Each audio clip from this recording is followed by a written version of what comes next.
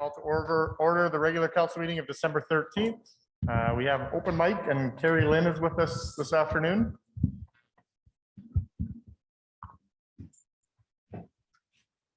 I don't see her name on here just yet. Okay.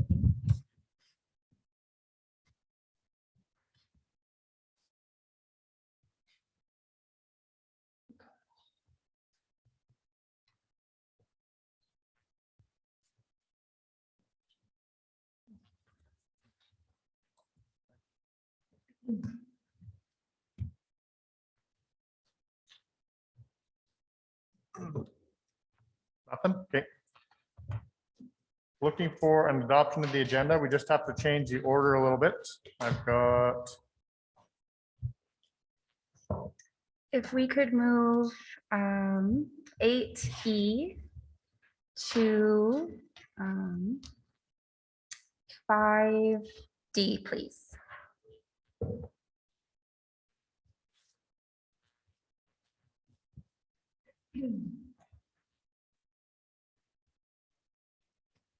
Perfect. Looking for an adoption of the agenda as amended. Councillor Blatt. I'd also like to add an addition for notice of a motion for in regards to benefits for firefighters.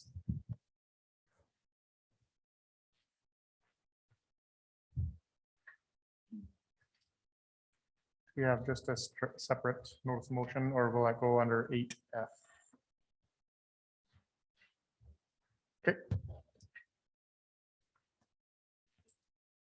Is that a notice of motion for the next meeting? Or Correct. Yeah. It's not coming forward today. Okay, thank you.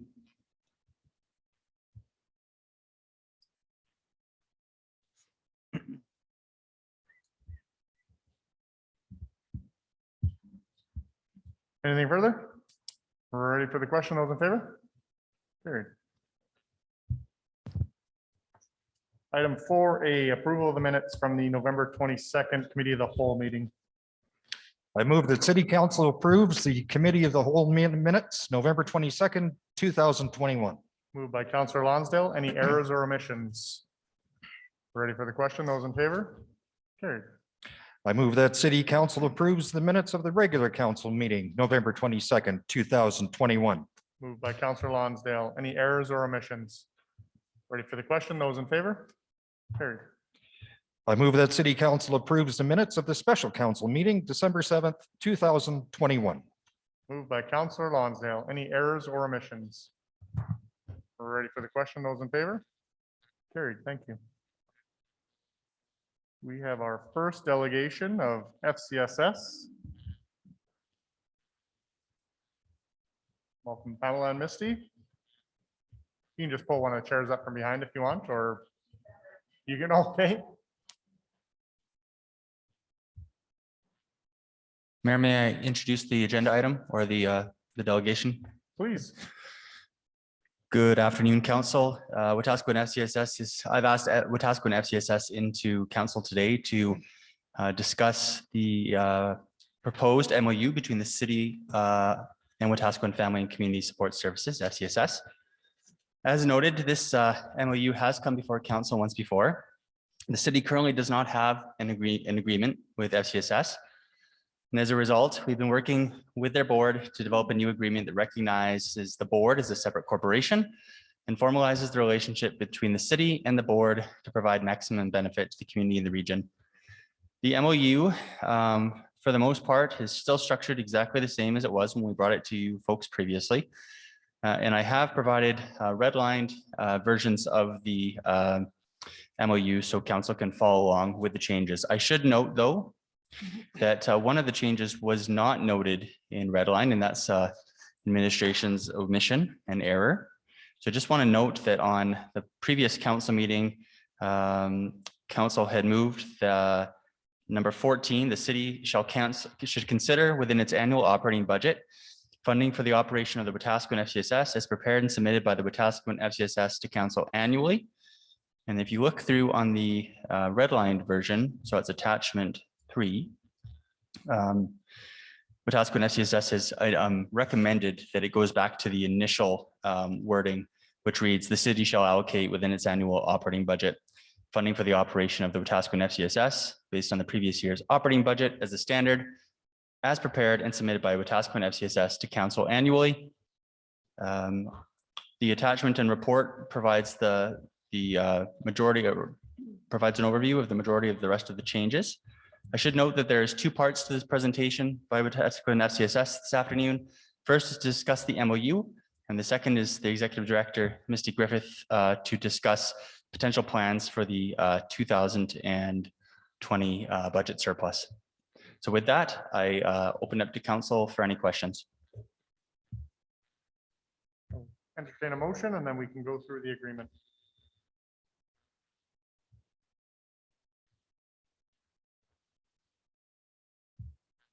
Councillor Aberley. I move that City Council approve the memorandum of understanding with the Wetaskiwin FCSS Board dated December 13, 2021. Moved by Councillor Aberley. Open that up for discussion. Councillor Elliott. Thank you, Mr. Mayor. I just have one question through to Misty or to Paul. I just wondered why the council member is a non-voting member as opposed to being allowed to vote. Through the mayor to Councillor Elliott, I think I'd like to delegate all questions or responses by the board chair that's here today. Okay, I'll just make sure that the mic is on. Should be back towards you. Is that better? mhm. Thank you for your question. To address it, I would like to discuss a little bit why we've changed this. And that is because FCSS has currently done a lot of work in order to create an independence from the city. So we have tried to separate the FCSS from the city and in doing so, make our own decisions and create that line between us and you so that for the benefit of citizens, they feel that we're independent. And so our board chair requested when Dean and I were going through this, that we add that as that change so that it could further that idea of independence. Further to that, she was under the impression that the library's MOU also had a similar clause in that the member was non-voting member. So when we put that forward, that is what we had thought. However, Paul did later inform us that no, the library member is a voting member as well. And there are two of them actually that both get to vote. If I may I just find it sitting on different boards and being an observer as opposed to being an active participant and being able to vote just makes the meetings more worthwhile. Not that they aren't worthwhile, but it just, now I'm part of this group and I'm part of the decision making. So that's my thought. Thank you very much. You're welcome.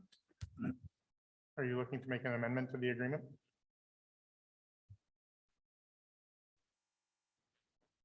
If you want. Okay. I would move that that council amend the MOU with FCSS to change it from a non-voting member of council to a voting member of council.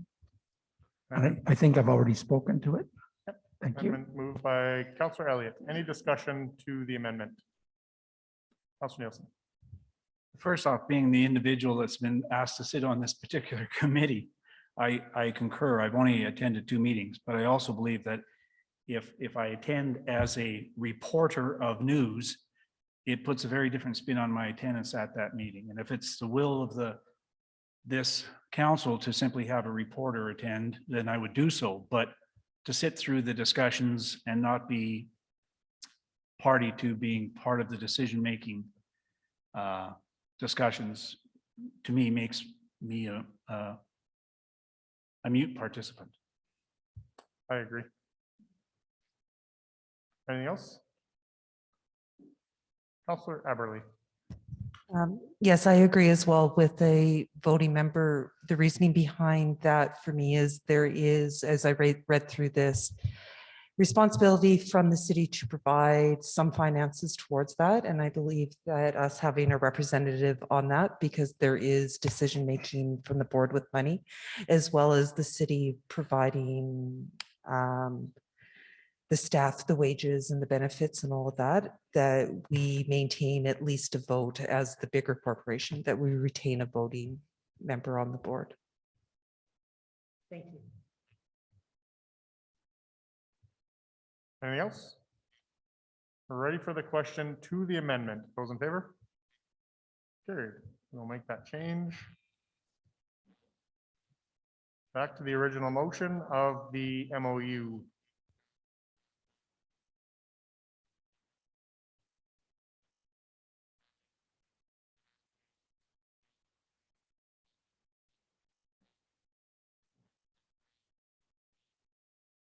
Pamela, on number 13, it says that the city shall allocate within its annual operating budget funding for the operation of the Wetaskiwin FCSS based on previous year's operating budget as the standard.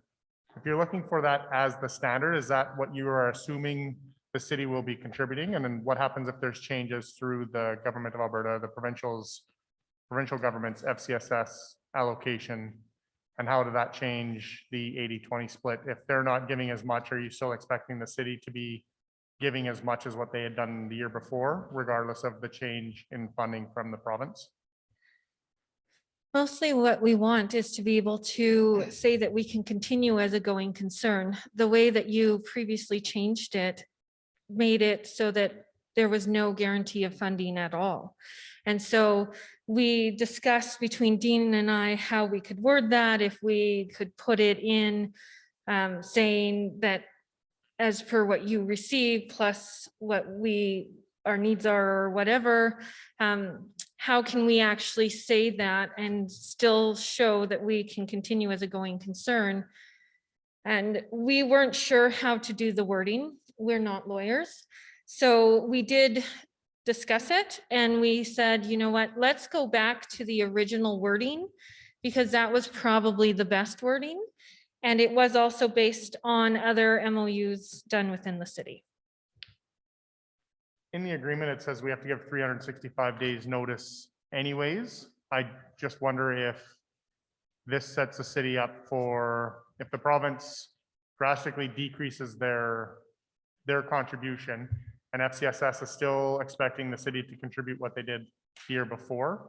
I don't know that that's appropriate, or if we're capable of maintaining our level of commitment to FCSS if the mandate or the changes have been made through the province as well. So I would hate to just tie the hands of council when you have the clause in there already of a 365-day exit clause, that maybe we don't need 13 in there. I would also like to suggest that it's there for a second purpose, and that purpose is so that we can appropriately budget. As a board member, we have to sit down and say our annual budget is going to be, and we have to make plans and determinations on how we're going to do our programming and our things based on that. And if we don't have any concrete numbers and we're not sure what it's going to look like, that makes it very difficult. But we're only 20% of the 80. So I would say that the city's contribution isn't what your biggest hurdle might be if you're looking at trying to plan for your next year's budget.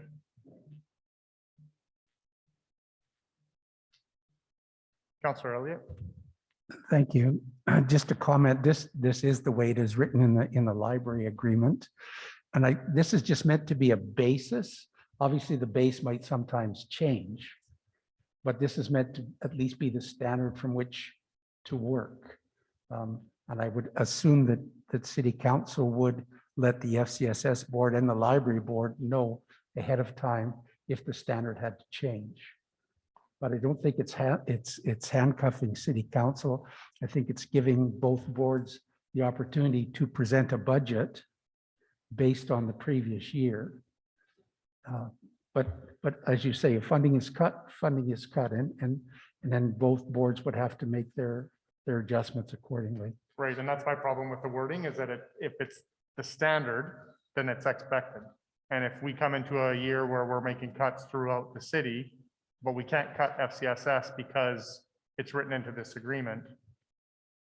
And that's following the province's cut as well, right? So we're based on that 80-20 cost sharing. But my point is that standards do sometimes change.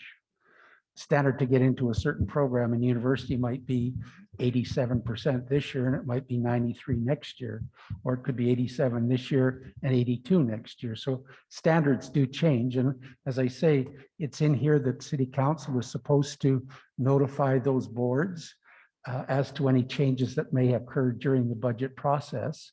So I think that council would just say to those boards, we have to change the standard this year because our funding is different. And that's fine, but we're changing the standard this year, but they're expecting last year's contribution. Go ahead, Pamela. I'd like to say that the FCSS interpretation of the word standard isn't guarantee. Okay, as long as it's not the guarantee, then that's No, fine. it's not. It's that is the general standard, and any deviation from that is acceptable, but that would be the standard, and that's kind of where we can base things off of. If it was worded guarantee, then I would agree with you. Okay. Councilor Nielsen. No, it's been answered. Thank you. While doing the MOU and looking at other FCSS agreements, in terms of a surplus, and I guess that's more so to what the province is allowed for a surplus for FCSS to do. This is, I'm assuming, in line with what the province's agreement is, or written in your agreement through FCSS and the province, that's what happens with the surplus. So the original wording was very narrow on what we could do with a surplus, and it was allocated to specifically capital assets. However, FCSS isn't really allowed to have capital assets. It's not in our mandate to have those kinds of things. So we can't have our own building, for example, we rent and things like that. So if you are to keep the original wording, then basically you're saying that the surpluses that we get, we can't use.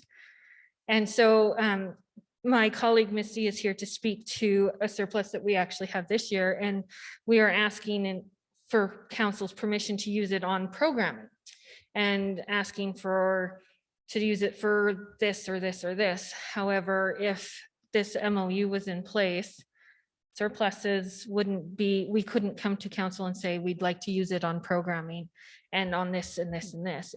It would be limited to capital assets, which would not help anybody.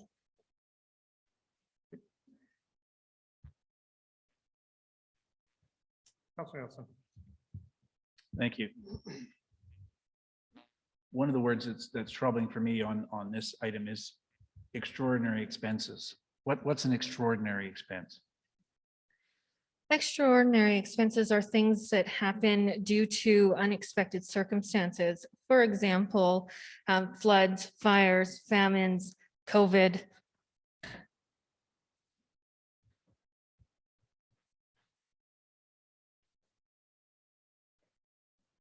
But why did you identify extraordinary expenses as opposed to just towards expenses that may arise?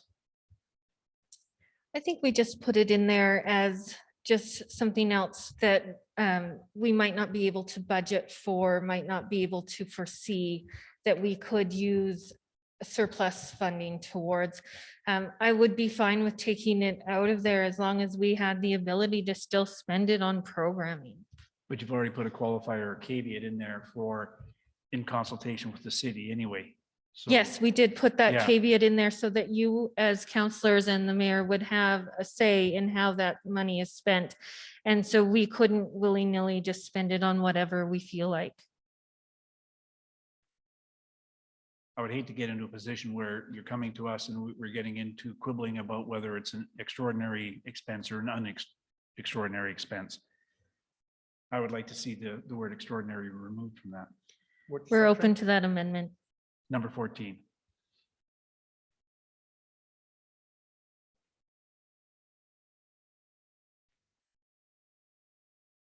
They're simply saying that we may have some expenses that arise, and in consultation with the city, we would like permission to spend those extra funds on those expenses. And we have a role to play in that discussion. So just removing the one word extraordinary from in front of expenses. That would be Yes. my amendment.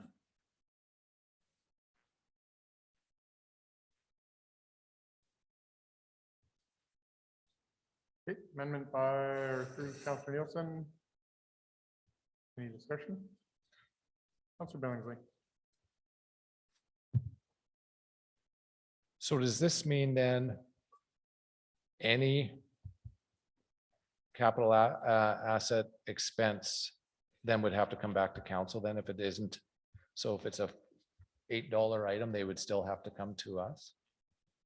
A which dollar item? $8 item? And you would call that capital? Well, whatever. I'm making up a number. Okay, a 80,000? $1,700 item. Well, I'd have to defer to say what qualifies as a capital item. There's usually a dollar value attached to it. I don't know what that is in their circumstance. And I guess that's why it was put there is that do we need to deal with a $1,700 item? But if we go back to the original intent of forming a managing board, the intent was to take this off of our plate, put it into hands of the community to make decisions about what best meets community needs. We have identified that potentially there's going to be a surplus. So what are they going to do with it? And now we've put a whole bunch of wording in place that says it's only can be used here or here. So now we're back into controlling it, which is what we wanted to give away in the first place. And in here, they simply said they're prepared to consult with the city on spending surplus dollars. And for me personally, I don't care if it's a capital item or a supply item. Let's have the conversation. You make your pitch. We support you or don't support you. And we put the responsibility into their hands, which is what our intent was in the first place. Yep. That's my thinking anyway. So then my argument against that then would be that if we put the responsibility on them to do that, to look after that, whether it's a reserve fund or their programming, then why would anything come back to council unless it was an extraordinary?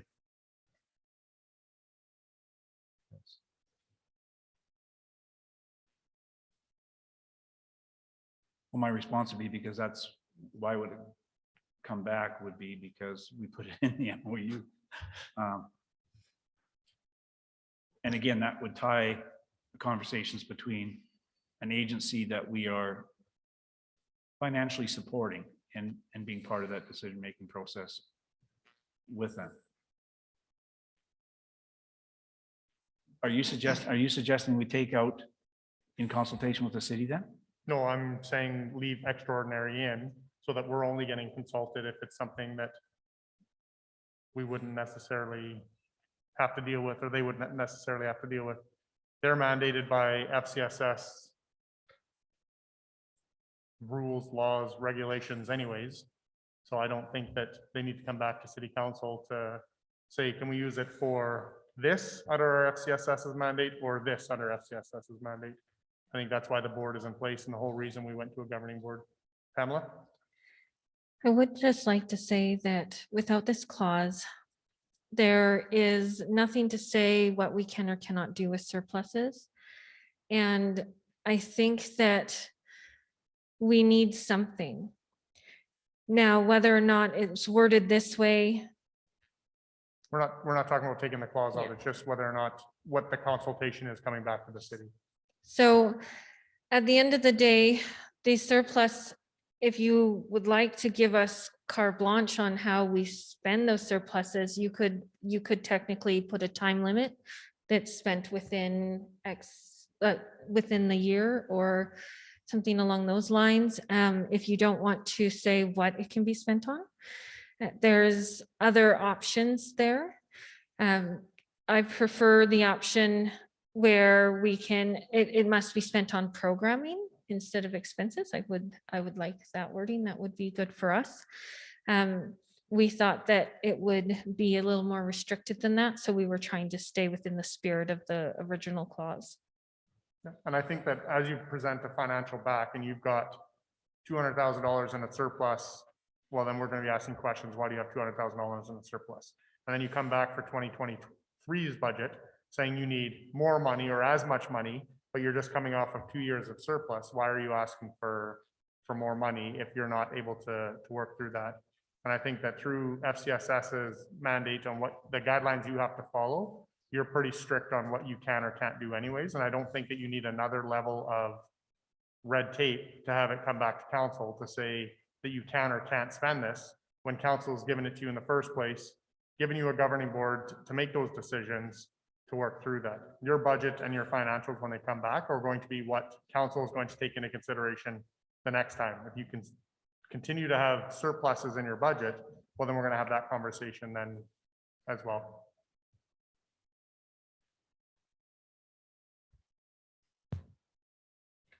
Councillor Elliott. Thank you, Mr. Excuse me. Thank you, Mr. Mayor.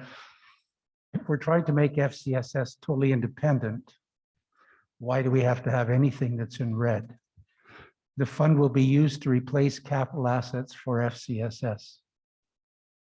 And just leave it right there. And then they are a board. They can determine how they choose to spend it.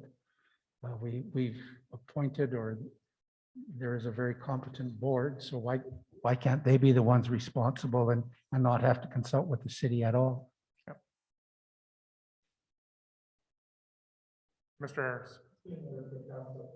Whoops, thank you, Paul. In regards to the discussion around the surplus, there are a couple key items. One, FCSS is correct in the sense that they cannot use any of the grant funding for capital items. So that needs to be changed. In regards to the word extraordinary, I believe it would only apply, and hopefully only applies to the year 2020 and 2021 because of COVID. Effectively, there could be at the end of this year close to $300,000, $350,000 of unspent provincial funding. Where the issue becomes is, will the province allow that kind of amount to remain unfunded? They're aware of the 2020, which is about $220,000 or something. Mitzi will talk to it. A portion of which is the grant, and the other portion is with the city. The city in 2020 didn't set up a reserve for its portion. It's in the surplus side. This is where it becomes an issue to the city because the grant is not with FCSS. The grant is with the city. And the province can pull that grant back because of the two surpluses.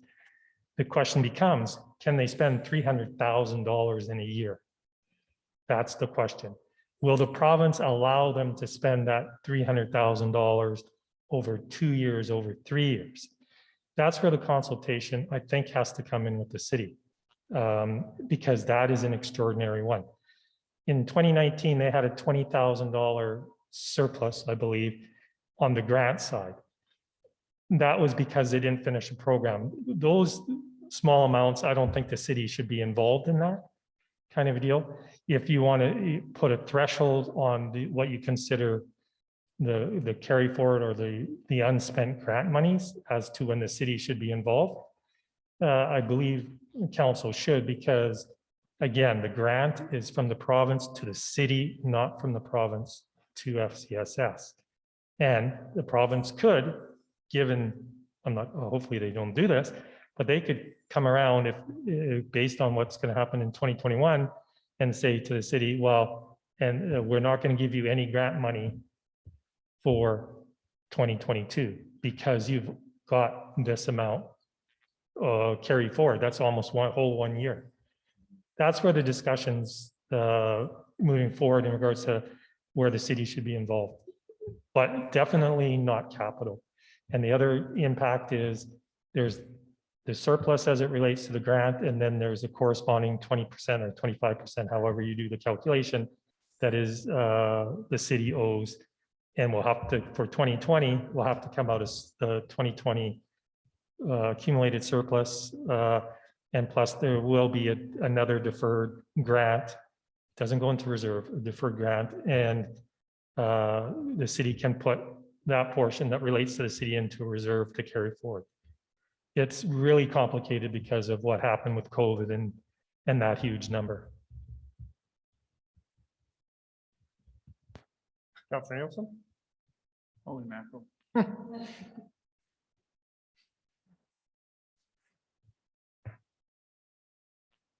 I'm going to withdraw my amendment because it sounds like we're tackling the wrong issue. It sounds like the issue in this particular clause that we need to tackle is the one regarding capital assets. And then what do we do with the surplus after that? So I will draw my amendment and rethink how best to capture what was just shared with us.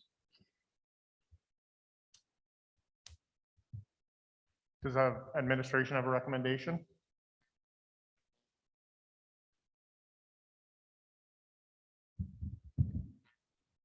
Through mayor to council. My recommendation would be is to have a threshold amount based on the annual reporting that FCSS has to do in relationship to the grant. So if the grant amount, deferred grant or unspent grant in any particular year is greater than $50,000, that FCSS has to come back with the city in regards to how to move forward. Because what that tells you is that you have to find a program to do. What's the program? Can they meet the requirements? You know, and if they build up, the concern is that they've got this extra $50,000 in 1 year and they think that they'll have it for the next year if they spent all the grant, and there becomes an unrealistic expectation of the board, or somebody forgets that this was a one-time thing, that there has to be some consultation. I don't think at the end of the day that council should be saying yay or nay to the specific project if you're looking at independence for FCSS.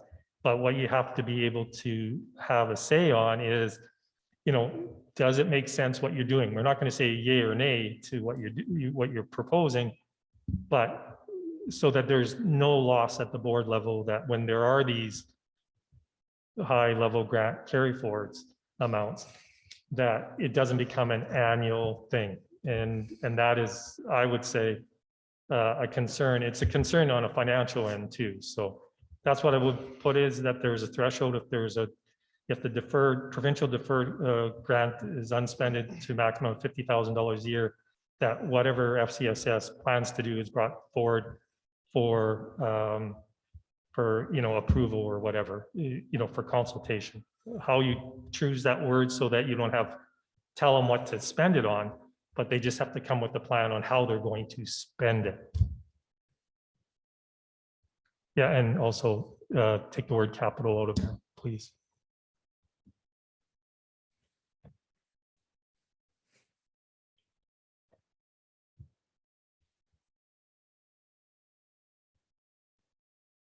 Pardon? 14. 14.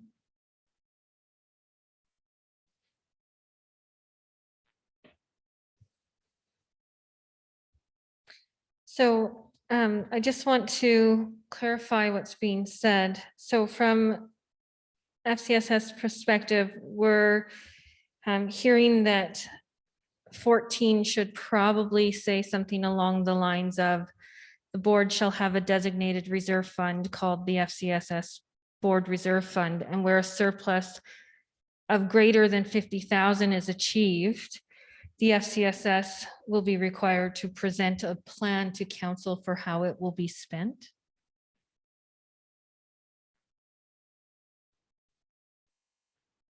I'll defer to Alan.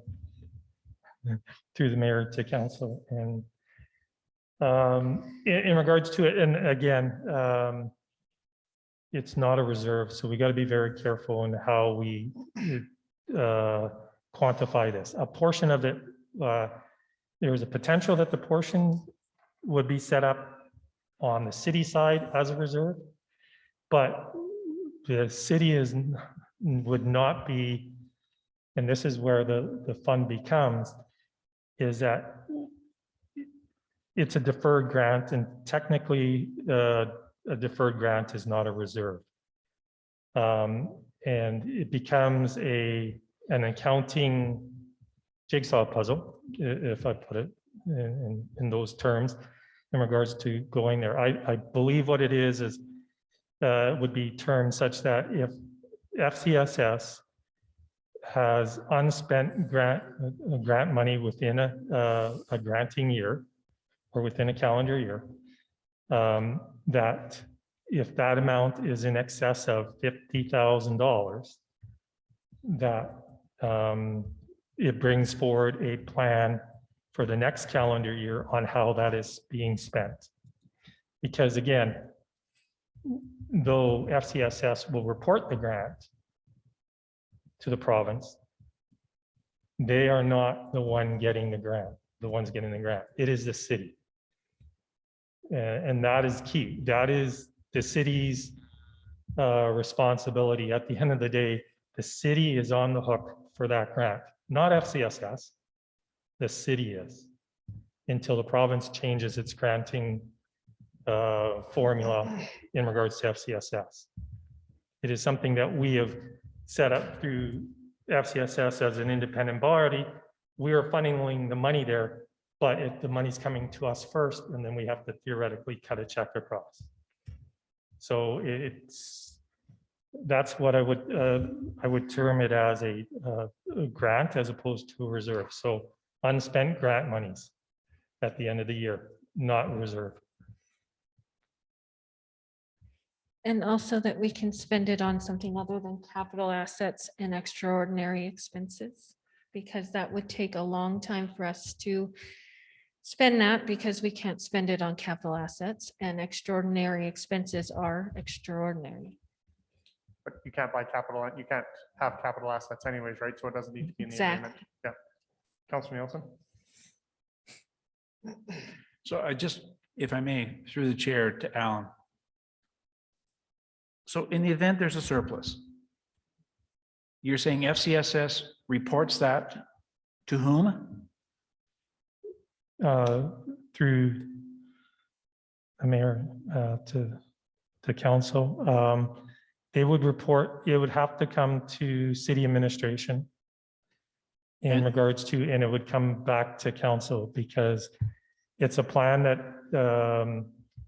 and again, through administration, through council, what would happen, the process I see is that as working with FCSS this year and doing the 2020 is that we would, they would report, we're doing the accounting for them, we're seeing what the balance is, what the deferred amount is.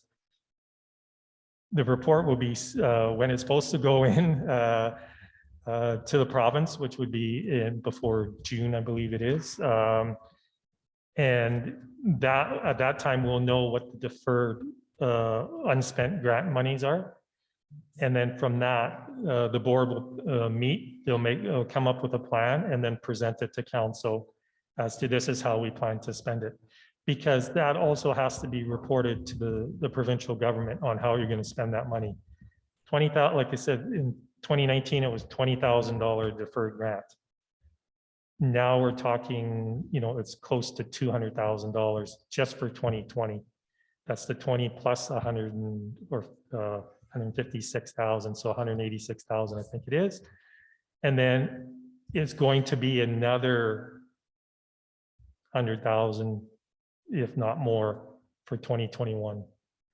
And that's going to be like you're sitting at $286,000 and trying to find how to spend it. And hopefully the province doesn't come back and say, actually, no, we're not going to give you that opportunity to spend it. We're just going to take it off your 2022 grant and you move forward. And to be honest, council, by putting that $50,000 limit, can also say, we don't see you spending that say if it's 286 and 50,000, say, we can see you spending 50,000 extra in a year. We can't see you spending $286,000 in a year. Is that we won't be going forward with that. The fear that comes up to council and FCSS, if the province looks at it and says, well, you're getting 300,000 or whatever in grant money, and you're not spending half of it, why are we giving you $300,000? So hopefully there come 2022 that we won't see this surplus. COVID has had an impact, kind of a deal in regards to that. So the idea is we have to come up with a plan to show the province that, one, we can reasonably spend this money, and two, we don't want to lose future grant funding. And that is number one. Otherwise, FCSS is not going to be able to, become very productive and meet the needs of Wetaskiwin and the residents of Wetaskiwin, and be a benefit to council.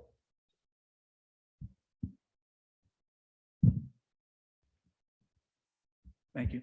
I'm just trying to understand the timeline here from the perspective of end of year, FCSS reports a surplus of X. The city is informed because we're the grant provider. So at that point in time, what I hear you saying, Alan, is FCSS will tell us that they've got a surplus and here's what they'd like to spend it on. Then it's up to the city to go back to the province to say, we have this surplus, here's how we want it spent without impacting the next year's budget. Then they give us permission to spend it or not spend it. Is that the process? Through the mayor to council, as Mitzi has eloquently stated, they just want to see what the plan is. The concern is that, if that you have that plan every year, that there's an excess of 50,000, 50,000, 50,000, they're going to say, well, really, we're just going to cut back your grant. So it wouldn't be automatic. Then all of a sudden we're sitting on a $200,000 surplus. The government is ready to issue a new set of dollars to FCSS locally here through us. They aren't cutting us off without having all this discussion and debate that's going to take place around May, June, July. Through the mayor, I don't believe they're going to just cut us off. I'm just saying that you don't know what the province is going to do. I don't believe they're going to cut off. But like I said, there is going to be approximately $286,000 of deferred grants, potentially, if not more. And we need to FCSS needs to come up with a plan. And here's the plan. And the province may or may not reject it. It's the dollar value. Normally, you're talking 10 to 20 to maybe $30,000 that you have a carry forward because something went astray, but which is reasonable. And normally I'm used to not seeing a surplus kind of a deal. I'm used to seeing municipalities overfund FCSS when they don't have to. But if this is a different situation, and carrying that huge amount of a grant may impact how the province thinks. And I think what we need to do, or what FCSS needs to do, is to come up with a plan that's going to show that it's going to be gone within, again, I honestly can't see a year, but over a 1 or 2 year period. And here, this is what we plan to do. And because it's a huge amount, is that to come back to city council and saying, this is what we plan to do. There may be projects. I know that Paul and Mitzi have been speaking about, different projects that are on the table that are potential. And I'm sure that FCSS that fit within the FCS mandate. So Paul has a recommendation. Administration's developed the following amendment to the MOU. If unspent grant monies exist within a calendar year in excess of $50,000, Pataskone FCSS will develop a plan to spend these monies and present to council for approval. FCSS would be fine with that. You send that to Karen so she can put it up on the.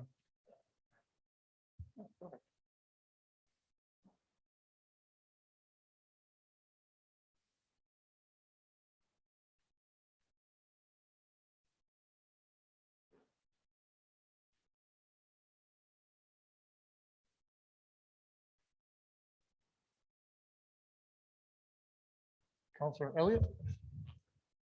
Thank you very much, Mr. Mayor, through to Alan. So Alan, if they had let's say FCSS had some really good programs that they wanted to have, they could put it in their budget and spend more than the $50,000. Pam, I don't know, are you allowed to hire staff with these grants? I'll defer your question to Misty.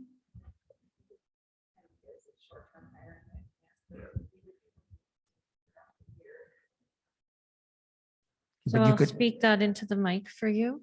So Misty has said that if it was a short-term hire, then yes, but it wouldn't be something we would be able to maintain year over Right. year.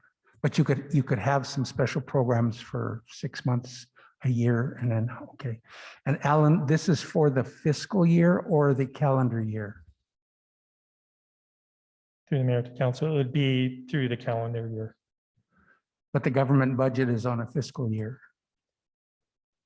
That is correct. The funding is on a calendar year. For FCSS, the funding is on a calendar year? Okay, Yes. thank you. Thank you, Mr. Mayor.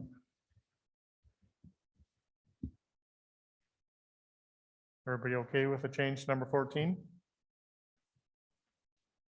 Yeah, I'll need a motion to make that change. Councillor Nielsen. As presented, you don't have to. Oh, you want me to read it? No. Oh, good. I move whatever Paul said. There we go. Anything further? Ready for the question? Those in favor? Perfect. So that is changed back to the original motion.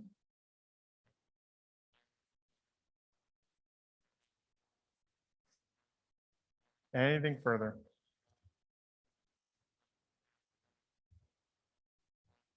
Sue, I worry about our capacity with IT taking on FCSS as well.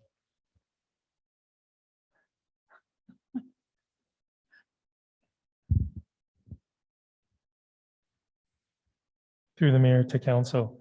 In regards to IT and FCSS, yes.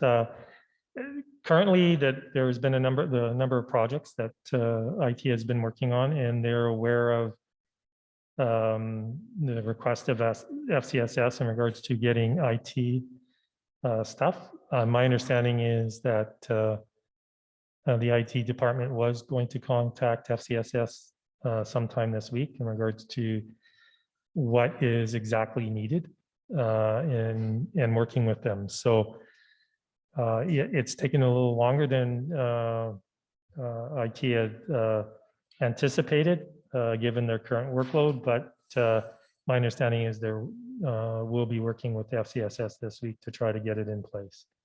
Grants that have been received already and operating with a surplus, could IT services not be used, like that surplus, could that be used for IT in terms of operation for a setup?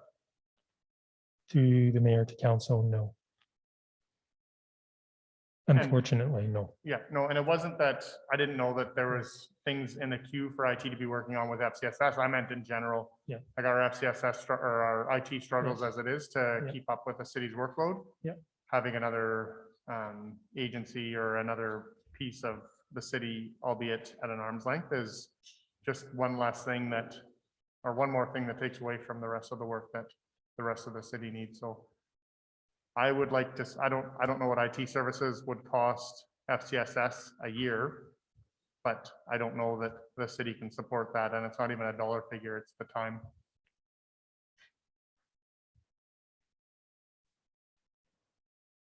through the mayor to council, I can sit down with the IT department and have that discussion with them. I know, again, after the meeting that is being held with FCSS and IT, and come up with a plan moving forward. Yeah, and Missy has indicated that she is meeting with IT just after this meeting. I can appreciate that, but in terms of it being in the agreement that IT is being supported by the city to FCSS is my concern. That is through the mayor to council. In the normal course, we believe that we could work towards that. But again, given this current year, we haven't had that the ability to keep up with the projects. But if council, that's our goal, is to meet that commitment once it is set up independently. But if council believes that and FCSS wants to handle IT independently,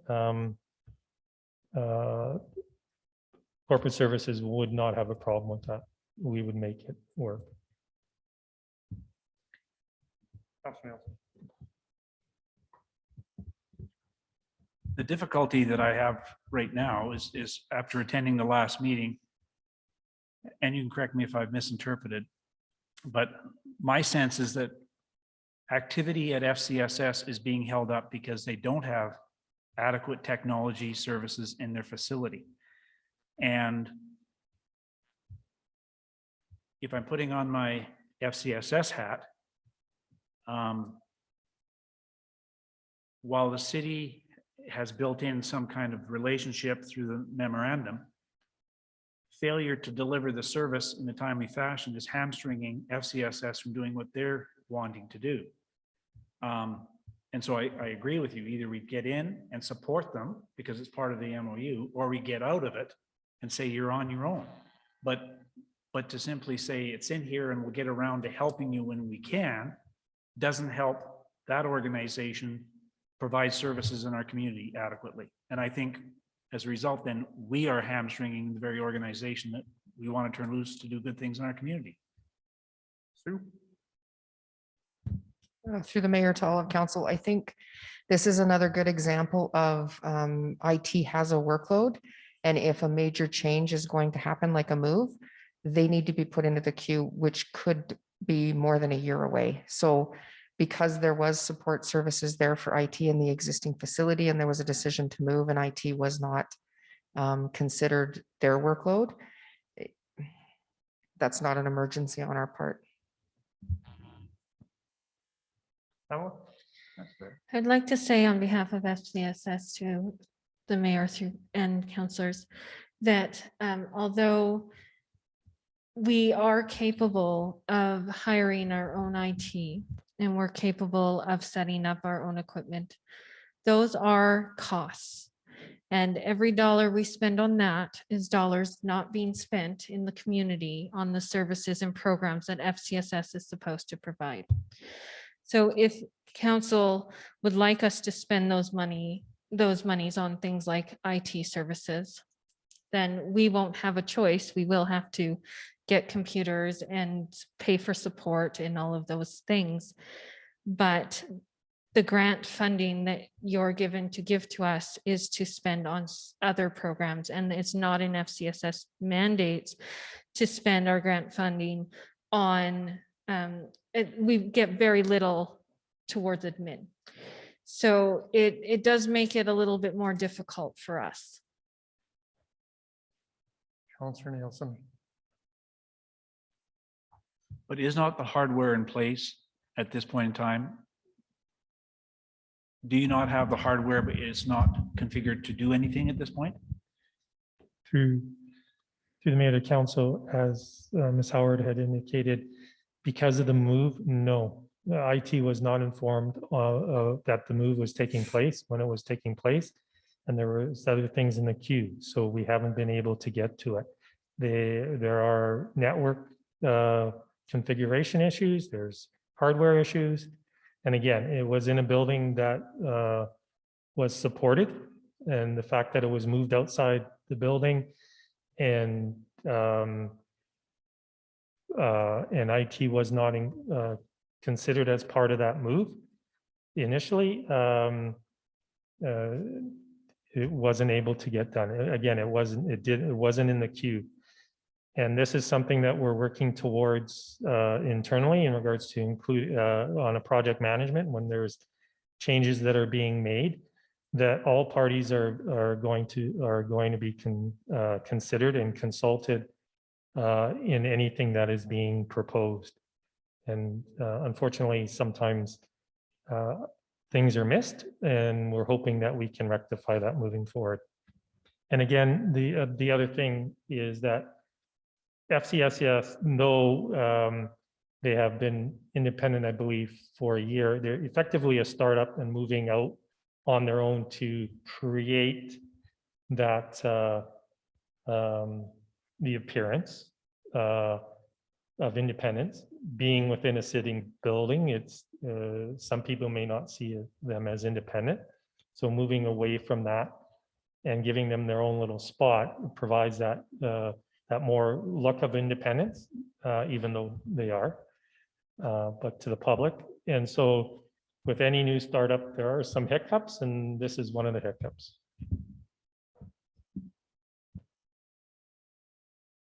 Councillor Elliott. Thank you, Mr. Mayor.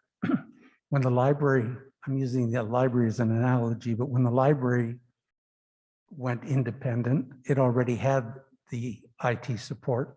So then it was written in the contract that there would be support from IT, but it was just kind of a overseeing. It wasn't going to be implementing things. But I'm wondering, are you able to use some of that excess grant dollar as a startup? Oh, okay. So- But I'm just thinking, like, Councillor Nielsen stated that you're not able to implement things the way you want to because you don't have the IT. So to me, it would make sense that you get this done. So now you can start and really start to function. And then our IT would be as assistance, provide assistance as required, but not to implement and do all of the things that are going to be required, especially if you have a 1 year waiting day. That just doesn't make sense. Thank you. Right. Through the mayor to Councillor Elliott. My colleague Misty will be presenting a plan today to use those surplus dollars, and it is on the plan. Part of it is on the plan for IT to purchase the computers and monitors and things that we desperately need. We are prepared to do that. And we are prepared to do that quickly because we have been hamstrung at this point. Though we would prefer that that once we've got the hardware and we've paid for that, that the city might still be able to provide the IT services itself, the support itself, to keep our costs low. And if not, maybe the city would be willing to give us some grant or funding to pay for our own. And that's why, Mr. Mayor, I support the MOU as it states, because if they're going to implement all of this with their IT, then I think the city could support them afterwards. And for me, it's not the matter of support, it's the ability to support. But at the same time, the city has suggested that we are short IT staff and maybe looking in the budget to employ more IT staff. And if this was a one-off, or this is just what's happened this year in terms of things in the queue being that far out, then I would absolutely agree with that. But because of this has been an ongoing issue with trying to get our IT to get caught up with the rest of the city's work, that tackling on more or hopefully hiring another person or contracting some of those services out are all cross your finger and hope for the best. But I've seen for a number of years where we haven't been. Agreed. But I foresee that if there was a major problem, let's say at the library, then the library would be contracting. They wouldn't be waiting for the city's ITs. Absolutely. And I so- think that FCSS can do the very same. Thank you. They had support in a city building. They're not in a city building. So the expectation then would be to make sure that you're set up to operate as you would like. Yep. So my amendment would be to take out the IT services from the MOU. And we can speak to that.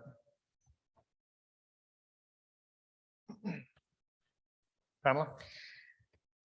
Thank you, Mr. Mayor. I would like to just state that if you were to do that, I would hope that you would provide us the support on a continuous basis until we are able to set up our own. For example, our phones are all through the city services right now. Our emails are all through the city services right now. To yank that support immediately would effectively prevent us from communicating. What would you need in terms of support for email or phones that are already established? I'm going to let my colleague Misty speak to that. So right now, all our emails are, we still have files in the network. We have our financials, so we have to use remote desktop to access payroll. So to do our timesheets, all of that stuff. So we need IT support when those don't function properly. So that IT support, I don't think we can remove unless we're completely separate from the city. As for doing like fixing computers or whatever, that would be a totally separate item. But for the IT support to actually function, to do our job when it comes to payroll, finances, and even our email hasn't been transferred over yet. We're just starting to get our email up and going, our new email system, that all that needs to be done before we can completely cut off IT. So then just maintaining system security and backup and email for IT services. Okay, I would make that change, that IT services would only include system security and backup and email.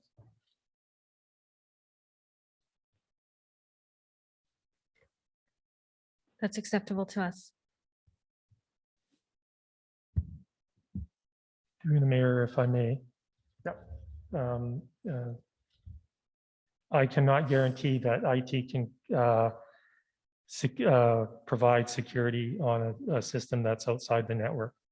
So yes, we can maintain the email structure. There's more to this also because of the financial, the way the links are. And coming in from an outside agency, there's no guarantee that we can guarantee that their equipment will not be compromised if we're not providing the support. You have security on your system as is, like through FCSS? Okay. We have our laptop. Yeah, we have laptops that have remote access. Correct, yes. Okay. And it will just be for IT services for email. Councillor Elliott. Sorry, I don't want to belabor this, but I think you're throwing the baby out with the bathwater. In number 13, it says the city shall provide the board through FCSS executive director electronic access to and/or hard copies of monthly operational budget transactions and reports. If we're going to be doing budgeting and FCSS is going to be doing their budget and then presenting to city, it would make sense that it's all on the same system rather than having two separate systems. If all of these monthly reports are going out to FCSS, then we're going to have another system in the city to send them out. To me, it makes sense that we stick with the one system for FCSS and the library. But aren't they on a separate system as it is? Well, there has to be some coordination because if they're going to send out monthly financial reports and things, and then But could that be done through email? I don't know how they do it. Through the mayor to council. Currently, I believe they have access to GP to look at their accounts live.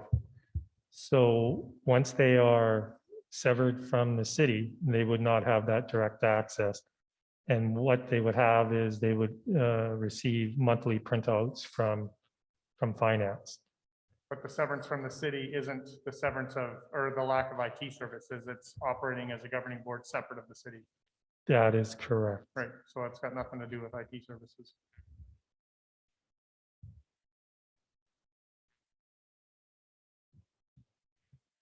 I would like to just bring to council's attention that in the last year, not only have we been struggling with IT services, but we also struggled greatly with getting on-time financial information. And we were not able to do any real budgeting or anything for a very long time because of that. We had access to the city system, and so we were able to kind of determine somewhat what checks were paid, what amounts were in our accounts and things like that. But we could not get from the city the financial information that we needed as a board and as an executive in order to do the job that we needed to do.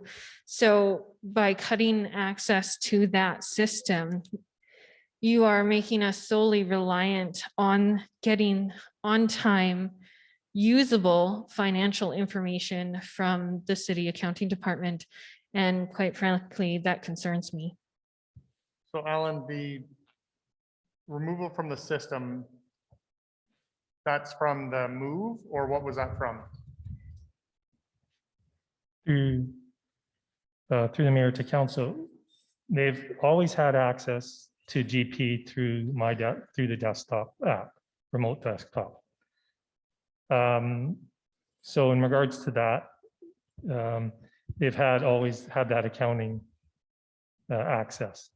As to where the financials were, and I'm not going to argue the point as to what they have or haven't received in the past. All I can speak to is moving forward. So. And to that, we're still on just changing the amendment to the IT services. So the system access, if that has nothing to do with the IT services that the city could be providing to FCSS, we'll talk to after this, but it's just in terms of the IT services. If that has nothing to do with the system or their access to the system, whether they would or wouldn't have it based on their independence from the city, has nothing to do with the IT services that the city is providing to FCSS.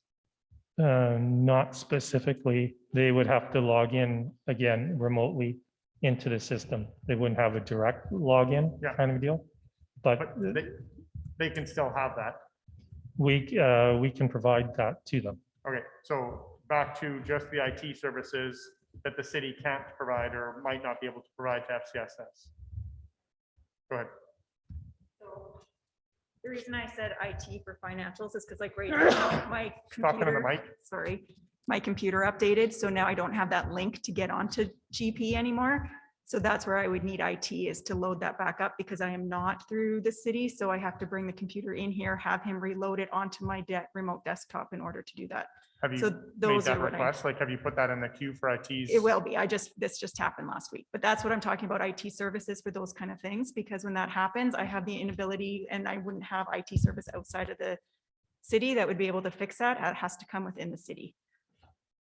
But that should be a part of the city providing that reporting to you. So it's not FCSS receiving IT services, it's FCSS using the system that's been put in place to have that as a backup. Right, but that's got nothing, that's not just an IT service to it, it's providing service to the program that you're already a part of. So that's not what I'm asking to be taking out of.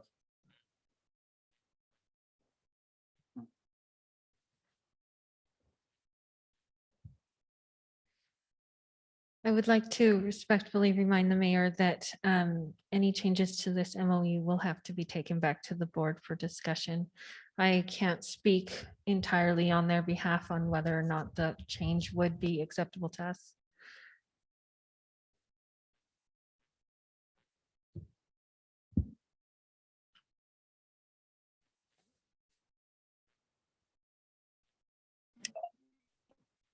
Where did Sue run off to?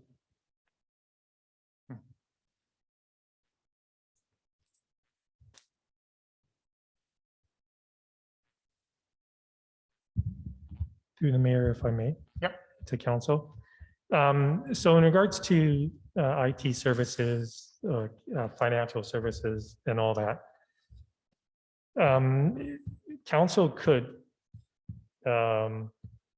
amend the MOU in the sense of not providing internal financial services, internal accounting services.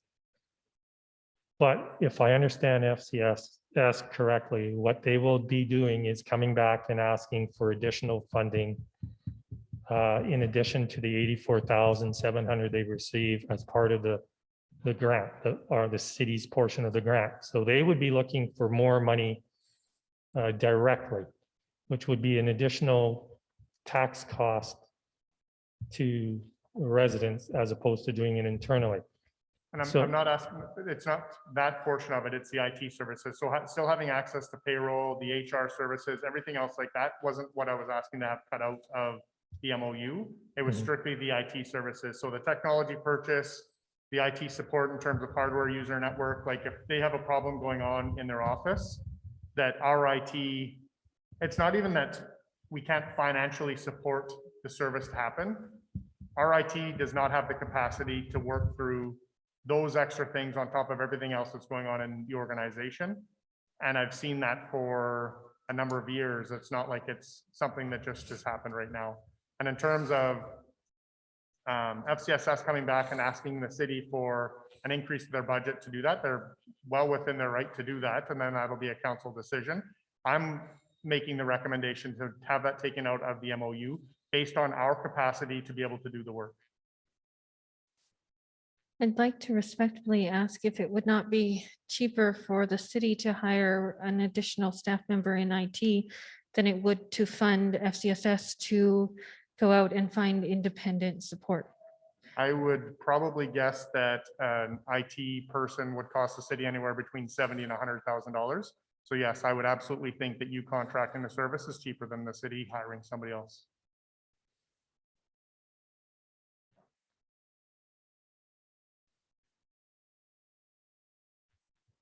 So with the city providing the services of payroll and access to the financials,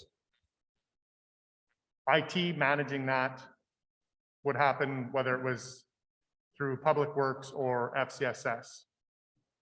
If it's the extra things that the IT services that are in the agreement aren't, that's what I'm having removed, not the services that the city are providing in terms of financials or being able to do your budgeting. It's the extra services that go along with the IT. Do you just mean hardware? Hardware, IT support services with your hardware. So if something goes wrong with your laptop, our IT isn't going there to figure out what's going on with your laptop, your device management, and as Alan had talked about, the system security and the backup, that would all then be on FCSS. So you would get IT support in emails, and you would have, because it's part of the city system, and you would have IT support in the payroll, the financials, your budgeting. So you'd be able to have that reporting back and forth. So we'd have IT support in software, but not in hardware. Depends on what software. IT is not going to manage all of your software. If you have an issue with a program on your laptop or on your computer, our IT, in my amendment, our IT would not be managing that for you. You would be. If it had something to do with your emails that are tied into the city or your financials that are tied into the city, then you would have IT support for that. So city owned and managed software. Correct.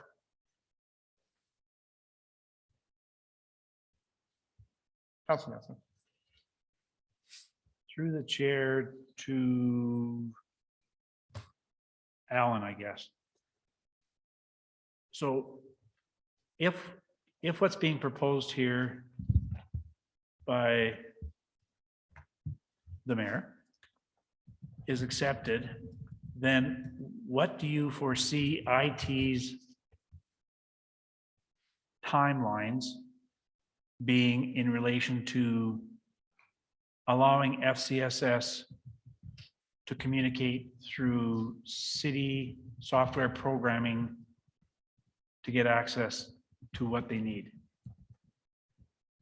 Through the mayor to council, they already have access to GP, to Joe Penny, which is the payroll system, remotely on a laptop.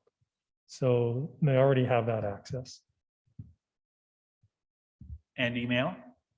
They already have that access. Yeah, sorry, yeah, it's a transfer, but they do have access. Yes. Okay, so they've got everything on that end of the software side of things to function. That is correct. Thank you. Councillor Elliott. Go ahead.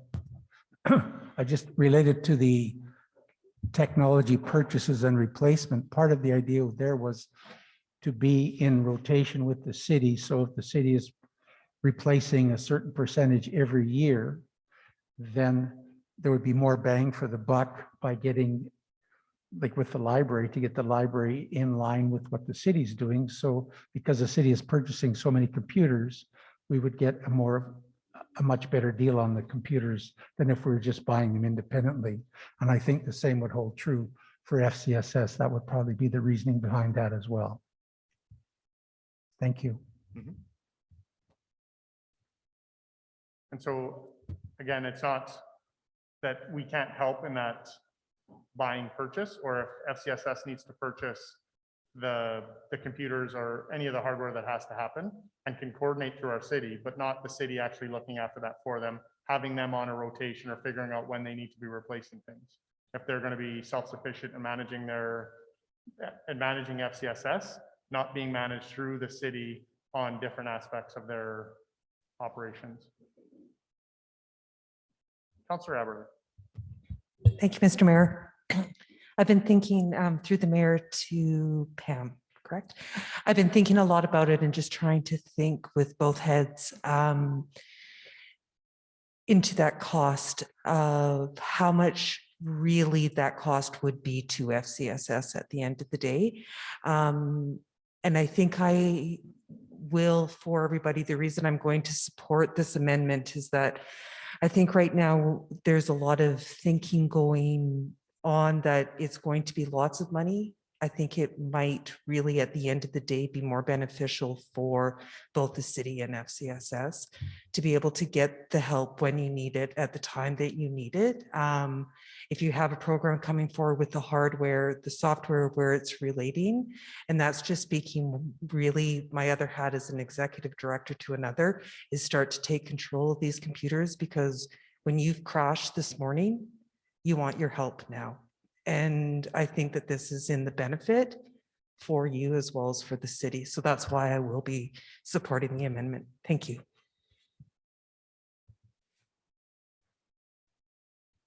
Councillor Billingsley. Thank you. And I'll be supporting it as well. I think that as long as FCSS still has access to the things that they need to communicate back with the city, they're included as far as emails, access to financials. If FCSS is having troubles with their printer and can't get that up and running, as Council Aberley said, you need that printer now, and then get a hold of a local company to have them come over and do that, as opposed to waiting for 6 weeks, because it's at the bottom of the priorities as far as IT is concerned. I would like to also remind council that my colleague Misty will be presenting a plan for surplus funds, and in that plan already FCSS has put hardware. We are already planning on purchasing the hardware and the things that we need regardless. I think the main concern is that we do require access and support for city-owned and operated software, because our payroll is still through you and our finances are still through you. And we just want to make sure that that does not disappear. That was not part of the amendment, so you're fine. Anything else? Ready for the question? Those in favor? Opposed? Carried. Back to the MOU. Anything further? Councillor Billingsley. Just procedure. So if we pass this, then it still then has to go back to the FCSS board. And if it's passed, then it's done. It doesn't need to come back to us. Is that correct? Correct. Thank you.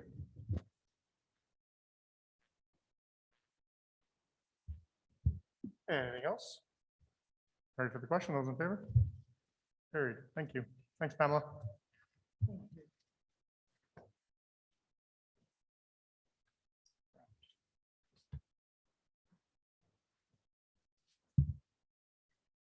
Okay. Welcome, Misty. Hi.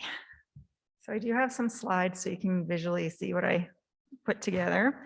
So this is our surplus plan from the 2020 surplus dollars. So 2020 FCSS annual report was submitted late on October 25th, 2021 without the review engagement as it was not completed yet. Our final submission with the review engagement was on December 2nd, 2021. It's usually done in June, but due to our financials through the city, it didn't get done on time. So we found out we had a surplus from the city finance department as well as our government with FCSS. The overall surplus is $226,078.39.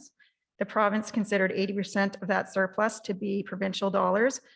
If City of Wetaskiwin chooses not to retain those dollars, 80% or 180,863 of the funding will be withheld in future payments. So this plan is to figure out how we plan to use those dollars so we don't lose them in the future. So the next slide. So this is just to explain a little bit why we have these surplus dollars. 2020, as everybody knows, was a terrible year, especially for those organizations providing in-person programming. FCSS programs were canceled as of mid-March 2020 due to COVID-19 protocols. Our in-person programming and many large-scale events that FCSS spends a significant portion of their budgets were all canceled. Many of the FCSS past programs and events were targeted to seniors, which were on strict COVID protocols due to the high risk of illness. And so all those programs were also canceled. Travel for meetings and professional development was completely left unused as everything moved to virtual platforms. FCSS transitioned as a city department to a governing board. This transition to a new governing structure and operations of FCSS created some delays in service. FCSS had a turnover in staff, multiple vacancies, and the executive director position was also vacant for a number of months. Recruiting and time to hiring staff created unused compensation expenses. The FCSS office moved from the City Hall to Civic Building and moved once more to another floor of the Civic, which also disrupted services. And then we also received a number of external grants funding supports of state of public emergency because of the public health emergency. For food, security, necessity of life, these substantial grants helped in areas that FCSS dollars were unable to be used. And so a lot of focus was put on those grant dollars. So my next slide, we've targeted 3 areas of need due to calls coming into our FCSS office, as well as meetings that I've had with other organizations in our community. One is mental health supports. So throughout this past year, our office has identified mental health as being one of our key areas of need. Family counseling, specializing in grief and loss, has been identified as a need in our community. Global pandemic, financial instability, and family hardships. It's hard to cope right now. Individuals, couples, and family counseling has proven to be extremely beneficial, but counseling and therapy appointments can run anywhere from $50 to $200 per person, or per session, sorry. A large population that desperately needs counseling doesn't receive counseling services simply because they cannot afford it. Short-term counseling services are eligible for funding under the FCSS allocation of funds under our mandate to help people develop interdependence, strengthening coping skills, and becoming more resistant to crisis, build resilience, self-esteem, and competence, help people develop interpersonal and group skills, which enhance constructive relationships among people. We are currently, or I have currently reached out, and so have my staff, to community partners and to see what this would look like in our community. After reaching out to some FCSSs across the province, they also provide counseling services or provide subsidy counseling.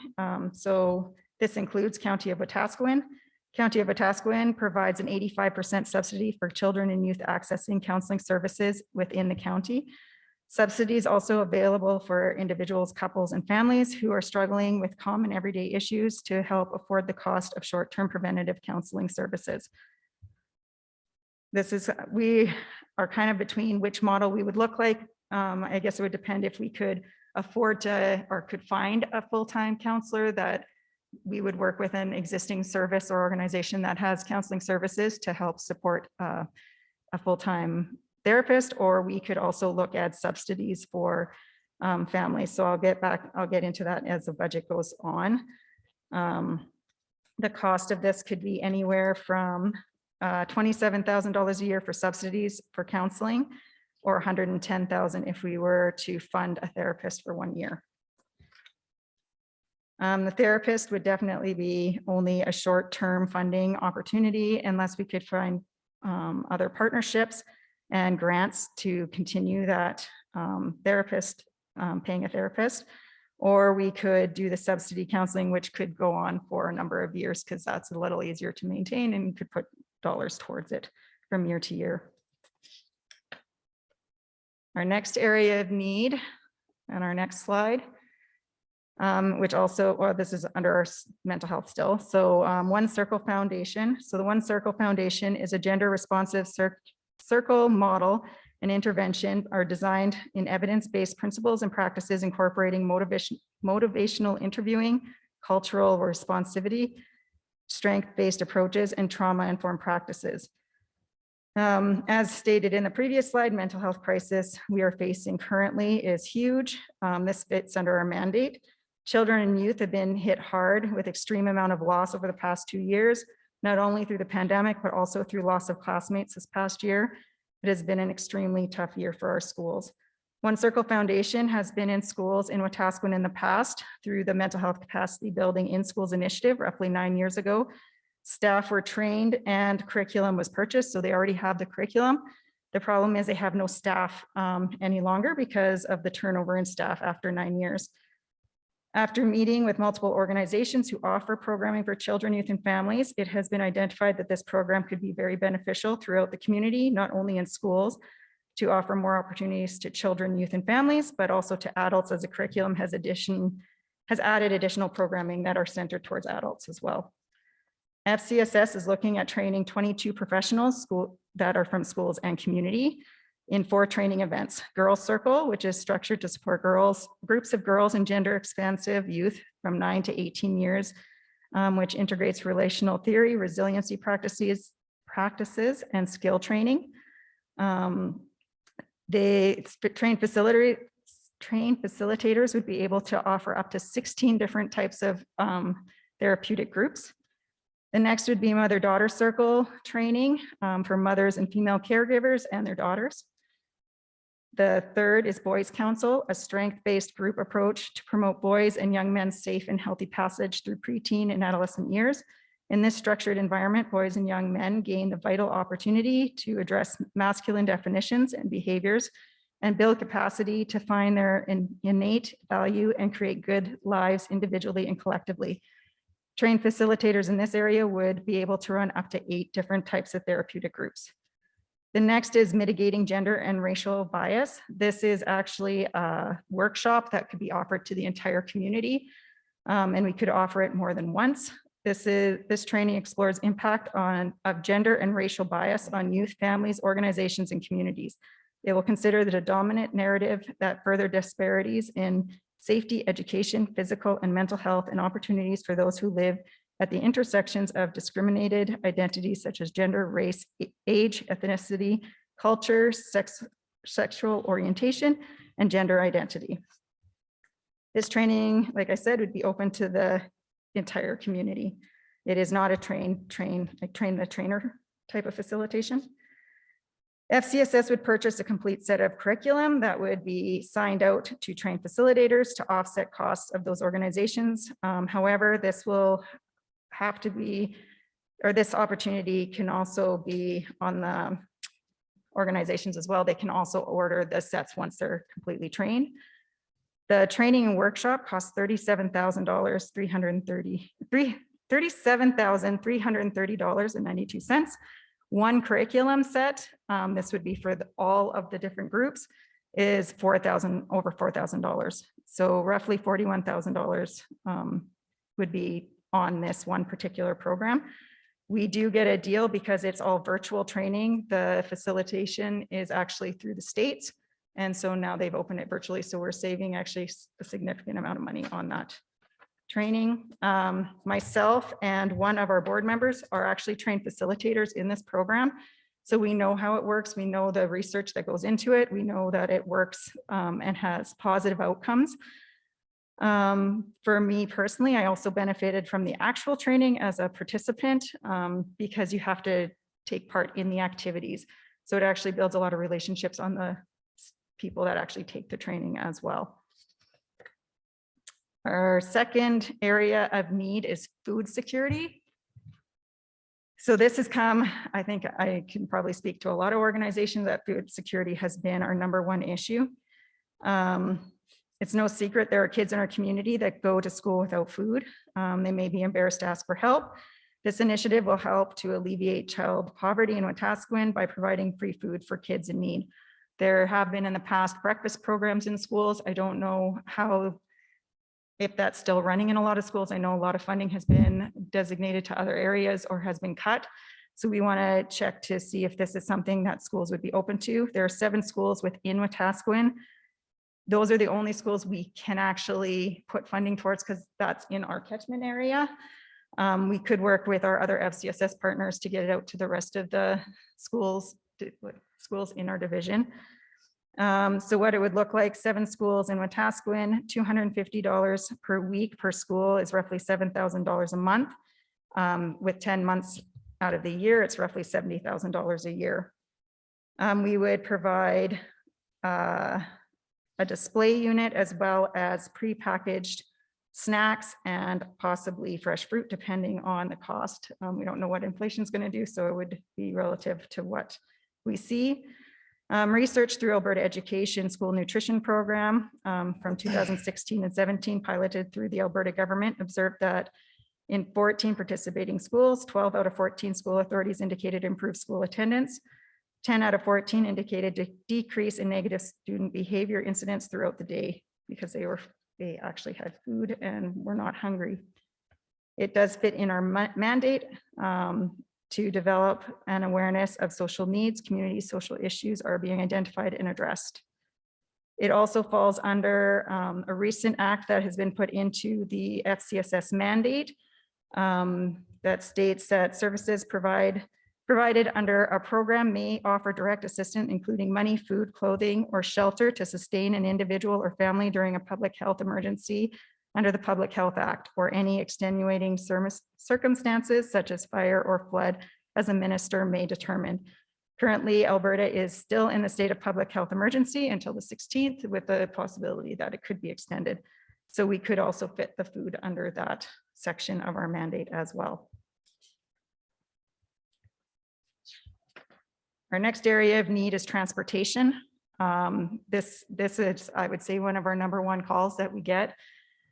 My staff did some research and this is being offered under one of our FCSSs in the province.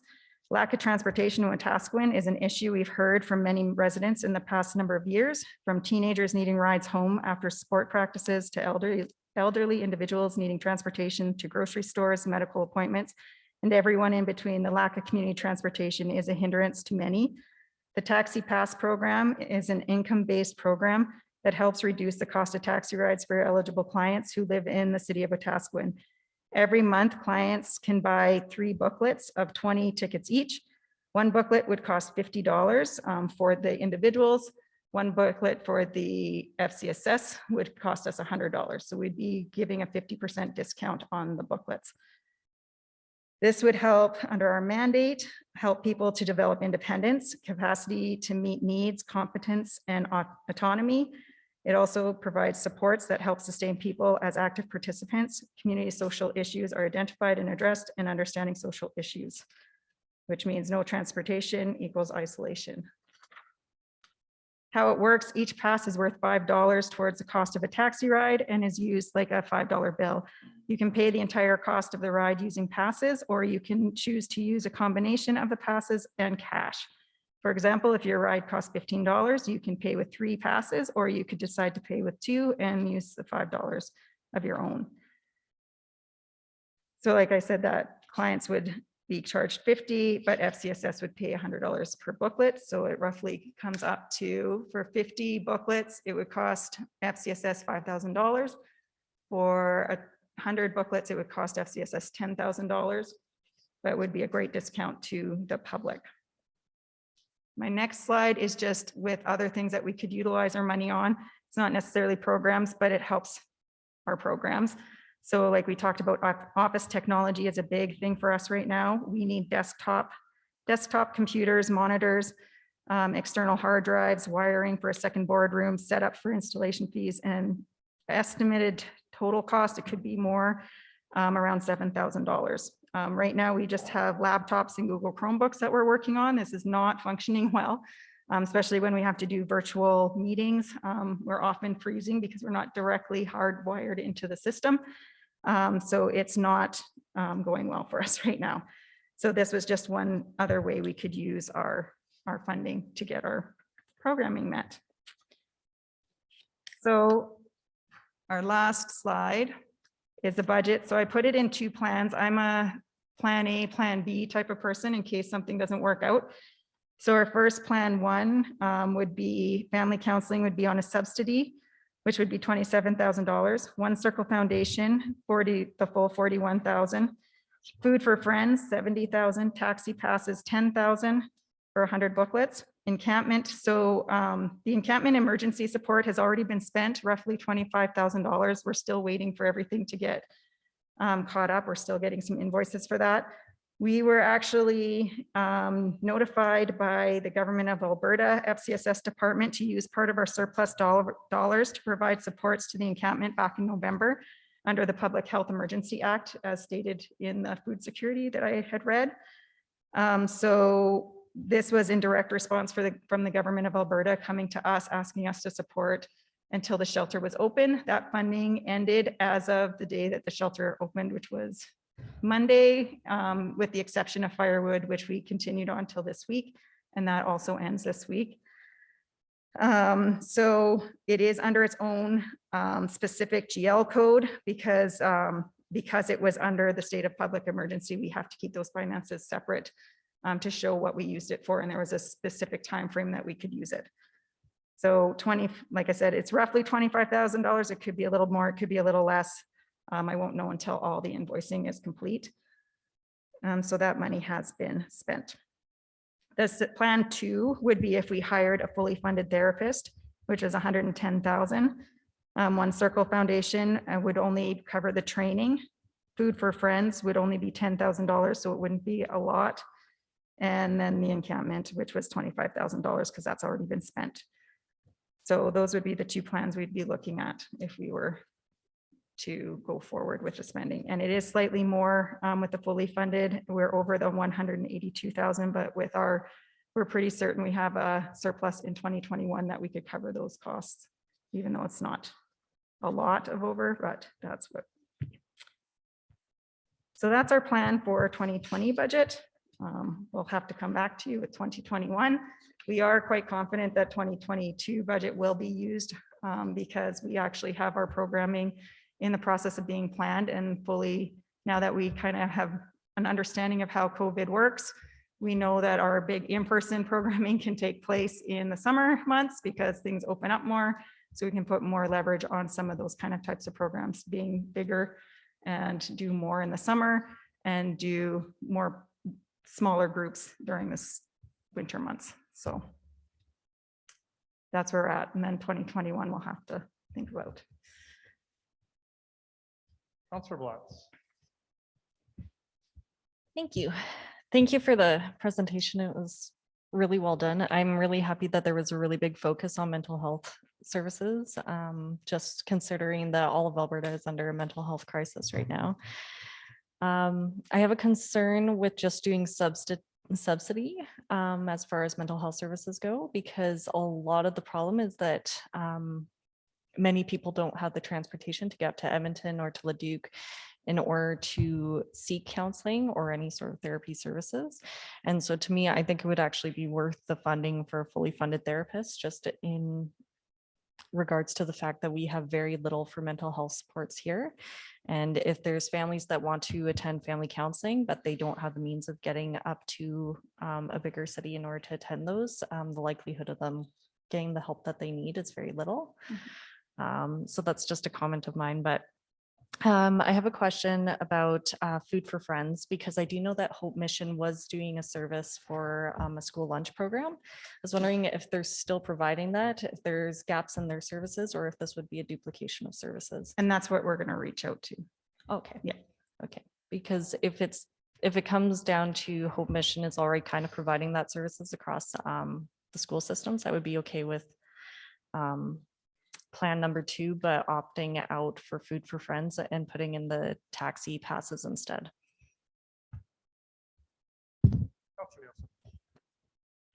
Thank you. I totally agree with Gabby's comments with regard to counseling, mental health counseling. Avoiding subsidies because we're making an assumption people can access the service when in actual fact they may not be able to get there. The other question I have is in relation to technology, and you put $7,000 in there. Was that a spitball number, or was that a quote you got in terms of hardware and pulling wires and all that kind of stuff? It was just, so the wiring would be based on what we've already done, because we've already priced that out, because we paid for the other wiring in some of our other offices that weren't included in the original price. And then the computers, we just looked online of what computers cost and kind of had to round about, because we didn't have a lot of time to pull this together. We had a couple weeks. So Okay. yeah, like I said, it could be more, it could be less. It depends on what we're looking at. Thank you. Councilor Billingsley. Thank you. Through the chair to Misty, thank you for the report. Well done. I do have some questions. On the first slide that you said,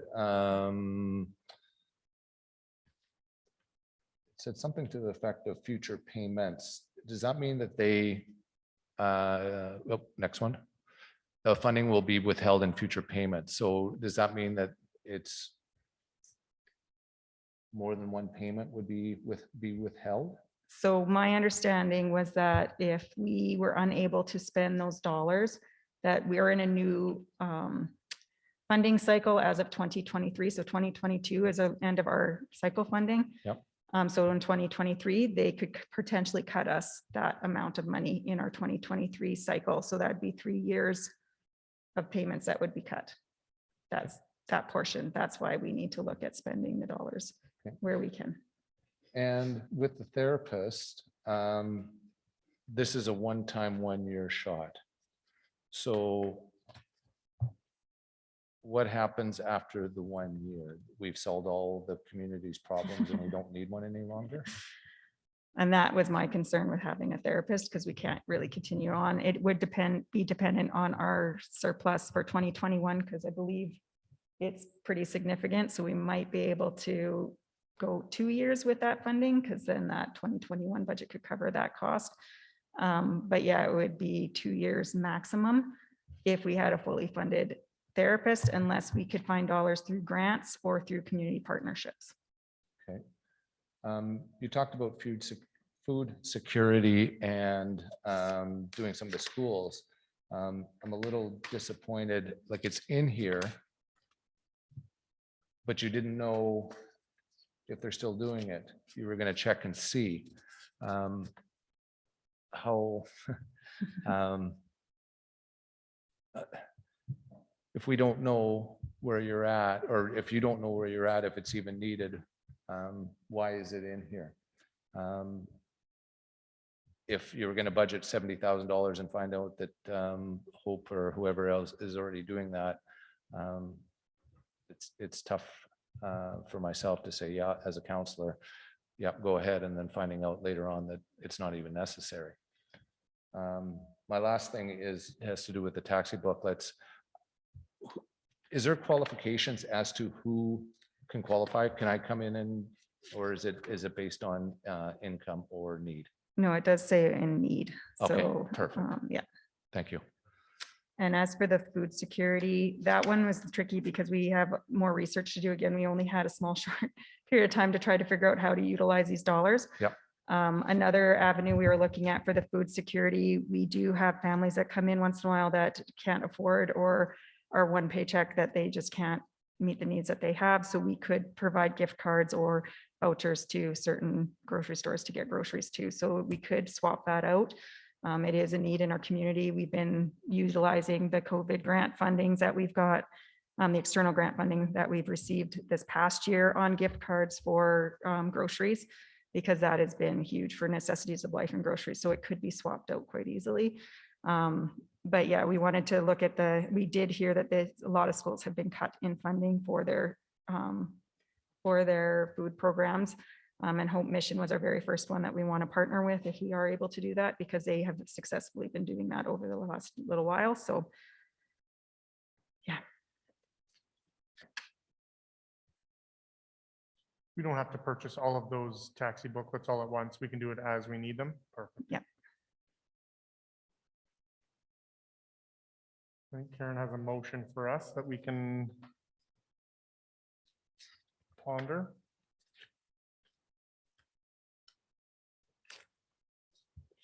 It sounds like it's something big and fancy.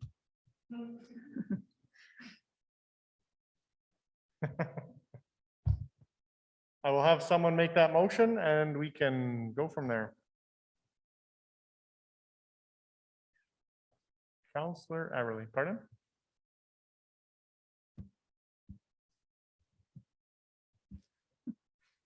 Counselor Everly. Thank you. I move that council receive the 2020 Wetaskiwin FCSS surplus presentation on December 13, 2021 as information. Moved by Counselor Everly. If it's accepted as information, what then does that do for you, Misty? If I have to go ahead, we will start implementing the funding right away. So And are you looking for direction as to option A or option B? I'm really or- not. You guys know how that works? Through the mayor to council, administration thought the best way to move forward with this, and as per the MOU agreement we have discussed earlier this evening, that any surplus within a significant threshold such as this come to council is information, and the council has an opportunity to change the Wetaskiwin FCSS plans if they deem fit. Otherwise, if council approves the motion to accept this as information, Wetaskiwin FCSS has provided you their plan, and will go ahead and try to spend their surplus dollars to the best of their ability. But we thought it was the right thing to do is to bring this to council to have that discussion. Okay, my only concern would be the duplication of services, not only with the food security, but if we've got other agencies offering some kind of counseling work, if we can partner with them. Yes. I would hope that that's the route forward, and then figuring out the best way to utilize those dollars. Yeah, so our big thing, because it's hard for us to employ a family counselor, so we'd be looking at a partnership with an existing service or private family or counseling service in order to help fund the therapist. The other thing would be the plan A and plan B. We kind of want to keep both of them in case we can't find a therapist. We do know there's been a high turnover in mental health due to their own stresses happening right now. So we might have difficulty finding a therapist. So that's why I have a plan A, plan B, that we can offer the subsidies if needed. We might look, we do have Wetaskiwin members that do go out to Millet, to the therapy ranch, for instance, or to Leduc for counseling. So as long as they're from Wetaskiwin, even if they're receiving services outside, I would still consider that helping our Wetaskiwin individuals, because we know that counseling is not always available within our city limits. So as long as that would help set some of their costs as well. So if we have both plan A and plan B, at least we have something to work with, and we're not stuck saying, oh, we can't find a therapist. Now we have $110,000 that are unused. So that's where the plan A, plan B comes in. And you're able to use or help our transit system. If transportation is a big issue, you're able to help them Yes. and those that need it. Okay, perfect. Anything else? Counselor Elliott. Thank you, Mr. Mayor. Just a couple of comments. We did at one time have a full-time therapist with FCSS, probably before you were born, but the other thing with food security, we found at school that many kids came to school without eating by choice, not because they Mhm. didn't have food in the house. So when you're feeding children, you have to feed everybody. It's just not the ones who are definitely in need. Boys and Girls Club have family counselors, and I know that there's some at the provincial building. So I think you might be able to find some partnerships in Wetaskiwin that you would be able to find some counseling services as well. So that's all. Thank you very much. Anything further? Ready for the question, those in favor? Carried. Thank you, Misty.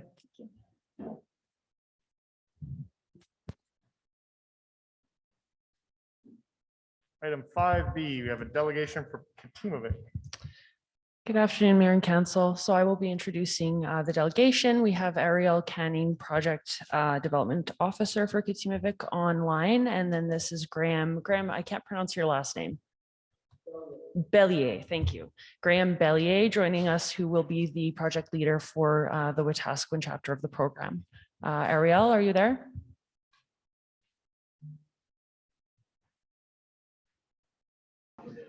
Hello. Perfect. I'll let you take it from here. I'd love to share my screen, if that's okay.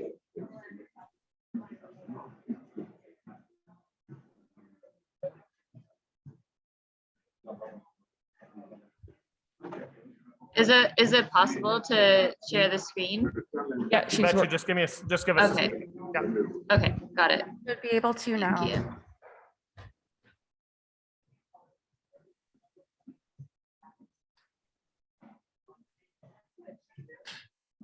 Awesome. Thank you so much for having us. It's just been amazing working with the city of Wetaskiwin. Even before we were officially able to confirm that we were coming to Wetaskiwin and after. So thank you for that. As Ren said, I am Project Development Officer with the National Youth Empowerment Program or organization Katimavik. So my job is starting the project, finding volunteer placements, finding a house, and getting things ready for the project, which is arriving very shortly. And we actually have a project leader here, as Ren said as well. So Graham, I'll let you introduce yourself quickly.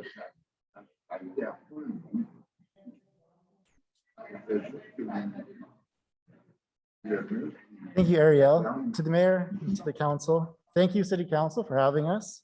As the project leader for Katimavik, I look forward to working with Wetaskiwin community organizations. The dedication of our future leaders will strive to doing good and building community among other values. The prospective benefits of Katimavik Youth Volunteer Group will bring bountiful engagement with the city. Thank you. Thanks, Graham. So Katimavik was founded in 1977. We've been around for a while. It's a Canadian National Youth Empowerment and Youth Development charitable organization. The word Katimavik actually comes from the Inuktitut language meaning meeting place, and it actually connotates meeting in a place at a certain time, I've learned, which for me kind of gives a sense of intention, which is awesome. And Katimavik was founded by Senator Jacques Hébert and Barney Danson, who were really wanting to create an organization that would support youth to engage in the country, get involved, make an impact, explore the richness of the country, and contribute to various communities. Since its founding in 1977, Katimavik has brought more than 37,000 young Canadians together to learn, engage in culture and language, and help build stronger communities across Canada. Fun fact, at one time there was over 4,000 youth at the same time participating. So we had, we've had a lot of people at the same time. Right now we're in the process of expanding. We have just under 66 and we're going from 6 communities to 10. So with the national experience, which is Katimavik's flagship program, we really try to engage various diversities of youth. So Indigenous, non-Indigenous, newcomer, Black, white, youth of color, queer and trans youth, youth of different faiths and religions, as well as youth from various socioeconomic, linguistic, and geographic backgrounds. And while we try to have a diversity in applicants, we also try to represent that within the houses. So 11 youth live together in a house with a diverse range of other youth. And we bring them to get these together with a common purpose. So to contribute to the community and volunteer. And so through this work and really living and getting to know each other, they develop a deep, unyielding respect and understanding of one another. We believe, as a result of Katimvik's influence, that we're fostering a more tolerant, informed, understanding, respectful, and inclusive Canada. And I think this is demonstrated through our post-program feedback, where youth are identifying that they are leaving the program with a better understanding of Indigenous history and Canada and the importance, and that they understand what inclusion looks like. And how to enact it, and all these various things that they're working on are improved through the program. So, sorry, just making sure I'm in the right spot there. So through the national experience, right now we have a cohort that's ending on Wednesday, actually.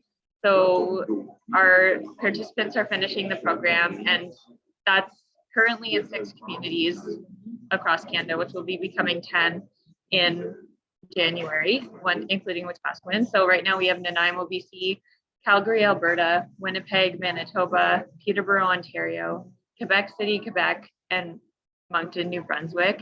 And we're trying to build close to those projects for right now, and with the hopes of building in other parts of Canada as well eventually, but to really ensure that the project leaders have support and groups will be able to see each other as well, which is fun. So during the 5.5 months that the participants are in the program, they live together. They do house management, so they stay home from work a couple times during a rotation, and they'll cook and clean for the group, which gives them, teaches them independent living skills. They volunteer for nonprofits 28 to 32 hours a week, individual volunteer placements. And 1 day a week they take off to learn to engage in truth and reconciliation. The first rotation, the first community they're in, they focus more on the truth aspect and really coming to learning about the Indigenous history in Canada. And second is more around resistance or reclamation. And so they actually engage in a community action project with the local Indigenous communities and organizations. And then on the evenings and weekends, they work on competency building activities. So those are focused on employability, civic engagement, truth and reconciliation, and self-determination. And so that can be anything from group volunteering or teaching each other skills or learning language. And so they really are, they're always working, and they really come out, I would say a lot of the times, very impacted by the program. And so they deliver meaningful support to communities, embrace leadership, and learn to participate fully as active and activist citizens in Canada. So 3 kind of pillars of the program are living in community. So that could be living in Wetaskiwin as a community and learning what that's like, or their smaller community within the group, and really learning to be intentional with each other. Creating an impact. So we have the 30 hours a week that the volunteers are at their placement, as well as group volunteering during the evenings and weekends. And I think just seeing youth as engaged, it has an impact that's also tangible, but not something you can put into numbers. And so finally, truth and reconciliation. So building bridges of understanding. Truth and reconciliation has always been, I think, underlying in Katimavik, you know, in our kind of framework. We have, since the relaunch in 2018, we've been very intentional about making that part of our programming. And so, you know, I think that's, now I'm finding, you know, it's a large reason why participants are applying for the program, for the truth and reconciliation aspect. So in 2020, Katimavik participants provided 75,000 volunteer service hours, and we continued to function through the pandemic, which was, you know, a challenging decision to make, I'm sure, but I think what I've told as a project leader with participants in the past, what I've told them is, you know, the volunteering might look different, but the impact that we're making, you know, people feel it even more when they're having a hard time. So I think that, you know, that it's really important, the work that we're doing. In January 2022, we plan on coming to Wetaskiwin. Really excited about it.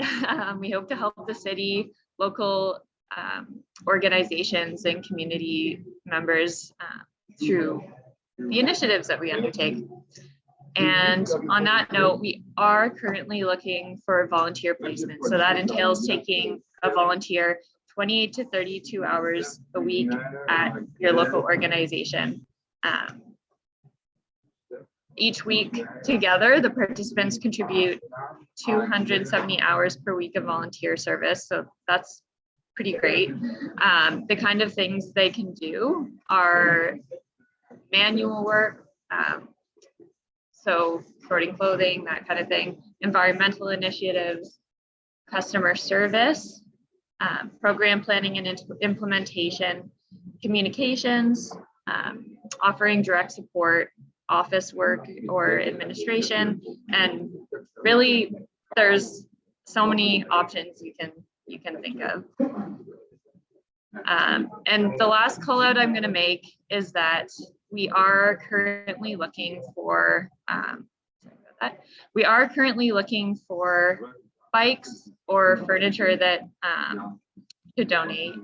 So we would be very grateful to receive them, as I think Ms. C alluded to earlier, you know, like without public transportation and the house that we've identified being a 15 to 20 minute walk away from volunteer placements, the bikes will help get to the volunteer placements and also engage in their community, you know, when they go out to the community, as well as to just make the house a home. So if, you know, I know in a city like Wetaskiwin, things are spread through word of mouth, and people appreciate hearing about things from people they know. And so I would really love it if, you know, if you were able to spread the word and let people know that we're coming and that we are looking to help make an impact in the community. So I love to answer questions, but in terms of volunteer placements, you can contact me. I'm the person that you'll go to if you are interested in taking a volunteer 28 to 32 hours per week. And if you'd like to donate furniture and or bikes, you can contact Graham, as well as, you know, project related things. When you're looking to support the project, you can contact Graham, and our contact information is here on the screen. Thank you so much.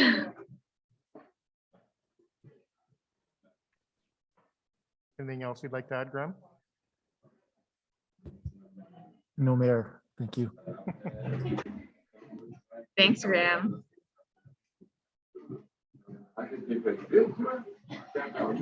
Entertain a motion to accept his information. Councillor Blatz, I move the city council accepts the presentation as information. moved by Councillor Blatz. Any discussion? Councillor Blatz.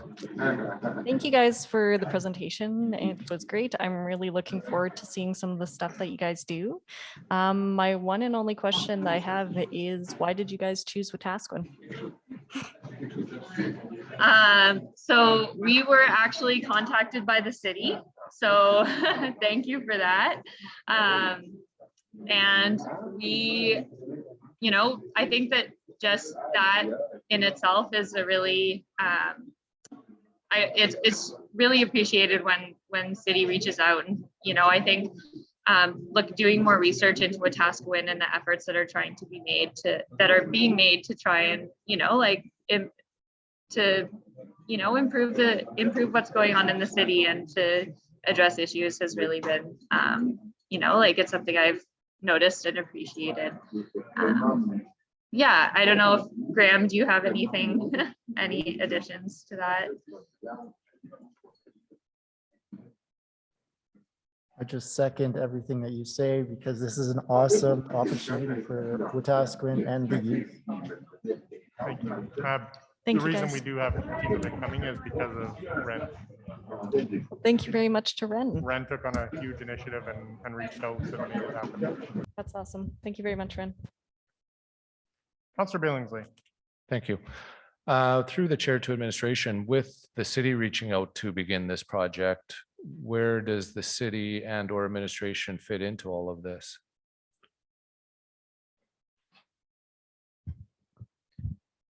Through the chair to Councillor Billingsley, it's basically just to right now help spread the word so that we have volunteer placements all confirmed for when the project starts. I believe. Yeah, we do have some placements already identified and some within various departments in the city, but we would like to increase our impact, and what part of that is finding more volunteer placements, and just to let people know that we're coming, and you can contact us for group volunteering, or if you'd like to get involved. We really do hope to understand what's going on in Wetaskiwin and to try and make an impact. Yeah, and Paul's area he signed an MOU with Katimavik to have one volunteer in his area.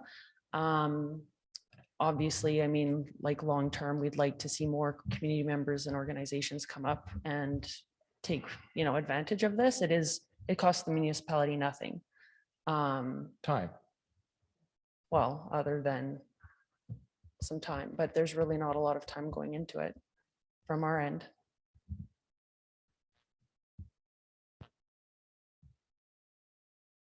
Thank you. Councillor Lonsdale. Thank you, sir. Through the chair to Ariel or Graham. I already got my first question, and that was why Wetaskiwin, and I really appreciate you coming in, and Ren, I appreciate all your help. Now, another question is, how do you choose the participants? I wish we had our recruitment officer here to speak to that, but basically as I said, we want to attract a wide diversity of youth, understanding that it is quite an intense program, and so we want people to understand the commitment, the time commitment and energy that it can take. And basically, we encourage youth who are 17 to 25 to apply, who are, interested in learning new skills and exploring the country. And so, we look at the applicants that we have and try to assess who could benefit from the program, while trying to, we try to make it as accessible as possible, acknowledging, that there is a structure that we have that we're working with it. Okay, thank you. And thanks again for coming to Wetaskiwin. Councillor Elliott.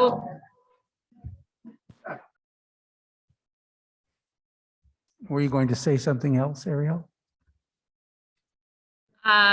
No, I was just going to say thank you for having us, and my apologies for the feedback in the background. My building is actually under construction, so I was worried that the sound there would be a lot in the background, and so I thought this might be better, but I didn't realize it would be so busy. So my apologies for that. Thank you for your presentation. Thank you, Mr. Mayor. Your group has been to Wetaskiwin before. a number of years ago. I can't remember how many years, but at one point in time, long, long ago, you were here. I was just wondering through to Ren, do you have a list of the organizations who've said that they would be amenable to the group coming? Because I put it out there and some of them said they'd been in contact with you. Yeah, so we had through the interagency, FCSS interagency group, earlier this year had done an info mail out, just, hey, FYI, this program is coming to Wetaskiwin. If you'd like to be involved and benefit from having a participant volunteer with your organization, please reach out to Ariel. So some of them did have some mid notice, but part of why Ariel is presenting to council today is to inform you, and then also, you know, to help encourage more community members or organizations who may be looking for assistance through volunteerism to reach out to her. So you require more? She does, yes. Oh, okay. I thought we had enough in Wetaskiwin already. Okay. Thank you very much. Thank you. Councillor Eberly. Thank you. My question's really quick, and I don't know what's wrong with my mic today, so I apologize. Well, it's probably me, not the mic. That's the problem. I'm not sure you exactly mentioned this, but Graham or Ariel, how many people are you thinking are coming in, or you hope to come in to town? We hope for 11 volunteers. To be honest, I can't speak to the number of volunteers that will be there in January, but that's what we aim for, and that's our maximum. Okay. Right now, I think we're potentially going to be a little bit under that, but but we can always keep in mind organizations as well that are interested in, you know, for future cohorts, you know, accept more volunteer placements as well. Thank you. Anything else? We're ready for the question. Those in favor? Carried. Thank you. Thanks for your time. Thank you so much for having me. And thank you, Graham, for showing up. And now everyone will be able to identify Graham when you see him around town or the city. Thank you. Item 5C, we have a delegation from Alberta Regional Rail Incorporated.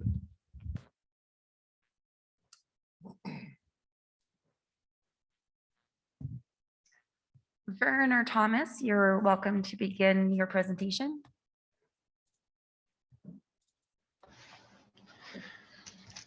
Thank you. It's Vern Raincock. I'll say a couple short notes. We've been listening to a lot of the people presenting, and one aspect of connectivity that we see so far is the ability from the previous presenters for mental health, hearing that Millet and Leduc have two locations for those in need. I just want to bring up to everybody's attention that once we have that firm link, it would be very cost effective, probably about $4 to send somebody down to Millet and back so that they could get the care that they require. In a very high level, a lot of times people first ask about the cost of something versus the benefit. And I'm just going to touch on a few things that we've discussed, and we've received letters of support so far from the Sampson Cree, etc. And we really look forward to your support. Recreational tourism is a growth industry. 83% of the tourists in Alberta are actually from Alberta, and 83% of the dollars roughly in Alberta are from local Albertans. So the way we see things is if you go to smaller communities along the right of way, often softball tournaments, NRA rodeos, could be as simple as heading off to your location and going for a walk in the park, visiting the Reynolds Alberta Museum. What caught our eye, of course, the Alberta Central Railway Museum, of course. Family reunions, culinary tourism. I'm working on a project right now with the city of Airdrie. They're investing in a culinary tourism program here. Personally, in July last year, we put on a festival called Food for Thought in Airdrie, an outdoor free concert series for 2 days, 13 hours, with musicians and live entertainment. So again, in Wetaskiwin is there's lots of live music, theater participation that's possible. You've got playgrounds, dog parks, parties with friends, shopping trips. I think it goes on and on. There's junior hockey teams along the right of way. You've got art galleries. You've got a library that was presented earlier. One area that my mom's working on is an art project that will be once a week for people that can come to Airdrie as an example and showcase their creations. I know that the brewing industry is very strong. There's over 140 brewers, cider makers, wineries, and distillers in Alberta now. Again, you're looking at the craft beverage. There's some craft, I guess, farmers market, local artisan food producers. And one thing I think in this day of age, job interviews on Zoom are only so good. The ability to possibly go have somebody come to Wetaskiwin for a job interview without having to drive their car. And why we're working with the Olds College faculty, as well as Red Deer College and other colleges and post-secondary institutions, is the ability to take a mixed variety of courses. So I'll pass everything over to Thomas, and he'll go over the program that we're very proud of, and we thank you very much for this opportunity and time. Take it away, Thomas. Okay, is it possible for me to share my screen? Can you hear me? Yep. Okay, so I'm going to share my screen quickly.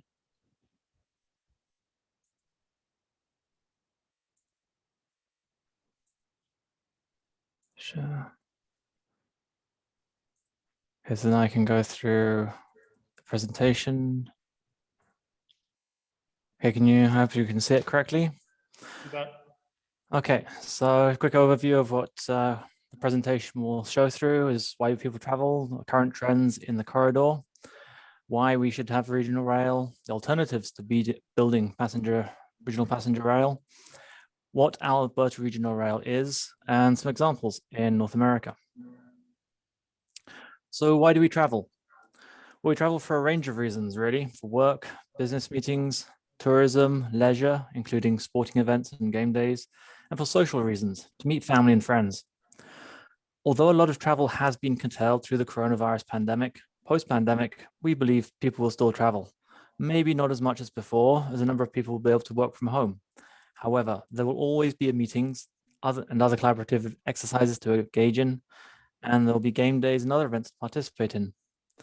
Passenger rail that is fast, effective, efficient, reliable, and safe allows parents to work in the big city and allows kids to ride their bikes on the streets, bringing the rural communities closer to the big cities. So these are the latest numbers from the annual average daily traffic counts in 2019 on the QE2. In the section south of Red Deer, there were a minimum of over 31,000 vehicles a day, which is a 20% increase from 2010 and a 36% increase from 2005. In the section north of Red Deer, there were a minimum of over 27,000 vehicles a day, which is an increase in 25% from 2010 and a 43% increase from 2005. In total, over almost 52,000 vehicles a day travel through Red Deer. Being a majority two-lane highway, when there is a collision, one lane is blocked, leading to severe journey delays. Sometimes the highway is closed completely in one or both directions.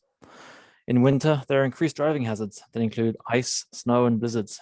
When driving in the QE2 in winter, you will regularly see vehicles in ditch and central divider. With a total of over 106,000 vehicles a day into Calgary and a total of over 112,000 vehicles a day in Edmonton, when the QE2 gets into the Calgary and Edmonton, the number of vehicles becomes so great that traffic is reduced to a crawl. A journey that would take about 30 minutes in free-flowing traffic can take an hour or more. Travel within the Calgary-Edmonton corridor is only going to increase. Current highway capacity has reached its limit in some areas and will soon reach its capacity in others. Something needs to be done. So why regional rail?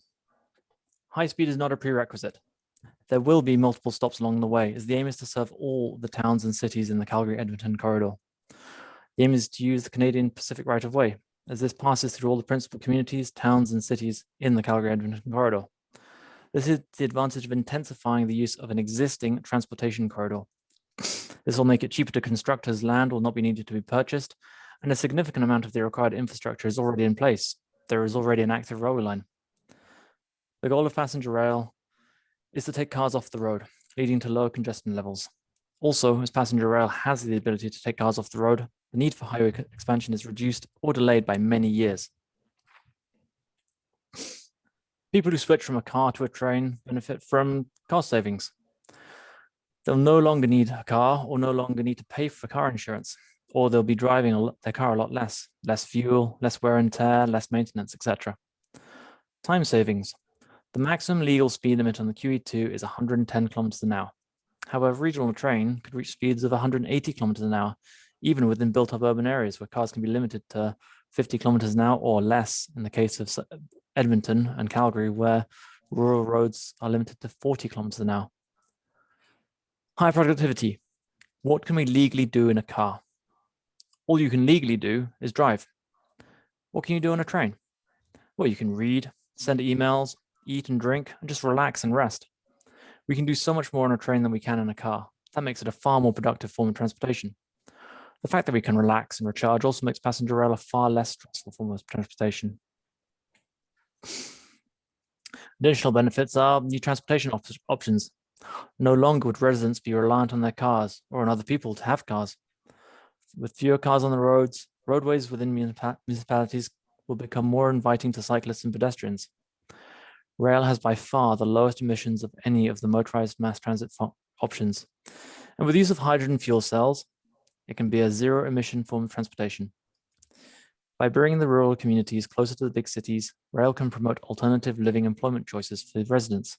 The young would no longer feel the need to leave in order to work in the big city, and those that are older or have health conditions can stay in their communities, as their medical appointment would only be a short train ride away. There are also those that cannot or do not drive. They would no longer be reliant on others to get them where they need to go, including those who cannot drive because of age or disability.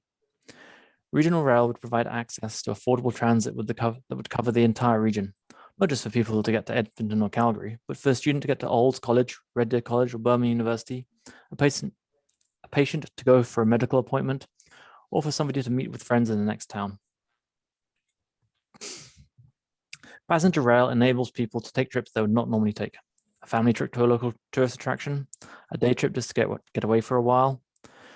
When the weather is cold and nasty, a person will likely decide that they don't want to risk white knuckling it on the QE2. Also, when a person may be feeling a little bit bored and just wants to get away for a while, they can just hop on a train. With regional rail, destinations within the corridor become much more accessible. As well as the various attractions in Calgary and Edmonton becoming more accessible to the residents of the corridor, the various tourist attractions within the corridor also become accessible to the residents of the corridor, whether it be a pop concert at Rogers Arena or a local band and a local bar. As well as year-round attractions, there are also seasonal attractions. Stampede in Calgary, K-Days in Edmonton. There are also sporting events, rodeos, and powwows that occur throughout the corridor. During the Christmas season, a number of towns and cities put on special light displays, a festival of lights. With regional passenger rail, additional or special trains can be put on to accommodate these events. Battle of Alberta trains, Christmas trains, etc. As well as getting people to a destination, the train can also be the destination. For example, the Rocky Mountaineer. With the regional rail system, there are various types of special trains that can be put on, either with a special consist or particular locomotives and/or cars. Special lunch or dinner trains that showcase local produce, night trains for stargazing, sunset sunrise trains with visitors put up in local hotels. Regional rail can also provide a safe ride home. You can have a few drinks with friends and family in the next town and catch the train home. You can watch your favorite sports teams play and win in the big city and make a night of it and safely get home. Flying is not really a viable option, and busing is really only a short-term solution that would require dedicated bus lanes in the longer term. A relevant example is the Flatiron Flyer between Boulder and Denver, a total distance of 47 kilometers. Bus service started in 2014 with the purchase of 59 buses, with the ultimate goal being passenger rail service. 32 kilometers of high occupancy vehicle toll lanes were recently completed for a total cost of just under $900 million, or 14.5 to 25.7 million per lane kilometer. When the Fast Tracks project was first authorized in 2004, commuter rail services between Boulder and Denver were expected to be start by 2025. When the first phase of the high occupancy toll lanes were completed, that date was pushed back to 2044. With the high occupancy toll lanes now completed, there is no official date as to when commuter rail services will be introduced between Boulder and Denver, but a new passenger rail initiative has been introduced called the Front Range Passenger Rail. This proposal envisages a passenger rail service from Pueblo in the south through Denver and onto Fort Collins in the north.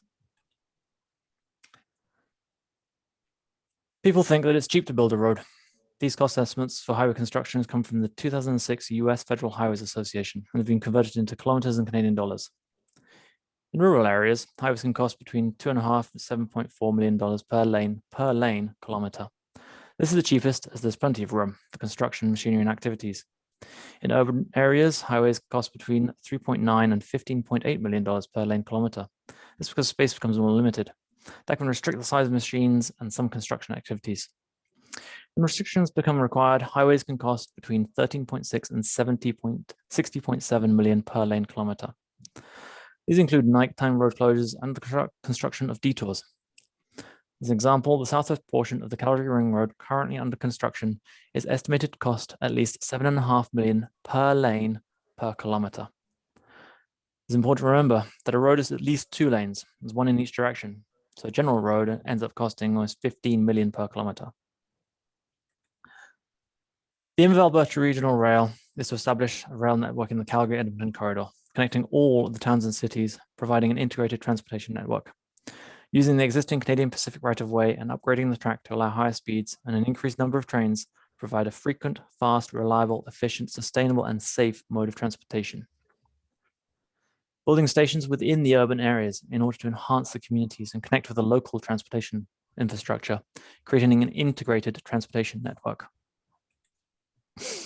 In order to use the existing right-of-way, Alberta Regional Rail would use CFR-compliant, freight-compatible rolling stock, similar to what is used on Via Rail, the GO trains, and the West Coast Express between Mission and Vancouver. Rough cost estimates based on the Calgary Above Island Mass Transit Feasibility Study of 2019 would suggest that twinning the existing line would cost less than $7 million per kilometer. A complete station would cost about $25 million. For a comparison, a twin line has a greater capacity than a 4-lane highway. As mentioned previously, a highway costs $7.5 million per lane kilometer, making passenger rail a quarter or less the cost of the equivalent highway and far more economical than installing high-occupancy vehicle lanes. In order to create a fast, safe passenger rail system, at-grade crossings would need to be altered by means of constructing overbridges for vehicular traffic, and that is the aim of Alberta Regional Rail, is to eliminate the grade crossings. The ideal funding source would be a public-private partnership model, utilizing the Alberta Community Transit Fund, the New Building Canada Fund, and the Canadian Infrastructure Bank. Ridership in the Calgary-Edmonton corridor can be estimated to be at least 5,000 passengers a day, and there are many examples of similar passenger rail services across the United States. All these passenger rail services run on existing freight lines and use freight-compatible rolling stock. Difference between they use Bombardier passenger cars, and some of them use the new Siemens Charger locomotives. Any questions?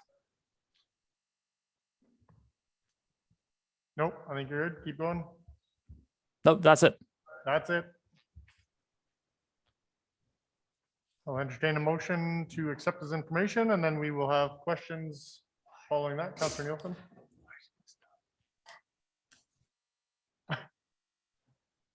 I move acceptance of this report as information. Moved by Councillor Nielsen.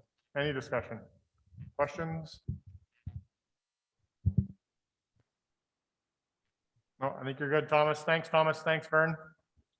There is one more motion we would like, if Thank you. council so chooses. They are also asking for a letter of support, as well to see if council will support this initiative. Thank you.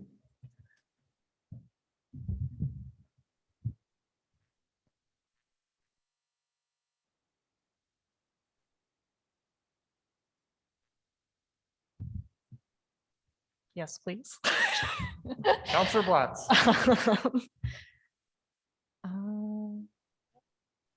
I don't know how to word that. Oh, there we go. Okay. I move that city council directs administration to provide a letter of support for the delegation. Moved by Counselor Blatz. Any discussion? Counselor Billingsley. Thank you. Through the chair, I can't support this because I don't know enough about it. I don't know if they're the only ones doing it. I don't know. Sue? To Councillor Billingsley through the chair. We had another firm in, I believe, almost 2 years ago now, and the city did provide a letter of support. And so our position on this was if we were going to provide it for one, we would provide it for everyone.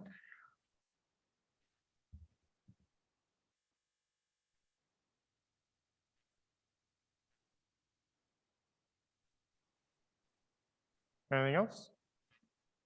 We're ready for the question. Those in favor? Opposed? Carried. Thank you. Thanks, Thomas. Thanks, Vern. Okay, thank you. Very nice to talk to you. Thank you very much for your time. Have a great day. You as well. So we are moving 8E to 5D. So municipally controlled corporation, Peace Hills Utilities, Inc. I will start us off on this one.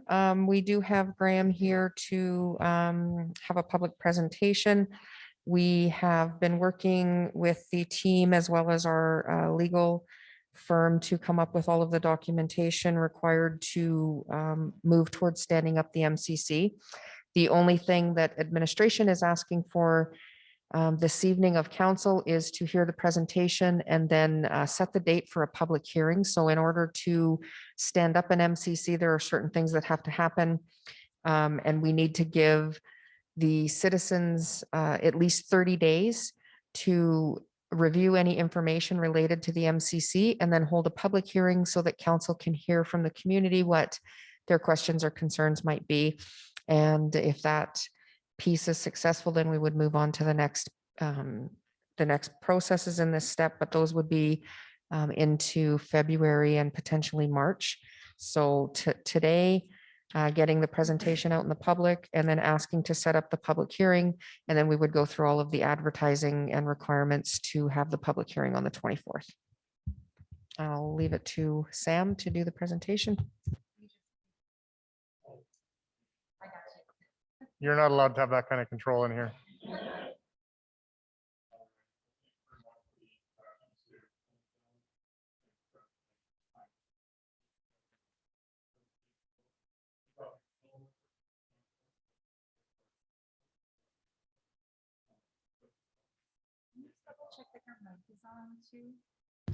How's that? Better? Great. Okay, go ahead. Great. So I've prepared a bit of an update today just to give everybody an update on what we've been up to for the last year with respect to the wastewater treatment facility and the planned suite of upgrades. I'll start by providing a little bit of background on the project, just as a recap, because I know it has been about a year since we've been in council chambers discussing this project. So I'll provide a little bit of a background as to how we got started down this path. I'll also provide a bit of an update on just how this project has been developed over the course of the last year or so, since we were engaged by the city of Wetaskiwin to proceed with project development efforts on the project. I'll run through a little bit of a discussion on the scope of the project and some of the scenario analysis that we've been through over the course of the last year. And then, of course, the discussion on cost element estimates and utility rates resulting from that. And I'll close with some recommendations and next steps and turn it back over to Sue from there. And I will note, I've kind of divided this into sections, so I'll probably just pause at the end of each one to leave some time for questions along the way, if that works. So start with the project background. I think this is important just, to revisit why we are here, why we're talking about the wastewater treatment facility in the first place, and what are these upgrades that need to happen. And so just kind of by way of introduction, the current lagoon system in the city of Wetaskiwin is roughly 40 years old right now, just over 40. It's approaching the end of its service life. And the operations of this facility are governed by Alberta Environment and Parks under the Environmental Protection and Enhancement Act. The city's current operating approval expires at the end of 2023.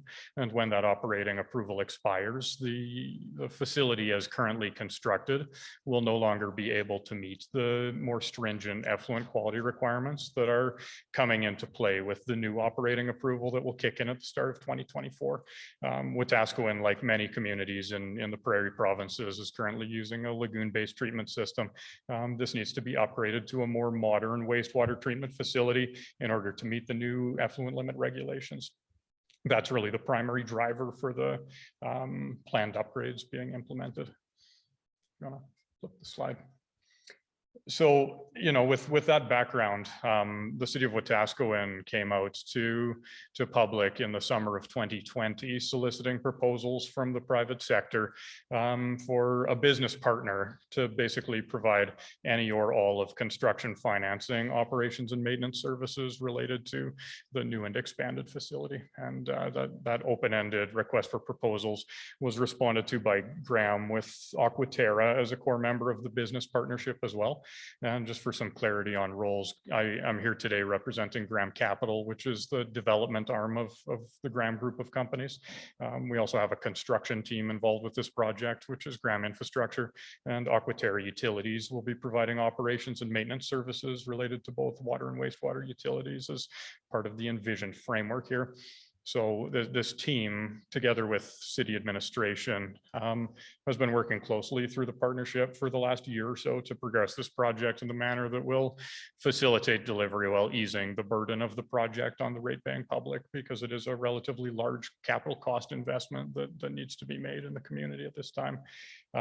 At this stage, project development work has effectively reached a point where agreement on some foundational items need to be reached with council to accommodate ongoing progress for the project. And that's why we're coming back to council at this point in time to provide this update. And just to revisit, I know I noted that it's been about a year since we've been in front of council talking about the project. Last time, I believe a formal update was provided to the city and council on the project was in March of 2020. And so I'll just kind of revisit the summary of early activities that took place and what was discussed at that last council meeting before launching into the next update here. And effectively from November through March of 2020, ending in March 2021, I suppose, Graham and the city's auditor, Grant Thornton, worked collaboratively to kind of evaluate different funding and delivery models that could be applied to bring a project of this nature online in the community. And as a result of that 5-month collaborative analysis, what we're calling Graham's Municipal Investment Partnership Model, which is what I'll be discussing next, was evaluated against other financing and delivery options, including 100% city debt funded option and the more traditional utility corporation solution model. Evaluation criteria included total cost, risk profile of each option, how debt was to be treated from the perspective of the municipality, and required effort on behalf of the project participants. Those results were presented to council in March of 2021. And as a result of that, project development work has continued in more detail following positive evaluation of the municipal investment partnership model, which is what we've been developing since that discussion. So I'll next provide a development update on the project, but I might just pause to see if there's any questions on the background before I do so. Please continue. Okay, so when I talk about this project and the project delivery structure, I'd like to start here because the structure that we've set up is kind of foundational to how the project itself will be delivered, and the structure has been developed to meet a couple of collective core objectives that we set out at the outset of the process here. And I'll outline these in some detail as I go through these slides, but effectively it's a very large project that needs to come online for the city of Wetaskiwin. And as part of this project, there needs to be an ability to secure project financing for the project. And there's a strong desire to do so while ensuring that the debt remains off balance sheet from the perspective of the city city of Wetaskiwin. And the reason for that is to maintain municipal borrowing capacity for other priorities within the community. So that's kind of development objective number one, is get financing secured while ensuring debt remains off balance sheet. Objective number two is to ensure that ownership of assets and financial benefit associated with ownership and control of the structure are all retained by the city of Wetaskiwin. So the structure envisions the city of Wetaskiwin as an active participant in the project, rather than a more traditional model of privatization or handing the keys over to the private sector, so to speak. That's kind of development objective number two that I think is key to outline.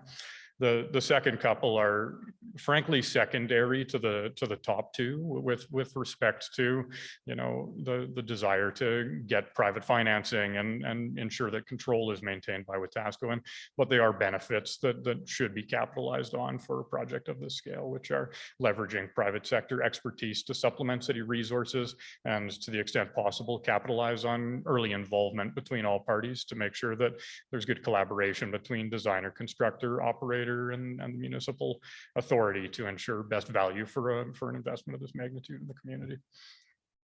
And at this point, I'll kind of talk through the key elements of the delivery structure. I'll start with this, Peace Hills Utility Inc., which is really the largest reason we're here to talk to Mayor and Council today, is that foundational to the structure proposed is the formation of a municipally controlled corporation, which will be called Peace Hills Utilities Inc. And that municipally controlled corporation will be providing water and wastewater services to the community. This corporation will be 100% owned by the city of Wetaskiwin and will operate under a franchise agreement and operating lease with the city of Wetaskiwin. So asset ownership under this structure is retained by the city. This is one of the key methods in which we achieve the objective of off-balance sheet debt treatment for the city of Wetaskiwin in effectively carving out a utility company from the city of Wetaskiwin's existing operations. This entity can be structured as a self-supporting entity. I've made a note on the slide that it's effectively a ratepayer model that we're setting up under this MCC, where it will be able to cover its cost of operations under billing and collection activities that will occur at the level of the MCC. So residents paying utility bills effectively as status quo, and it will effectively be structured as a nonprofit entity. So we're not budgeting for a large return on capital invested in a vehicle like this. It's 100% owned by the city of Wetaskiwin. We'll thinly capitalize this entity and ensure that any of that surplus flows back to the city of Wetaskiwin through the operating agreements that are set in place. The last item of note on this is that the structure envisioned will have this entity jointly governed by all parties that are partner on this project. So that would include Graham Capital and Aquaterra Utilities offering up a board representative on the municipally controlled corporation that's established. However, we will ensure that city representatives will hold a majority on the board. So control of this entity will effectively be retained by the city of Wetaskiwin, although they will benefit from access to private sector expertise through long-term operations. Next up, I'll discuss briefly the project co-delivery partnership. This effectively should look fairly similar to a standard public-private partnership type arrangement underneath the MCC, with the important differentiation that PICO will be formed as a 50-50 partnership between the city of Wetaskiwin through its ownership of the MCC and Graham Capital. And this is really important for a couple of things.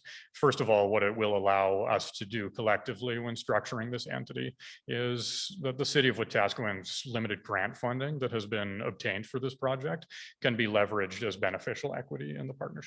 And that's really important for a few reasons.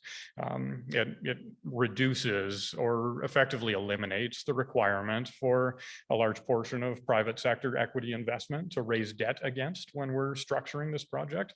And it allows the PICO partnership to capitalize the balance of the entity with debt that can be secured from private lenders with that equity in hand. So the nature of the PICO partnership is a little bit different in that the city of Wetaskiwin Wetaskiwin is part owner in the PICO partnership. But it's really important from a cost of capital perspective. And there's other benefits such as joint decision-making and governance throughout. It'll be a fully transparent process for the city of Wetaskiwin. And importantly, as the primary equity investor in the PICO partnership, the city of Wetaskiwin will actually be the beneficiary of any surplus generated at the level of PICO. So effectively, that's a mechanism to ensure that economic benefits associated with the delivery of this project will remain within the community over the long term to the extent possible. And then kind of rounding out the structure, I'll chat briefly about the private sector entities involved as well. So Graham Capital, I'll talk a little bit about the project development and financial advisory role that we're taking on in this consortium structure. Graham Capital is maintaining overall responsibility for developing the overall legal and financial structure that we're talking about here today, and also conducting financial advisory and modeling services that are kind of part and parcel to setting up entities like this and structuring them in the manner that they need to be structured. We're also taking the lead on management of the legal work stream and getting all the various different legal agreements in place that need to be put in place to facilitate a structure like this, and are in the process of finalizing lender selection to get the debt that we need to raise in order to deliver this project.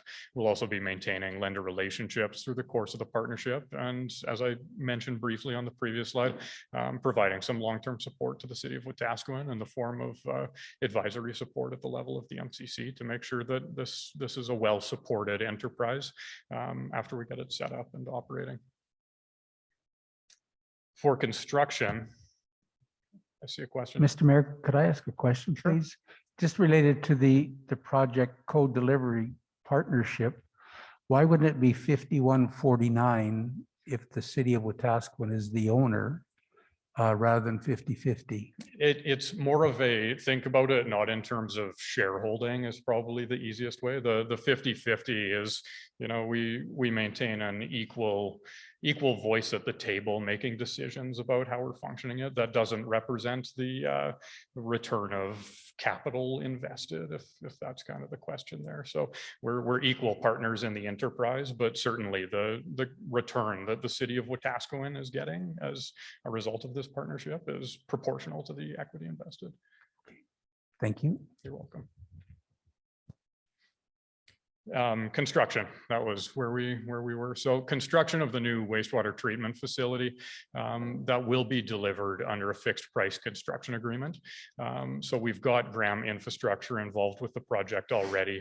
They're working side by side with both the operations team and the city's design firm that has been retained for the project. And we're expecting that design work will be approximately 60% complete by the time committed pricing is received and construction commences. Contingency funds will be held at the level of project code to address any design changes or unforeseen conditions that may arise during delivery. And back to Councillor Elliott's question about kind of ownership structure of PICO and how those surplus funds will flow. This is a real benefit to this structure as well, is that we have the ability to kind of bring the project online and start working at that 60% design stage, which is great. But by holding any of those contingency funds that are required at the level of project co, any unspent funds will be flowing back to the city at the end of the project, not the private sector partner. So that provides a very transparent and fair mechanism to deal with any of the change that will inevitably occur between a 60% design completion and an IFC design completion. As I mentioned, the contractor is already working alongside the rest of the project team, and there is a benefit here in that it will allow specialized resources to be brought into the community to help deliver this project successfully. Those are kind of the key points on the construction. And moving on to the operations and maintenance, as I mentioned earlier, Aquaterra will be providing comprehensive operation and maintenance services to the community. under a direct contract agreement with Peace Hills Utilities, Inc. So there will be a fixed plus variable cost service arrangement. So certain things predictable and fixed year over year, certain things fluctuating based on the cost and extent of services provided. And their scope of services will include water, wastewater, and the treatment and collection and distribution infrastructure. So kind of a one-stop shop, so to speak, for operations and maintenance services for utilities within the community. But that strategy was undertaken for a couple of reasons, but namely because it does allow for enhanced management of the utility systems and implementation of kind of a better proactive maintenance regime and other efficiencies that we hope to capitalize on by kind of bundling everything with a single point of contact and bringing in that outside support. I'll also note that the new facility, the technical term for it is an MBBR facility. It is a more complex wastewater treatment facility to operate than the current lagoon system. And so the other benefit of having an operator like Aquaterra come in for this type of a role is that they have personnel who are experienced operating facilities like this. And I think that will be a real benefit to the community over the long term as this thing gets constructed and put into operations. So I know that's a lot in terms of structure, but I'll kind of break it down in very simplistic terms here. The MCC will be established for water and wastewater utility service delivery to residents. It will be 100% owned by the city of Wetaskiwin, and it will be governed by a board of directors with a city-held majority. Project Co will be established to deliver the capital expansion and renewal work. It will be a 50-50 partnership between the city of Wetaskiwin and Graham Capital, and debt and equity will be brought into the PICO at PICO level in order to facilitate the planned capital work. The MCC will contract with PICO for capital work and Aquaterra for O&M services, and both Graham Capital and Aquaterra will be able to provide board support to the MCC for long-term governance. And tying this back to kind of the key challenges that we sought to set out, if you just want to flick the slide there. I'll kind of start at the middle with off-balance sheet debt treatment, because that was top of our list when I started the discussion on project development activities. The structure we're putting in place or proposing to put in place with both a municipally controlled corporation that is self-sufficient and a project co-delivery vehicle. That's what allows us to achieve a structure where project level debt will be consolidated off of the municipality's balance sheet. So this is a really important factor in structuring this delivery partnership in the manner envisioned, is that it will allow the city of Wetaskiwin to retain flexibility in terms of municipal borrowing for future projects. Importantly, through the ownership structure of the MCC and the partnership in PICO, we are also ensuring that the municipality is retaining control of the enterprise over the structure through 100% ownership in the MCC and the 50-50 partnership in PICO. And that is important because it will allow for long-term surpluses and economic benefits associated with the infrastructure to still remain within the city of Wetaskiwin and flow back to the community rather than flow to a private sector investment firm. And obviously we'll be able to secure alternative financing. So we will be able to raise the debt necessary to balance out the equity contribution that will be made to secure that debt against. The project will be fully funded, and this type of a structure will allow us to facilitate timely delivery for the project, ensure that we can meet the deadline set out for the next environmental approval that comes through, and enable effective project delivery as well by making sure all parties to the project are actively working together through the development phase, through design, and well into operations and maintenance. And I think that's a wrap for the project development update. I'll pause here for questions as well before I start talking about scope.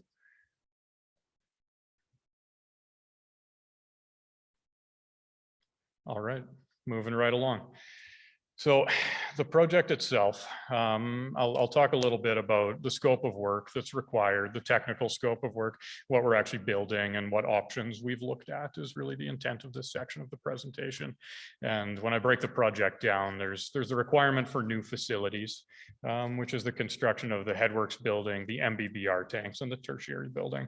And these new facilities are really what I'll call the core of the project. They're not optional, they're must-haves, not nice-to-haves, if we're going to be able to meet the requirements of the new operating approval that's coming online. There's also, along with these new facilities, some rehabilitation work that needs to take place at the existing plant site. So the existing northeast lift station and blower buildings both need significant rehabilitation work after being in operation for so long. And there will additionally be civil rehabilitation work in the septic receiving cell, lagoon cells 1 through 5, and storage cells 6 through 9. I'll note that the existing lagoon treatment system will still be utilized as part of this new design for the wastewater treatment facility. It's a post lagoon treatment that's being added. So we still do need to make sure that the existing lagoon systems are in operational condition. And there's also some rehabilitation in the city. So there's the Southeast Lift Station and Mosesson Lift Station, which are both in operations right now, and both require some upgrades to kind of bring up to current operating standards, so to speak. And what we've looked at with all of this work is effectively the best way to optimize cost for the project. So we've considered 2 different approaches to the project with effectively scalable capital requirements to try to find the right balance for the city of Wetaskiwin and really the rate paying public at the end of the day. Scenario 1, which is kind of the obvious default option, is to minimize capital investment. So we took a look at what happens if we just do the bare minimum right now and spread some of the work out over certain stages. This comes with about a $40 million price tag. I've put in brackets there for the capital cost of the project. And that's to deliver just that core work that I talked about and defer some of that other rehabilitation work to a later date. Scenario 2 envisions completing all of the required work under a single comprehensive suite of upgrades at the outset. We estimate the cost of that to be approximately $53 million. So obviously a higher capital cost up front, but lots of other benefits to kind of getting all of this necessary construction done at once. I will note that all of it is necessary construction. The stuff that we're looking at as being potentially deferrable can be deferred but not delayed indefinitely. So this is work that will need to happen in any course in 5 to 10 years time on a long time frame period kind of thing. And I'll also note that in these 2 sections, I'll be referring to figures, and I've provided all the cost estimates as an appendix to this PowerPoint presentation if you want to go through those while I'm talking about them. But effectively, the reason we want to go through these 2 scenarios is it allows the project team collectively to make decisions based on projected life cycle expenditures and ratepayer impacts rather than just immediate capital expenditures. So scenario 1 and scenario 2, I'll be referring these to. The minimized CapEx scenario, as I've noted, reduces the initial capital investment required by deferring certain work for a 5 to 10 year time frame. But that comes with the double-edged sword of slightly higher operations and maintenance costs over the long term for things like increased staffing, repairs, and costs of consumables with a partially upgraded system. It also comes with the highest renewal and costs of the municipally controlled corporation, so to speak. So things that need to be budgeted for are things like deferred work, much higher short-term repair costs, and costs associated with having a less reliable system overall. Basically the flip side for all of those things for scenario 2, which is the full build and renewal. Full build and renewal, we do everything at once, spend a little bit more money out of the outset, but that does allow the project team to reduce the operations and maintenance costs over the long term and reduce the renewal costs over the long term. Some other considerations beyond just the costs are utility rates and cost premiums. So I talk a little bit about lumpy versus smooth utility rates. And the reason I've used those terms is that the MCC is a self-supporting entity, needs to be able to raise enough money from operations in order to fund all of the work that it is responsible for doing. And so if we end up deferring some of this work at the outset, what needs to to happen is we need to budget to do that work at a later date. So we effectively need to charge customers now to save money for later to pay that off. And we have a much shorter window to kind of save up those funds than is typically necessary when you might have a 30 or 40-year outlook on your financing and capital requirements. So that's what I mean by lumpy versus smooth, is that scenario one might come with a higher rate up front and a lower rate over time, whereas scenario two is kind of nice and predictable with smooth utility rates for consumers over the long term. It is also worth noting that there is a cost premium associated with delivering multiple short-term, small-scale projects over a series of years, rather than trying to kind of bite it off and get one consortium in to deliver it all at once. So those are kind of the qualitative considerations of the two scenarios we've looked at. Quantitatively, if you want to flip slides for me, please, Karen. Preliminary cost estimates. I've broken this down in the presentation into kind of annualized terms. So not being able to flip back and forth between these. I'll talk about scenario one fully first. In the minimized CapEx scenario, we're budgeting roughly $40 million for the gross CapEx, as I stated. Of that, in rough numbers again, 35 million base cost and 5 million in contingency that will be held at the level of PICO to deal with design work that will be incomplete at the time that we reach financial close on the project and start construction. With this minimal CapEx scenario, operations and maintenance expenditures are estimated at roughly $5.5 million per year, and the renewal and MCC costs are budgeted at roughly $3.8 million per year. So what that means on an overall cost basis is that we expect this iteration of the project to cost roughly $40 million upfront and $9.5 million per annum in running costs. If we annualize the figure of the CapEx over the term of 40 years, if that's what the financing ends up being, pardon me, we end up with all in annualized costs of roughly 11.7 million for comparative purposes. That would be the overall figure that needs to be recovered from ratepayers in order to support the operations of the MCC with this iteration of the project. Under scenario two, the full build plus renewal analysis, we do see, of course, that the CapEx goes up, so we need to invest more money in the system up front. This is estimated at roughly 46 million in base cost, 7 for contingency, and 53 million overall for the gross CapEx. But you'll note that the projected costs related to operations and maintenance and renewal work and MCC running costs come down quite significantly to 4.5 million and 2.1 million per annum, respectively. So with this type of a scenario, the overall CapEx cost is higher, of course, but the running costs per year are reduced dramatically by just investing in the system right now and bringing down the O&M and renewal costs over the long term. We foresee this option having an overall annualized cost of roughly $9.7 million per year, which is much closer to what's currently being recovered by the city of Wetaskiwin in terms of rates, and obviously reduces the impact to ratepayers over the long term by having a lower annualized cost that needs to be recovered through the structure.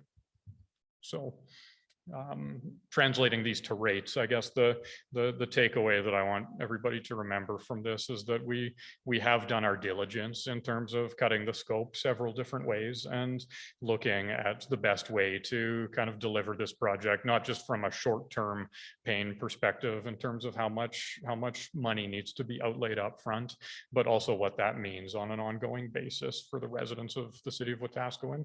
And the conclusion we kind of come to is that scenario two, although it has a higher initial construction cost, has a lower annualized cost and therefore lower rates at the end of the day. I will kind of launch into a bit of a discussion on rates, but before I do that, I guess the key point is that the MCC For the financial and legal structure to work, it's got to be an independent entity. So when I talk about rates, I'm talking about them in the context that they are structured such that the MCC can operate independently from the city of Wetaskiwin. So utility rates need to be set at a level that revenues generated from operations are sufficient to meet ongoing liabilities. So that's kind of the context as to why I think the annualized costs are a really important thing to focus on, because that's what ends up getting translated directly to utility rates that utility consumers see at the end of the day. I'll pause there for a moment, if only to give my voice a rest. Any questions before I move on to the utility rate discussion? Short rest. Okay, we'll keep going then.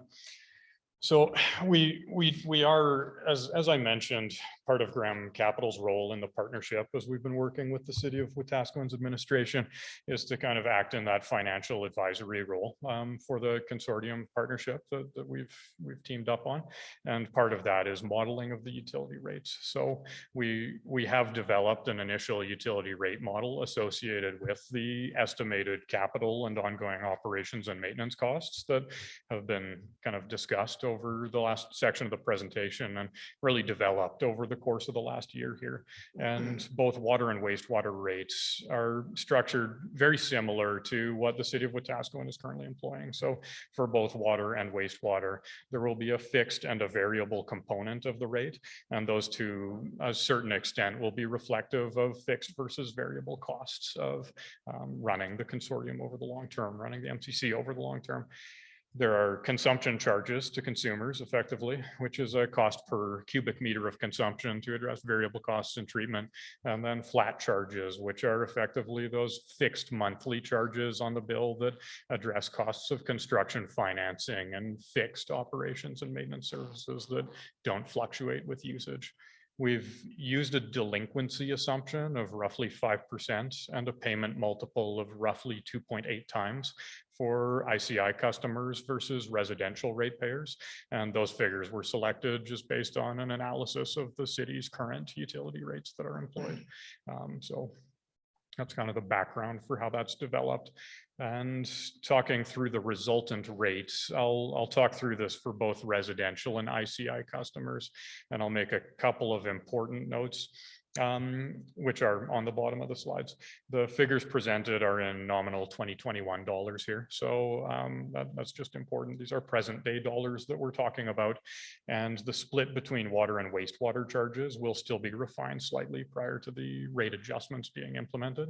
But these utility rate buildups give a pretty good indication of the analysis that's been done and the overall cost structure that we've developed for the consortium here. So under scenario 2, which is the kind of full build plus renewal scenario that we talked about, residential consumers will see an increase in their utility bills to what we're estimating to be an average of around $158.77 per month in present day dollars.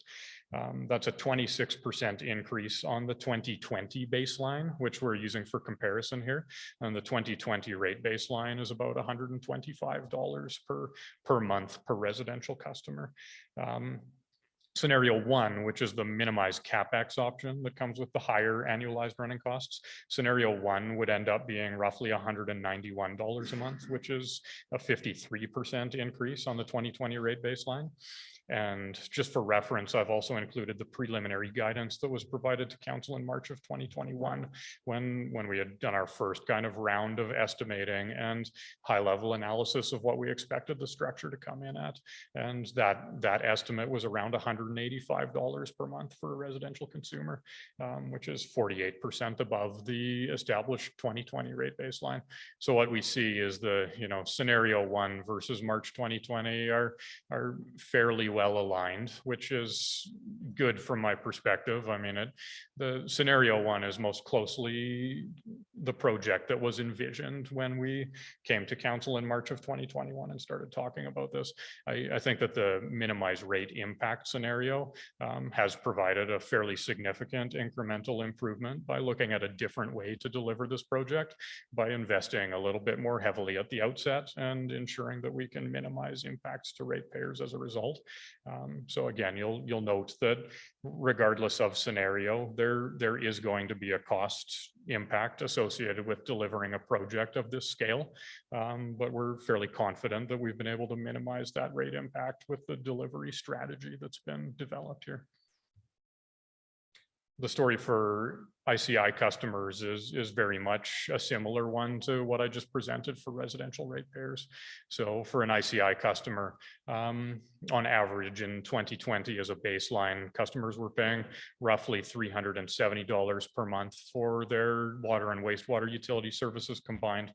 Back in March 2021, we had provided guidance that that was likely to increase to approximately $514 a month, which would have represented an increase of close to 40% for the average ratepayer. Under the minimized CapEx scenario, we would see that figure being roughly $545 per month. And under the minimized rate impact scenario, we see that dropping back down to $452, which is again above the 2020 rate baseline, accounting for recovery of the significant capital expenditure that needs to be made into the wastewater treatment system, but a lower impact than what we had initially envisioned for the project. And for some commentary here, I think just a couple of things to clarify on the next couple of slides here. Scenario 2, I think I've already stated this, it does require a higher upfront capital cost, but it will be the lowest cost solution over the long term to the consumer. And it's a fairly significant difference between the two scenarios. So after doing the level of analysis that we've carried out over the last year of project development work, we strongly endorse scenario 2 over scenario 1 as the preferred path forward, just to make sure that utility bills are, kept as low as reasonably possible, while ensuring that the infrastructure is upgraded as much as possible. I think it's great that we've been able to come up with a solution that kind of does both of those things by sharpening our pencils, so to speak, and trying to improve upon what we had initially presented back in March. There are some other tangible non-financial benefits as well to proceeding with scenario 2. Increased operational efficiency, lower overall risk, higher reliability of the system, and a much more predictable rate profile for consumers being the largest ones. Risk allocation also warrants a discussion. Obviously, we're very well progressed in the project development process, but very early in the project delivery stage. So as I said earlier, we're expecting to kind of sign people up for fixed price agreements at the time that we reach roughly 60% completion on design work. So all of these estimates were prepared based on the 30% design.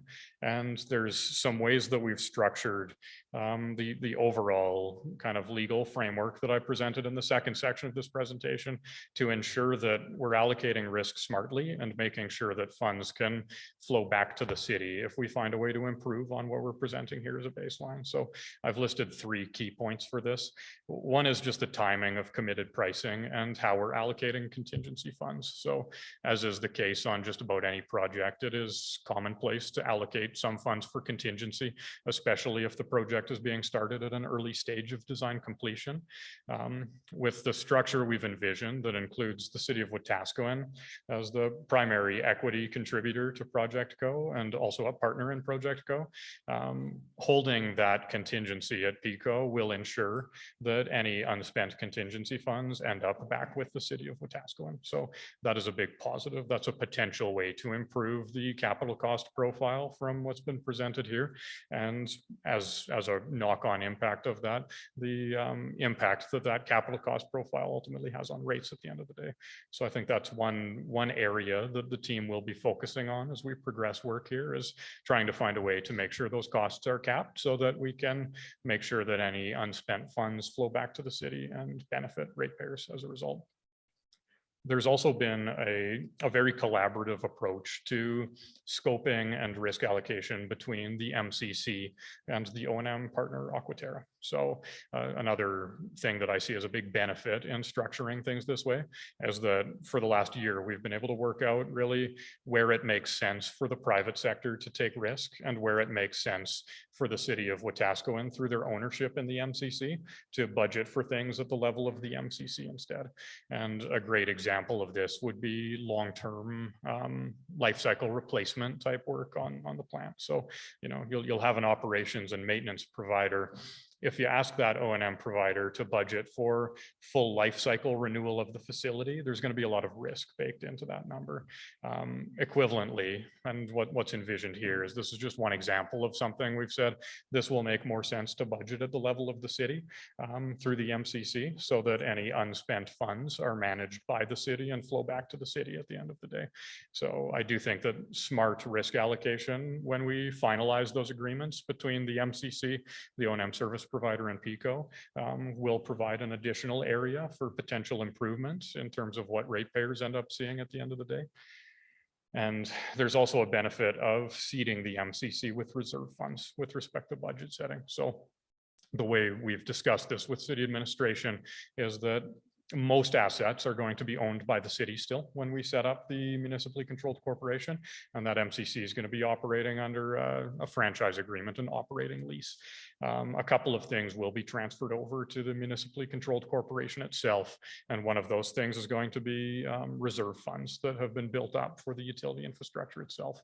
And that's really important because it gives the city a certain level of flexibility in rate setting, where, you know, knowing that the budgets need to be set at a level that you know, ensures that that corporation can stand on its own 2 feet, starting with a fair bit of a buffer there, will allow the MCC to, you know, take whichever stance they wish on a handful of items where variable costs are involved, and really just kind of like test how that works before any of those costs are passed to consumers effectively. So there's a few different ways here where through the structure and kind of optimizing the risk allocation, there's lots of room for improvement from what's been presented today. And I just want to point that out because there is still lots to focus on as we kind of finalize the development of this project and deliver it in the field. And last slide on rates was with respect to timing and approach of the adjustments. And generally speaking, during the construction phase, and as a reminder, the current plan is to break ground on this project in 2022, early in 2022, and wrap it up as close to possible at the end of 2023 when the new operating approval is required. So 2022 and 2023 are the construction period years, and no rate adjustments are necessarily required during the construction phase. So although we are envisioning setting up the MCC and PICO early, like now, so that we can progress the project and deliver it in the field, the current rates being collected by the city will be sufficient to kind of fund construction and fund the operations of the MCC until such time as the new facility comes online. So no rate increases are necessarily required during the construction phase. Following substantial completion, the new rate structure that I've described in this presentation, that's really when that needs to kick in. So at some point before the end of calendar year 2023, which is when the financing repayments are going to need to commence, that's when rates are going to need to be sized such that the revenue generated from operations can cover all of those costs.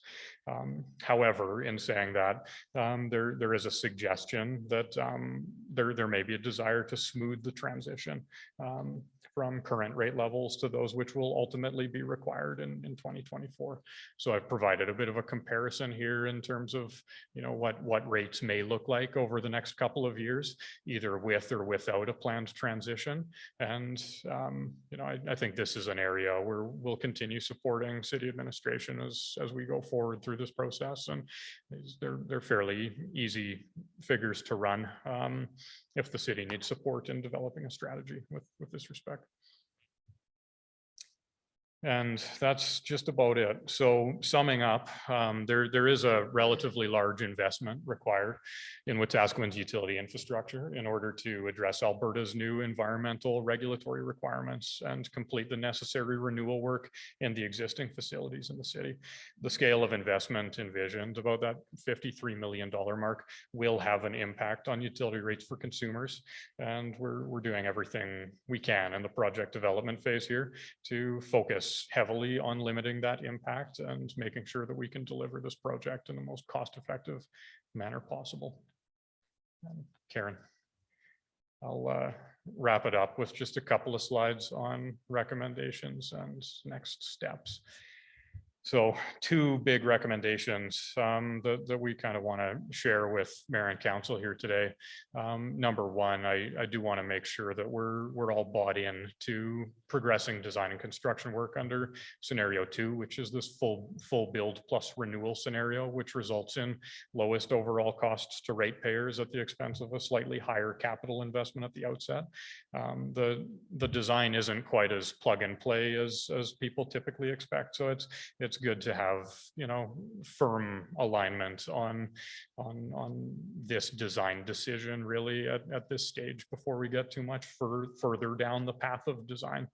And the second recommendation that we do want to make today is that Peace Hills Utilities, Inc. is established as a municipally controlled corporation as envisioned. And I've provided some basic information here about this MCC and kind of the framework that it will be operating under. The purpose of the MCC will be to provide water and wastewater utility services to the community.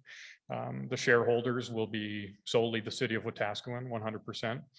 Geographic location of operations will be within the municipal boundaries of Wetaskiwin, and the rate structure will be as presented, subject to refinement as we progress through the balance of project development and construction implementation. Those are the primary recommendations. And this is the last slide. I won't belabor the appendices. Any specific questions I can field on those, but this is just a summary of kind of next steps and support from council required. So here today on December 13th to just kind of deliver those two recommendations and really to draft the council resolution regarding the public hearing and business plan for the proposed Peace Hills Utilities, Inc. So in standing up a municipally controlled corporation, it is necessary to hold a minimum 30-day advertising period to the public and then proceed with the public hearing so that the public has a chance to consider what's been presented here today and weigh in. So that's really what we want to do here on December 13th. And then I believe January 24th is when we're proposing to hold the public hearing session. And that's roughly 6 weeks from today, but we discussed intentionally extending that minimum 30-day advertising period just with consideration that the holiday season is here and people have other plans and things like that. And assuming that the public hearing goes well and that we do have support from mayor and council in kind of proceeding down this path and establishing these entities as envisioned, we would thereafter look to approve a council resolution for creation of Peace Hills Utilities, Inc. and establish the MCC, and that will facilitate the finalization of this project development work and facilitate construction execution commencing early in Q2 of 2022.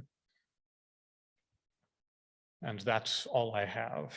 I'm happy to take any other questions that anybody has. And if no other questions, I'll probably flip it over to Sue. Entertain a motion to schedule a public hearing for the 24th of January, 2022, and then we will commence the questions. Good. I would move that City Council directs administration to hold a public hearing on January 24th, 2022, in accordance with the attached notice. Moved by Councillor Elliott. Any discussion? Councillor Nielsen. I don't know who my questions are directed to, but I'll throw them out there. I understand the big issue is to keep debt off of our balance sheet and why we've entered into this. But as we talked about moving from a 40 million to a $53 million project, I'm wondering about financial acquisition rates versus the city putting something on their debt limit versus turning the whole package over to Graham and Associates to seek financial acquisition. Is there any kind of benefit to venturing a part of this, like the 13 million onto our balance sheet from a debt reduction perspective? Cost of acquisition, I guess, in terms of finances. Through the chair to Councillor Nielsen, do you mean the grant money, the 12.9 million? No, I know we've got the grant money. The 13 million over and above the 40. Yes, Oh, sorry. thank you. I think I'm gonna let Sam. I'll take this one. I think I'm going to answer the question from the perspective of, does the structure work if we do that? And I think the short answer to that is no. Like if the independence of the municipally controlled corporation, the fact that it, is able to kind of run by itself and stand up on its own too, in the way we've described, that is important from the perspective of being able to maintain independence. And I'm not sure that I could take it as a takeaway to look into that, but I don't know that the structure overall works in relying on city debt in order to do that. Okay, thank you. My next question then is, and again, I guess if we had more cash to just throw into the project, it makes a big difference. So here's my next question. We have put aside money for land closure, post-closure costs. A lot of it was based on the date of retirement of the landfill. We have got new information relative to the date of the landfill. So my question is, can dollars that we have put away into reserves for landfill closure, post-closure, be redirected, given that we have a different time frame to actually acquire those costs for landfill closure? Through the chair to Councillor Nielsen, I may need Alan to step in, but the quick answer is no. So we stopped putting the $10 per month per resident into that reserve, knowing that we had the extended time and the money that was in there would earn enough interest to get us where we needed to be. So we don't have extra money that we could pull out of there and redirect towards the lagoons. And sorry. So, but my question is, you pull it all out and you go back to implementing the $10 per month again to build that post-closure reserve. So you take cash on hand and redirect it and start your financial reclaiming for post-closure. If I recall too, there's only, I think, 3.6 million in that reserve. Chump change. And What do you call it, shoe money? yeah, walking around buying shoe money. And I'm not sure on the legalities. I would imagine that because it is a controlled reserve, council has the right to redirect it somewhere else. But I don't know. I mean, we never did review what that would look like as far as what benefit it would provide to the project versus the detriment that we would be getting from losing that money. Because right now, that $10 is going towards wastewater and it is included in all the rate structures that were presented. So if we were to remove that from there and put it back on waste, we would have to redo all of the rates, the business model for the MCC. Yeah.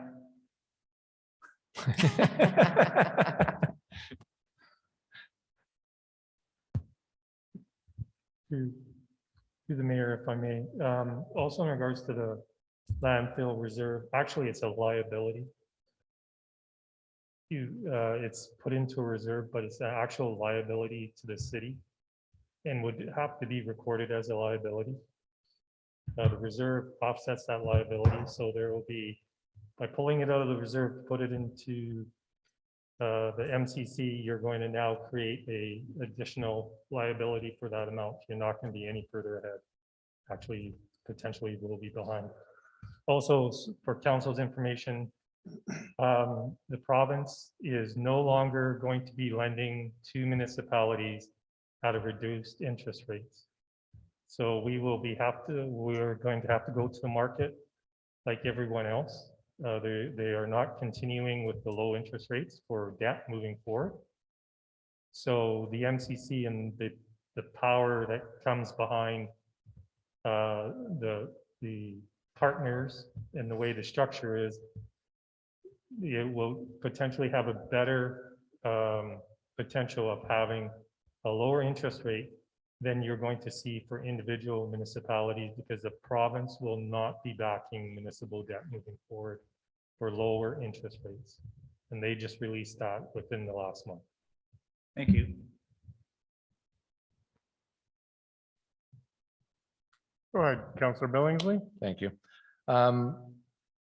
Through the chair to anybody who cares. I too have concerns with the debt not showing on our balance sheet. My concerns are that this council and future councils don't understand that we're taking on anywhere from 30 to $40 million of debt that isn't going to show, yet the community owes this money. And I really have grave concerns that financially we're not prudent, and understand that now we not only have $22 million in debt as of today, thereabouts, we're going to be adding anywhere from 30 to 40 more. And these are big numbers. And so I do have grave concerns. It's not hidden, but it's not full disclosure either, as per se. And I don't know, I do know that this would put us over our debt limit, but my understanding is that we can go to municipal affairs for an exception. Is that true? Yep, through the mayor to council. We could go for an exception to increase it, but you will not be able to borrow for any other projects from time to memoriam. In regards to the fact that it's off balance sheet is no different than F4 or NMAX, where the city of Calgary owns separate and the city of Edmonton.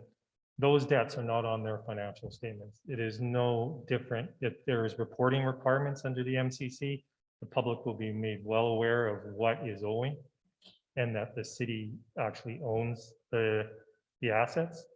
And also what it does, the MCC, it is a truly user pay model. That's what's there. It's structured in that regards. So in regards to, yes, it's off the books of the financial or of the city because it provides the city the ability to borrow on something else should an emergency come up. And yes, we can get an extension from the province, but you will not be able to borrow on other stuff or other, you know, if something happens and it's not covered by insurance, nowadays they're cutting back on what insurance covers.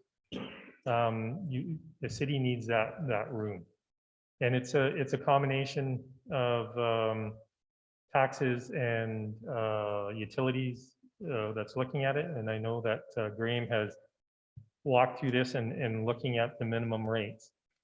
The potential is that if the city maintains it and continues operating it just by itself, that the rates that are going to be charged are going to be higher than what are presented in the report. And that's because there's the efficiency of Aquaterra and in regards to their operations and having almost like a, you know, consolidation of and knowledge that they can do a better job than the city in this regards. So overall, the ratepayers will benefit from this from the MCC and how it's structured. And I guess my concern is that you talked about adding to the debt for emergency situations, but over the last 4 years, we've added to the debt for non-emergency situations. And this is my concern is that we just use it for non-emergency or won't call them pet projects, but now all of a sudden we now have another $30 million of things that are nice to haves. And that's my concern. Still, that's still council's direction. Oh, I right? know. So, I know. yeah. Sue? Through council to, or through the chair to Councillor Billingsley.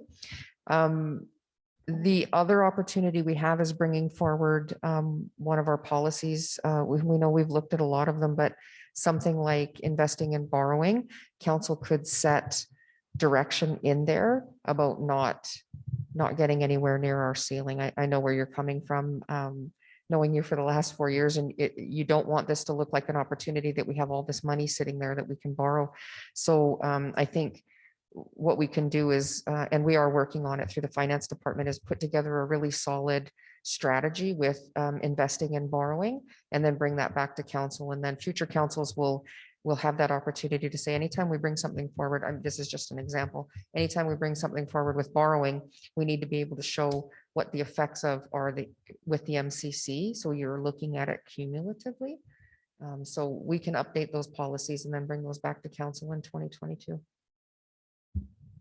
Thank you. Councillor Elliott. Thank you, Mr. Mayor. I don't think this is a nice to have. I think this is a. This isn't, this is a has to have. Yes, so that's the, and going to our debt limit, there was at one point in time, City Council of Wetaskiwin had reached their debt limit and was not even able to accrue matching grants. There were grants out there that we could get 50% and 60%, and the city was not able to access them because they're at the debt limit. So I think we have to be careful on that too. Thank you. This is just to schedule the public hearing.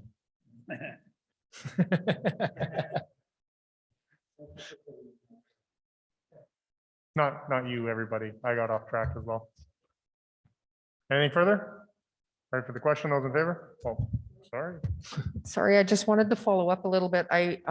We did put in the package as well, the draft for the future pieces, but the first one that I wanted to talk about, because we do need a bit of an amendment to the motion, is the notice of public hearing. So we had originally had 4 PM in there because that was our old council time, but in January, we're moving council from 1 to 4, or sorry, starting at 1.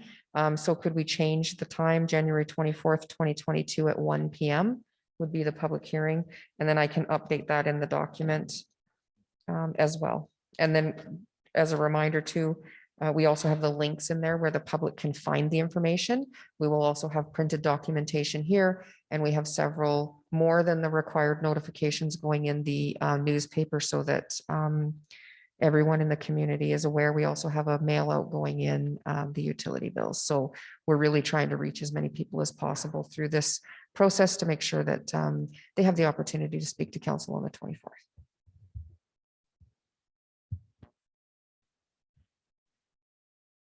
I could make that a friendly amendment. Sure. May I ask a question, Mr. Mayor? Sure. This is about the public hearing. Are people able to send us questions electronically, or I'm just thinking about people who are working, and a public hearing at 1 o'clock is really not going to fit in everybody's wheelhouse. So, But they could send council or any member of council the questions and we can ask on their behalf. okay. Thank you. The other option too in the notice of public hearing is they can, if they want their comments as part of the presentation, they can send it to me, and my email address is in there for them. So there's day of, they can speak as per any normal public hearing. They can send it to council for questions. They can send it in to me, and it'll be part of the actual presentation that day. So they could do this, they can do this virtually as well. Absolutely. Okay, thank you. And you've made the amendment, friendly amendment to start at 1 o'clock? Anything further? Ready for the question? Those in favor? Carried. Thank you. Thank you. Thank you. We are going to take a break. Otherwise, I might have a nap under my desk.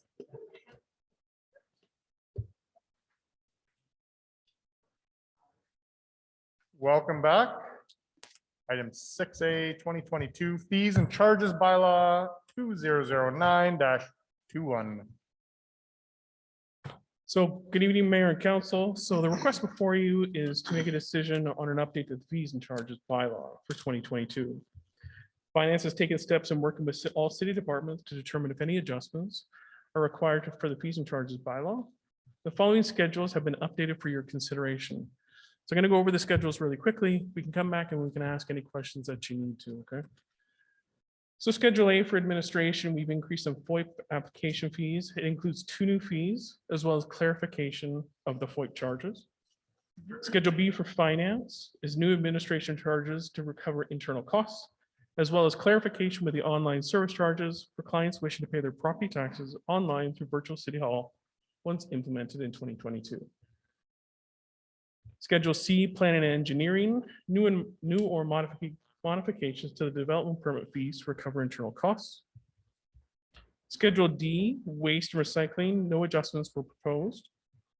Schedule E for water, fixed monthly charges have been increased back to 2020 levels in anticipation of future infrastructure costs. Schedule F for wastewater, similarly, fixed monthly charges have been increased back to 2020 levels in anticipation of future infrastructure costs. Schedule G for municipal enforcement includes 1 new fee and a correction to a current fee charged to all residents. Schedule F for fire services, no adjustments were proposed. Schedule I for transit, 1 new fee was for transportation and millet was proposed. Schedule J for recreation, correction to 3 fees that were previously approved by council, but the rates weren't updated in the schedule in error. And finally, Schedule K for cemetery, inclusion of the Wetaskiwin Memorial Cemetery pricing.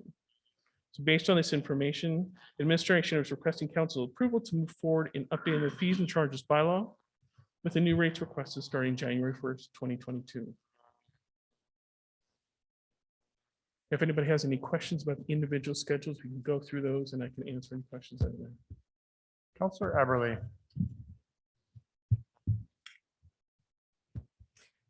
Thank you, Mayor. Through the chair to Mr. Reynolds, I just would like you to please clarify what would be Schedule G under it's the responsible pet ownership.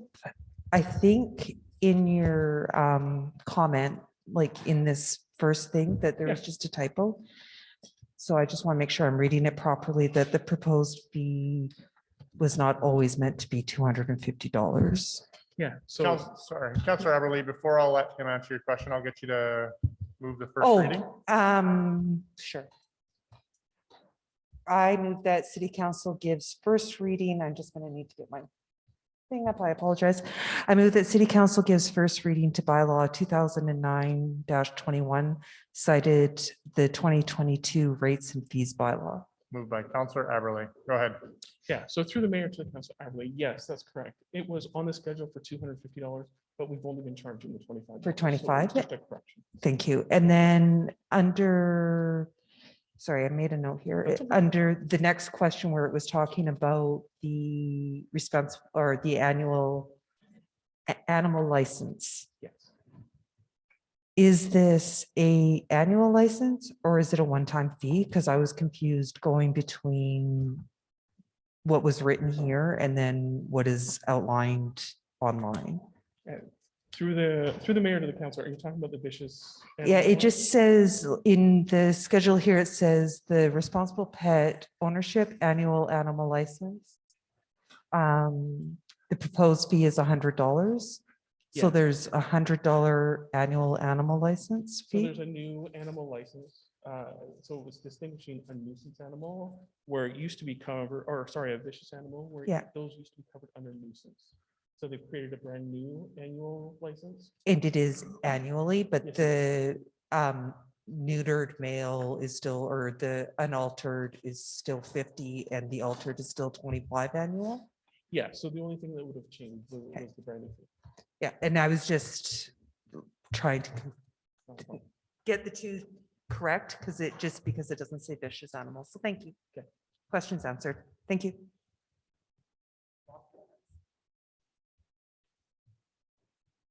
Councillor Blatz, if you're ready. That was my question as well. Okay. Should have raised your hand then. This is why I don't call on you. From the right side of the room. Councillor Elliott. I just wondered, does cleaning our tables, is that included in the fees and charges, or is this gratis? So through the mayor to the council, no, there's no fees. I just have a few questions. Sure. The FOIP fees, when I asked this question before of Alan, we are limited by what we can charge, correct? Yes, we are. But do we charge per copy when people ask for printing? So through Can the you just mayor make to sure the your mic is on and Yeah, that you're it's on. speaking into it? Okay. So through the mayor to the councillor, Alan has got a handout. Al has a tender. A tender what? And there's no fee for the handout. Okay, thank you. I was I just want to make sure that our staff time is being covered. Because on some of them, like there was one that was $2 to mail something. And I just thought, well, by the time you put postage and stuff on it, it's even worth more than that. So So through the mayor to the councillor, yes, there are some new administration fees, and they haven't been charged in the past. So we've been funding those, through general operations. The reason that we want to start charging the $2 and some of the other administration fees is start to recapture some of those costs where residents are coming in and needing a copy of their utility invoice. So a secondary copy to one we've already mailed to them. So they would come in, we would then print that off for them, but we would charge them on their account. no, I'm agreeing with you. I just Yeah. wonder if we're charging enough, that's all. Or I guess it's what the market will bear without them getting too upset with the finance department. No, so through the mayor to the councillor, I can tell you that we did look at some other communities around the Alberta area and then through the province, and we did find other areas that were charging between $2 and $5. Some don't charge at all like we used to. But I can also tell you that come within 2022, finance is going to do a full reconciliation of all user fees, and we're going to deep dive into the cost of each user fee. So we'll definitely have a better understanding. But yes, it's definitely something that we're trying to recapture some of those internal charges. Okay, because I think sometimes when people are asking for questions, they're doing it almost in the way of to antagonize the city. That's just a comment. You don't have to answer. Under pets, when we're talking about the impoundment fee, does that cover the fee from the veterinarian as well? Or if you charge me a fine, then do I also have to pay the vet fees, like for them storing my animal? So through the mayor to the councillor, Paul, is this something that you can speak to? Through the mayor, Councillor Elliott, just for clarification, this is in regards to the pet fees? Yes. I just wondered, like, if it says $25 the first time that a animal is impounded, but then do I have to pay my, I don't like to use the word storage, but fee for them caring for my animal as well? Through the mayor to Councillor Elliott, from my understanding, shelter fees include the licensing fee, boarding fees, medical care required, and impoundment fee based on the first, second, and then how many ever times the animal is impounded. And those would be costs that we take on from the veterinary clinic directly, and then would come to provide the fee. So are our costs covered when an animal is impounded? Through the mayor to Councillor Elliott, some of our costs would be recovered. I will connect with our manager of that area to determine what percentage that they're covered, whether or not it's 100% or 80% or. I guess to go the bigger question, are we subsidizing the veterinary clinic when people get their pets impounded? Through the mayor to Councillor Elliott, I don't believe we're subsidizing at all. I believe it is 100% cost recovery, but I do just want to double check with our manager of the area before I provide that answer as my final answer. Okay, thank you very much. I just have one more question. Transit to Millet one way is $15. So does that cover that's under transit number 9? Does that pay for the driver, the gas, insurance depreciation cost? Like, does one-way ticket for $15 cover that? So through the mayor to Councillor Elliott. Paul, is there something you can speak to it in? Through the mayor to Councillor Elliott. I didn't connect with, didn't have an opportunity to connect with our transit staff prior to coming to council this evening. I would think that there's two things that are driving that fee. So one would be what does it cost us? And the second would be what would the market, what is the maximum fee that the market is willing to pay? So our staff would have looked at comparables to other communities and establishing that as well. I can, if you're looking for more information specifically on how much of our costs are recovered, similar to the first one, I can follow up with you as well on that. No, I don't want you doing a deep dive into all that. I just wondered if we were close, that's all. I know we have to subsidize transit to a degree. Yeah. And it's $7 across for anywhere in Wetaskiwin. So I was thinking $15 to mill it is that enough money? That was all. So thank you very much. Thank you, Mr. Mayor. Thank you, Councillor.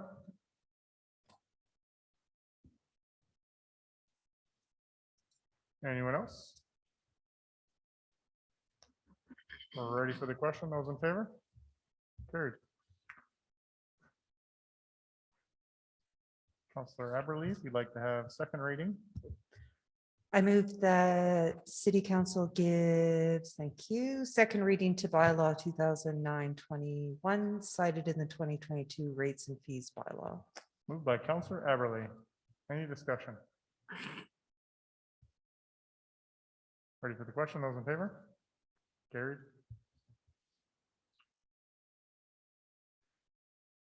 Would you like to have I third move reading? that City Council gives unanimous consent to bylaw 2009-21 cited the 2022 rates and fees bylaw. Moved by Councillor Aberlee. Ready for the question? Those in favor? Carried unanimously. I move that City Council gives third and final reading to bylaw 2009-21 cited the 2022 rates and fees bylaw. Moved by Councillor Aberlee. Any discussion? Councillor Billingsley. Just want to, for clarification on 7G. So the current fee is $250. Like I just want to make sure that this is correct, how it's written in the bylaw. So the proposed fee is going to be $25. That's the way it reads. Is that correct? So through the mayor to Councillor Billingsley. So it is $25. What was actually written in the schedule was $250 and it shouldn't have been. It should have been $25. And that's what our administration has been charging.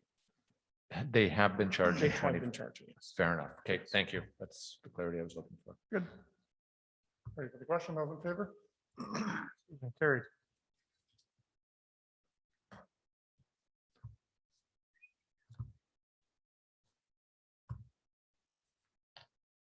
Entertain a motion to go in camera. Councillor Blatz. Those in favor? Carried. We are now in camera.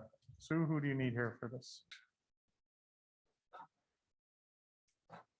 Need a motion to come out of camera.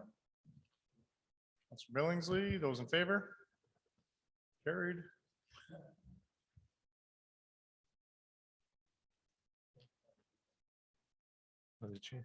I have 7B, rescinding of motion 343-19, section 16.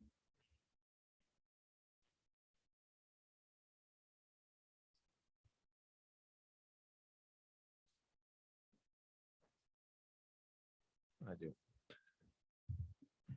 I move that City Council rescinds motion 343/19. All right.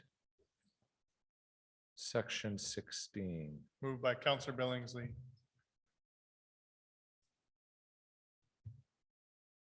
Maybe speak to what that motion was, just on the, Sure, yes. It was arising from the sale of those particular lands. Sorry, I can pull it up again. I don't have the plan numbers memorized. Ultimately, it was a motion that is now impossible to satisfy. So just to close the loop there, the motion is unnecessary. So our request is that it be rescinded. perfect. Anything further? Ready for the question? Those in favor? Carried. And item 7C, 2022 request for proposal in the audited services, section 29. So to the mayor, this was audit RFPs that were received to provide external audit services for the city between January 1st, 2022 through to December 31st, 2024. And you're looking for a motion of council to approve that RFP? Yes, I am.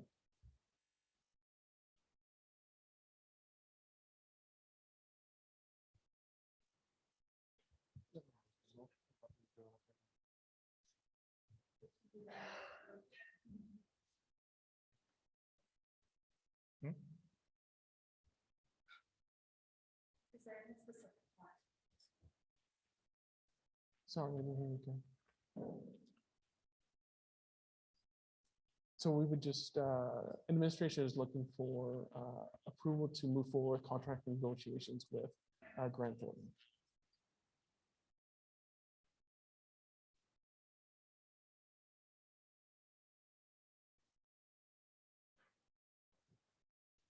So administration is looking for approval to move forward with contract negotiations with a successful proponent.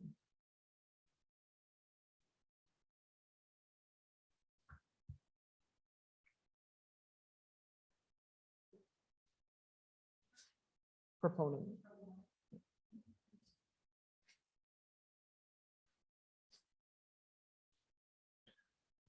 Somebody make that motion? We need to add what it's for. It should be for external contract or external audit services. Yes. Yes. Between January 1st, 2022 to December 31st, 2024.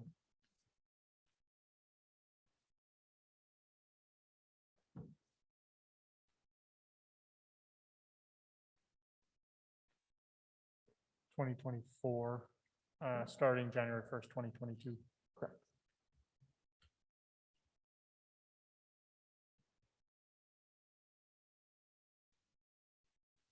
Yep.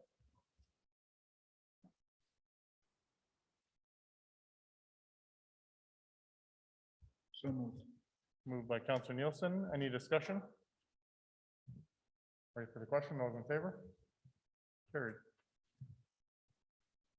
Item 8A, 2022 municipal budget consultation plan. Good evening, council. Can everyone hear me? You betcha. Perfect, thank you. Before you is the proposed 2022 municipal budget consultation plan for your review and approval. Due to increasing vaccination rates coupled with the community's overall desire to physically gather again, we are proposing a hybrid model of participation for the 2022 municipal budget, where both in-person and online opportunities for participation would be provided for members of the public who would like to learn more about the proposed budget and share their input. So the Balancing Act budget tool, which we used last year, would be available online from January 17th to January 31st, 2022. And then budget consultations would take place the week of January 24th, one at the Wetaskiwin Senior Center and the other at the Best Western Wayside Inn in one of their available meeting rooms. And the entirety of the consultation plan has been included in the agenda for council's review. I am free to take any questions from any member of council. Entertain a motion and we can get into questions. I move that city council approve the municipal budget consultation plan as presented. Moved by Councillor Nielsen. I have a question. Go ahead. When we have an open house like this, do we require vaccination screenings? Yeah, so that would be up to each location that we booked the open house with, and that's part of why we decided to go that route. Is it's a lot, they're already used to doing it. It's a lot, people feel safer generally. So yes, the two locations that we've booked with, and I say that with quotations because we let them know that this hasn't yet been approved, would definitely be screening for either a valid negativity test, whatever that formal name is, and or your vaccination proof. Thank you.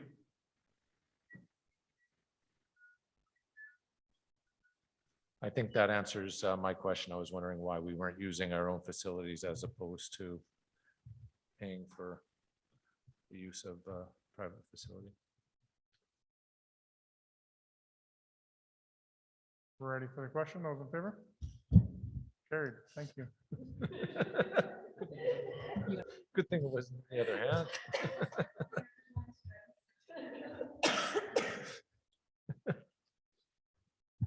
Item 8B, 2022 interim operating budget funding.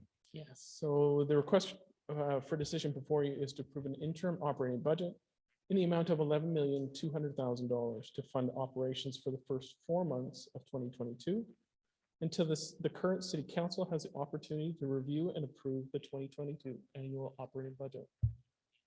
Based on section 242.1 of the Municipal Government Act, each city council must adopt an operating budget for each calendar year. Where there is no ability to approve an annual operating budget prior to the start of the year, there is an option under section 242.2 of the Municipal Government Act, which allows an interim operating budget to be approved by city council for a portion of the calendar year. Please note that based on section 242.3 of the Municipal Government Act, an interim operating budget for a part of the calendar year would cease to have any effect when the operating budget for that calendar year has been adopted by city council. As well, any capital projects that have been previously funded are able to continue without interruption as the funds have already been pre-approved and are not tied to a specific fiscal period. Based on this information, administration has recommended that council approve an interim operating budget of $11.2 million to fund the operations for the first 4 months of 2022 until an annual budget can be passed by city council within the first quarter of 2022. And I'll be able to answer any questions you have. I would move that city council approves an interim budget in the amount of $11,200,000 to fund operations for the first quarter of 2022. Moved by Councilor Nielsen. I have a question, Go please. ahead. Thank you. So Sue, sorry, through the chair to Sue. So capital projects that were deferred, therefore previously funded, can continue. Where are we at with tendering processes for those that were outstanding from this year or last year? Through the chair to Councillor Nielsen, Kathy has plans with the caveat in each of the tenders to have them out in January. And each of them will say pending budget approval, so we can go through the process, get the prices in anticipation of approval. That way, if something doesn't get approved, we have that clause in there that will allow us to back out of that contract. Some of the projects that were previously approved that we're retendering, they are all ready to go. We are doing some final checks on numbers to make sure that they're still legitimate. If they're not, we'll be back in the first meeting of January to ask for extra funding for capital. And then the only other one that we have a big question mark on right now is the facility one with the ice plants. And so we're doing one last piece of information gathering, and we'll be bringing that back to council in the new year to get some direction. But everything else is either on schedule to be tendered right away, or we have plans to come back and update council. Thank you.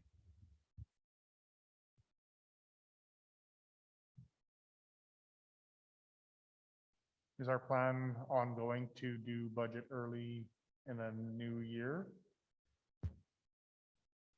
You mean get back on a regular schedule? Yeah. Yes, so next for 2023's budget, we'll be doing it in November, Okay. like as per normal time. Yeah. Good.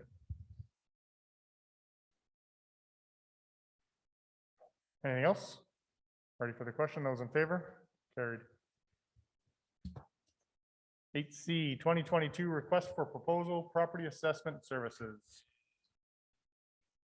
So the request before you is to secure a contractor to provide property assessment services for the city of Wetaskiwin. The city of Wetaskiwin currently has a contract with Accurate Assessment Group to provide property assessment services within the region. This contract is set to expire on February 28, 2022. To continue to provide residents with the best value for their tax dollars, administration, through the Alberta Purchasing Connection, requested proposals from vendors that wish to bid on the service for a 3-year period starting March 1st, 2022 and ending February 28th, 2025. Based on the requirements of this submission, all vendors were to provide their proposal by 4 p.m. on November 26th. And as of that date and time, the only RFP that was returned was from Accurate Assessment. Accurate Assessment submission details their legislative work, which will be completed on an annual basis, including re-inspection of both residential and non-residential properties. Fees for this service have been presented at $17.50 per property for 2022, which equates to $92,750 based on approximately 5,300 properties within the region. As a comparison, 2021 fees for the same service were $17 a property. As part of the legislative background, Section 248.2-1 of the Municipal Government Act requires that a municipality must appoint a person having the qualifications set out in the regulations to the position of designated officer to carry out the functions, duties, and powers of municipal assessor within the Act. Based on the information provided, administration is requesting council's approval to move forward with contract negotiations with Accurate Assessment. And again, I can answer any questions that anybody has. Mr. Mayor, I would move that council directs administration to finalize contract negotiations with Accurate Assessment and execute the contract for assessment services from March 1st, 2022 through February 28th, 2025. Moved by Councillor Elliott, Councillor Billingsley. Thank you. Through the chair to David, part of the reason why we wanted to look at this is that thought maybe there would be some other companies that are interested. Is it possible to go to a shorter term instead of a 3-year, that with the possibility of other companies in the next year possibly wanting to take a look at this? Through the mayor to the councillor, I don't see any issues with going to a shorter contract that may change the price in which Accurate Assessment is willing to charge us. If they don't see a 3-year contract, it's very possible that it may come at a higher price per property. And to follow that up, is this the same contract and the same level of service that we've been getting for the last 50 years, 20 years, 10 years? So, through the mayor to the councillor, absolutely, it's identical service that we've been receiving so far. Then I'm not very satisfied. Through the chair to Councillor Billingsley, there is an opportunity, the team, we have had discussions about reassessing, about changing levels of service and expectations. And so there is an opportunity to have that discussion with council and get pricing from Accurate to move forward with different services as well.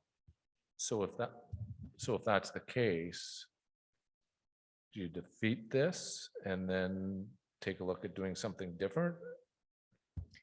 I would suggest we approve this because we have to have this in place. But should we then go, would your recommendation be a shorter term then if we're looking to do those things that you speak of? I think what we could do is go in as part of the negotiations and say, here's our council's concerns. Here's what our plan is over the next year or two, or whatever that is. And then we could report back and let you know where we've landed with them. Through the mayor to the council, absolutely. Okay, then I would support that. Thank you. Councillor Nielsen. Thank you. Well, I share the same concerns. I've had these concerns for a number of years, but at any rate, I'm just not convinced we're getting $92,000 worth of service. And I have no idea what a city assessor would cost us. I gotta believe a local assessor, knowing our community, being on site, we would have a greater success rate ensuring that the properties that we're being told are being assessed are in fact being assessed on a regular basis. Because I've got questions about whether that level of service that Dean spoke about is actually being met for this kind of dollars. And a number of years ago, there was a suggestion that we do an audit and actually have a third party, municipal affairs, be engaged in an audit to confirm some of the data we're having. At that time, Lisa was there and she recommended against it for a number of reasons. And I would like to understand what it would cost us to bring somebody on within the city. I know it creates different kinds of complications to have a city assessor. But if we're really talking about dollar value and all the rest of it, I think it should be part of a consideration moving forward. Through the chair to Councillor Nielsen, we did do a quick search of this. I did. I don't know that I included Alan and David in it. And I did a quick search for job postings for city assessors. They are 110,000 and up plus benefits. Okay, but I guess my concern would be that I don't believe we're getting 40 hours a week out of our current assessor. And even if we were only getting 20 hours a week, that's a part-time assessor. And I wonder if we couldn't have a part-time assessor, three-quarter time assessor, and have them do other functions within the city at the same time and potentially kill two birds with one stone. Whatever the heck that means. But I understand the additional costs. But I'm not sure we need a full-time assessor to get the same quality or even better quality of service, perceived quality of service than we're getting right now. I also think that one of the things we could do is chat with them about, a year and then options to renew.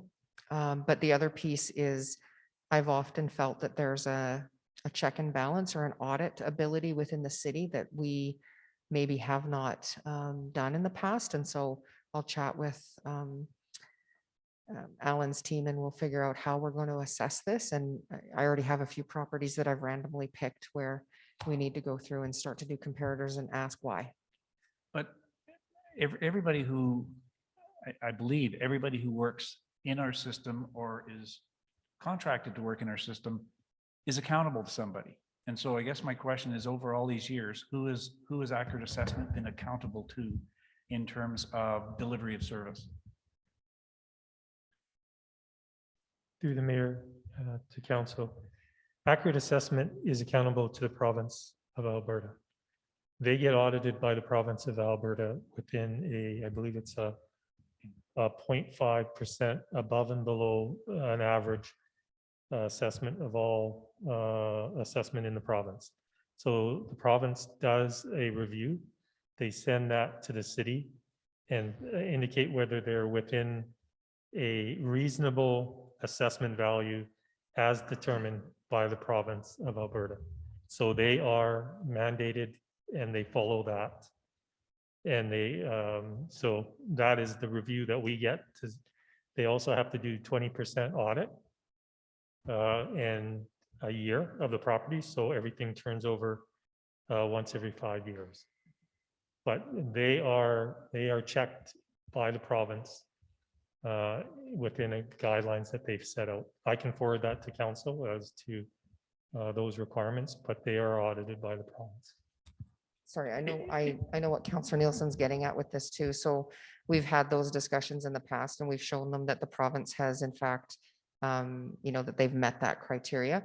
The difference in our community is we have permits that were applied for and they were applied for a specific way. And I'll use this one house that I have in mind as an example. There was a permit pulled. It was a covered porch. The porch is actually enclosed in part of the house, but the assessment never changed. And so there's those checks and balances. And I believe in that case, that needs to be the city. So the contract is with us. Someone within the city needs to take responsibility to do random audits and say, I've pulled all the property file information, I've pulled all the permitting, and yes, you're assessing this properly. The province doesn't go to that level of a review, but there is an opportunity for us internally to do that. To the mayor, to council. Also, in regards to doing that internal audit, the city has, I believe, pictometry, but we only run it fly every other year. And what pictometry does is it has a tool where it can show whether there has been an addition to the property over, be it 350 square feet or whatever. It identifies it, comparison from one year to the other. And so any objects, i.e. pools and all that, is that can be pulled up and can be used as an audit purpose, but it has to be utilized in that way. I'm not sure if the city utilizes it in that manner. Councilor Billingsley?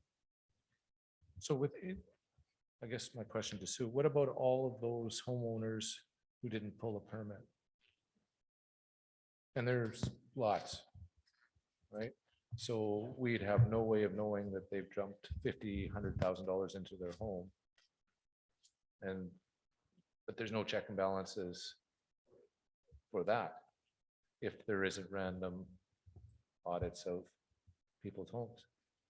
Right, so through the chair to Councillor Billingsley, this was the discussions that we've had over the years too with, there's a chronic problem in this community with people not pulling permits. And I believe, and again, we will have those negotiations with Accurate and or any other firm that does this. There is the opportunity for council to have that reset. Other communities have done this where they've gone in and just done a complete reassessment of every house. Obviously that costs money, and that we would look at what the options are around that. But in a community where people don't pull permits, you have no other option. You don't know what they've done inside unless they've pulled those permits. So for me to support this, to go up to 2025, it can't be the same as it has been for the last 10 years. If we're just renewing for another 3 years of the status quo, I can't support this. It's got to change. I just don't. We've identified that there's been issues, whether they're real or not, but we have concerns. And just to say, well, we're just going to keep going like the way it's been for the next 3 years is not acceptable in my opinion. Through the chair to council, I wonder if we don't go back and discuss some options with Accurate and then come back to a meeting in January with more options, When does this need to be approved? end of February. I would. Go ahead. I guess I've been on council a long time. And I've been on the assessment review board. And what concerns me, aside from my concern about whether we're getting service in terms of 100% of our houses every 5 years or businesses being assessed, fully assessed. I raised the question a number of years ago about whether we have arbitrarily reduced our assessment. And I took that to my training sessions. Can we artificially decrease that? And in all the time I've been on council, to my knowledge, there's never been an assessment review ever conducted in now almost 9 years. Anytime our current assessor values a property higher, anybody who's contested it, it's always written down by the assessor so that there's not contesting. And it raises for me a question as to whether it's just a lot more work to actually go in and defend your assessment in front of an appeal than just to arbitrarily sign it off low. And I'm not saying they are or they aren't, but it's raised the question for me that we've never had anything challenged. And our property values continue to stay low, low, low. So to me, there's just so many questions attached to this that I think there's got to be other workarounds besides simply jumping back into bed one more time and hoping that we're going to have 5,000 properties or whatever assessed at the end of that term. Off the soapbox. I propose that this gets tabled.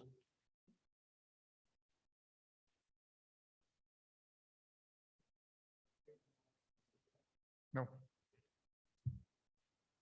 Motion's been made. I'm looking for it to be tabled, or I'm suggesting that. Once the motion's made, you're not allowed to speak to it, so I'm going to speak first. No. That's true. It's true. That's not the direction I thought you were going in. I thought you were Okay, the only thing is, I'm just, obviously, administration is hearing what is going around this table. And the motion is to move into final negotiations. So it didn't say to finalize it, it says to move in, you're going to finalize the negotiations, but there's still steps that can be taken before it's finalized. So I think you have the feeling of the group. Correct? So you can, when you meet with them. Now I would move that we table this until the January 2nd meeting and January the 1st one. It's the 10th. Wait till January the 10th, 2022.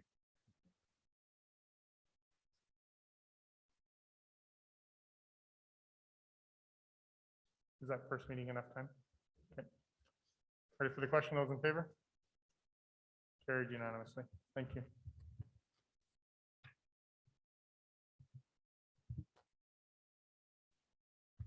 Item 8D, request for direction for the current state of homelessness report. Good evening, council. I'm here this evening to obtain further direction from you on work related to obtaining a better understanding of the current state of homelessness in Wetaskiwin. About a year ago, administration received direction from council to proceed with a study that would help us understand the current situation of homelessness in Wetaskiwin. Those steps were planned to be as follows. So step one was to engage community partners through the Guiding Coalition of Homelessness, just to get a better sense of which community partners we could engage in the work. Step two was to conduct some research with other municipalities to see what had been done municipally in regards to developing homelessness strategies. Step three was to gather data. Specifically, administration was looking to work with the Camrose Open Door in obtaining a lot of the information from the 24/7 hub, as well as other community groups to better understand who is gathering data in regards to the vulnerable population. And step four was to engage the homeless population and actually survey some of the vulnerable to better understand their lived experience. That was in November of 2020. We had quite the year. Some of the work that was actually completed against that plan. So administration was involved through discussions with community groups. There was a committee, albeit met only once through the Guiding Coalition of Homelessness to get a better understanding of what data was being collected. And what we learned was that at the time, that this was in the summer, the Camrose Open Door was really the only agency in town that had any sort of data in regards to the vulnerable population that was collecting it. That being said, that was only representative of the agencies that were part of that discussion. Not all agencies in the community were part of that discussion. Administration was also invited to participate in a pilot project led by the RCMP called Data to Action. This is part of the Alberta RCMP's crime reduction strategy. And so community groups were brought together to discuss providing their data to the RCMP to be analyzed to help identify trends and hopefully strategies that we could work together on to reduce crime in the community, but this time focusing mostly on some of our social issues. Administration had one meeting with the RCMP. We're still waiting on a second. The Regional Safety and Wellbeing Committee met on September 15th, and we did talk about the value of proceeding with a homelessness count in the region. Just for your information, ARDN, Alberta Rural Development Network, they have a step-by-step guide to estimating rural homelessness that we could leverage in doing that work. So administration continues to believe that a better understanding of homelessness in the community, as well as the broader region, is an imperative first step in tackling many of the complex social issues that Wetaskiwin faces, such as homelessness. And during Council Strategic Planning Retreat, the topic of homelessness was a major point of discussions. The administration is recommending that any future work on this topic is planned in alignment with Council Strategic Plan. Once the plan is finalized, administration will prepare a corporate business plan that will identify a clear plan of action in regards to achieving the results identified during that strategic planning retreat. So I'm here today to ask for two things. One is that City Council rescind the motion approved on July 20th, 2020 to develop a plan to identify a community-led homelessness strategy.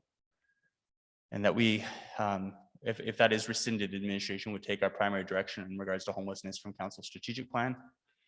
And then item 2, if those on council so wish, that City Council direct administration to submit an operating business case as part of the 2022 budget cycle to gather the required data to better understand complex social challenges that exist in the community. Administration, if this is approved and council does direct us, administration will be reaching out to other municipalities and just doing a bit of research to determine what the scope of that would look like. But I guess what we're trying to say is we need to hit the reset button on this a little bit, go back to council strategic plan, which is really our primary directional document that we're looking at as far as how we move forward. And we do believe that we need to start with analyzing data and trends. And as we've talked internally, we don't know really what are the significant barriers in the community, whether or not it's homelessness, whether or not it's housing, food security, domestic violence. There hasn't really ever been a study focused on all of those. And so we believe that focus on the data first and then see where it takes us. So with that, I shall conclude my presentation and take any questions that council might have.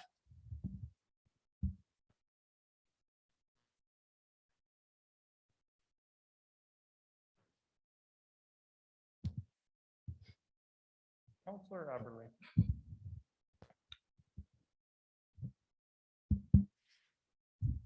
Thank you, Mayor Gandam. I will make the motion and then I have a question. So I move that City Council rescind the motion approved on July 20, 2020 to develop a plan to identify a community-led homelessness strategy. Moved by Councillor Aberley. Go ahead. Paul,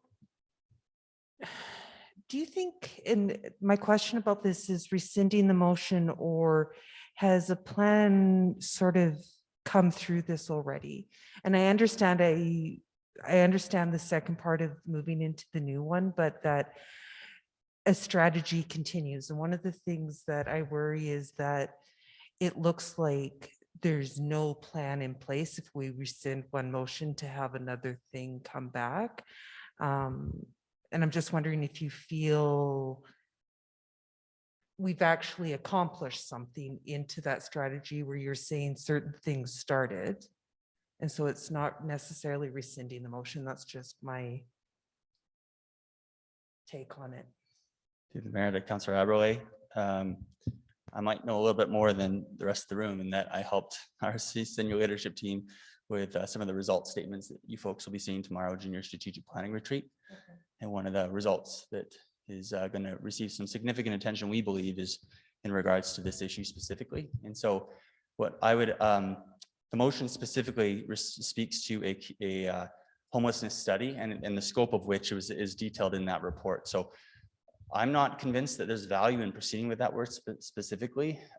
There's a variety of reasons why it's been a little, it hasn't been as streamlined or as linear as I would have liked. One of those things is staff capacity. The other element at the time of the last year where we were is community agencies that are willing to work with us to partner and do this work. That has come up and down as far as who's been available. It's changed significantly since where we were last year. And so I think just to be above board here, we'd like to rescind this motion, and then me as an administrator will then look to council strategic plan to see what comes out of that. If homelessness or if any of this type of work is not in council strategic plan, then my direction as an administrator is to say, okay, we're not moving forward on this. Right. And so I think that's just to be as clear and concise moving forward. It will really help as far as allocating time and resources moving forward. Okay, thank you.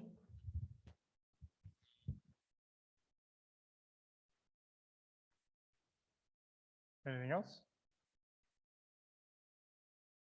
Ready for the question? Those in favor? Opposed? Carried.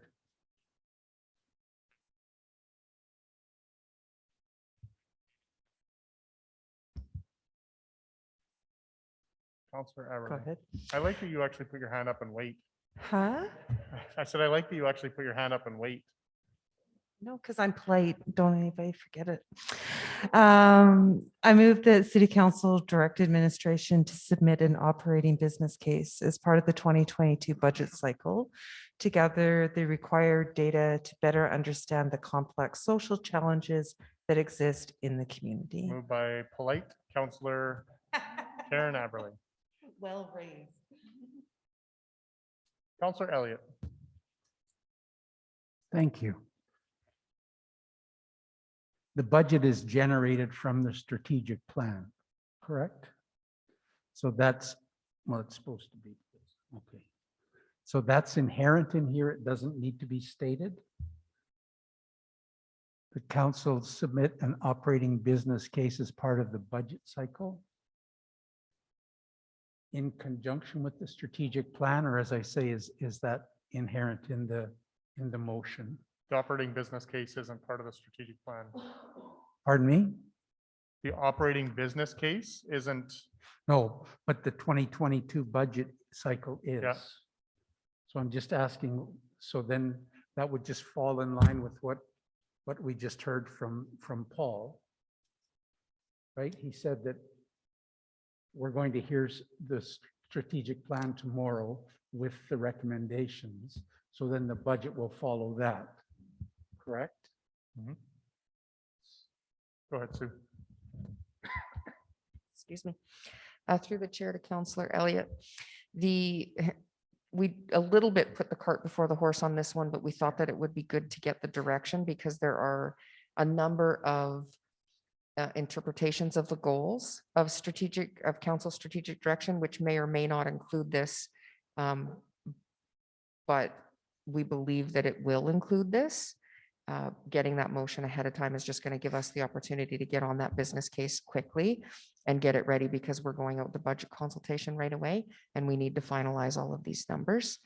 The discussion tomorrow may not result in, yes, we want you to go forward with this, but if we have this motion, then Paul can get it ready before everybody leaves on holidays. It becomes part of the budget discussion. And then if council turns the business case down as part of budget, then we will have other directions in place as part of the strategic plan.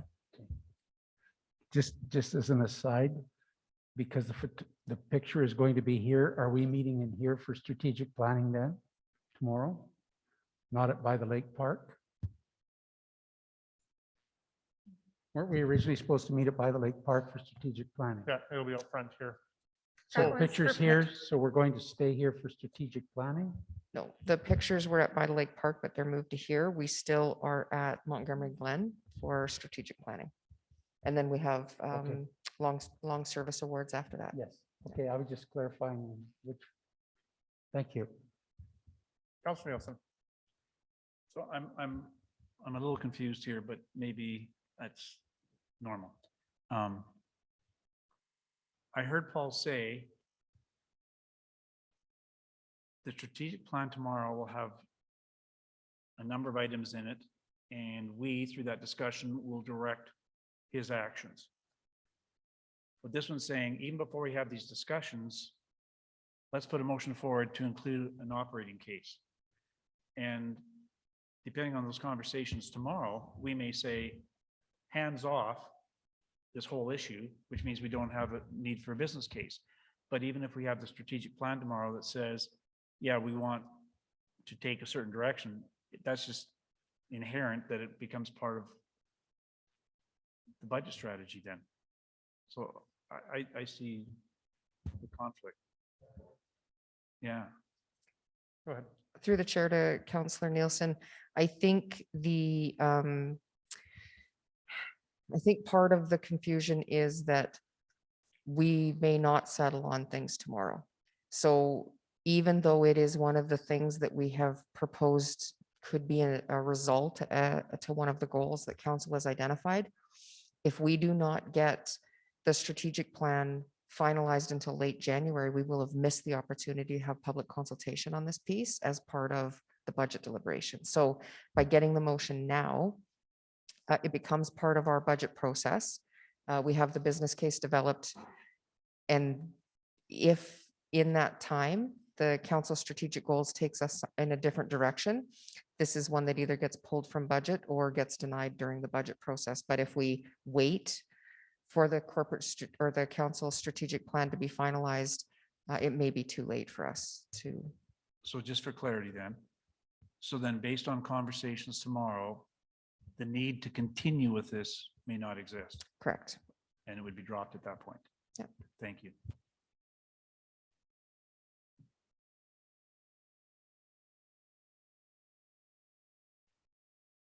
Anything else? We're ready for the question. Those in favor? Carried. Item 8E, Counselor Blatt's notice of motion. Yeah, so I am making a notice of a motion to be brought back for the next council meeting, January 10th, 2022, in regards to benefits changes for firefighters. And I will let Mayor Ganem speak to this, unless there's not much to be said other than notice of a motion. Just notice of motion, it's fine. I can speak to it when, yep. Anything else? Ready for the question, those in favor? Carried. Counselor Blatz. Oh, my goodness. Do you have another notice motion or did you want to move to adjourn? Oh, okay. Those in favor? Opposed? He wants to stay all night.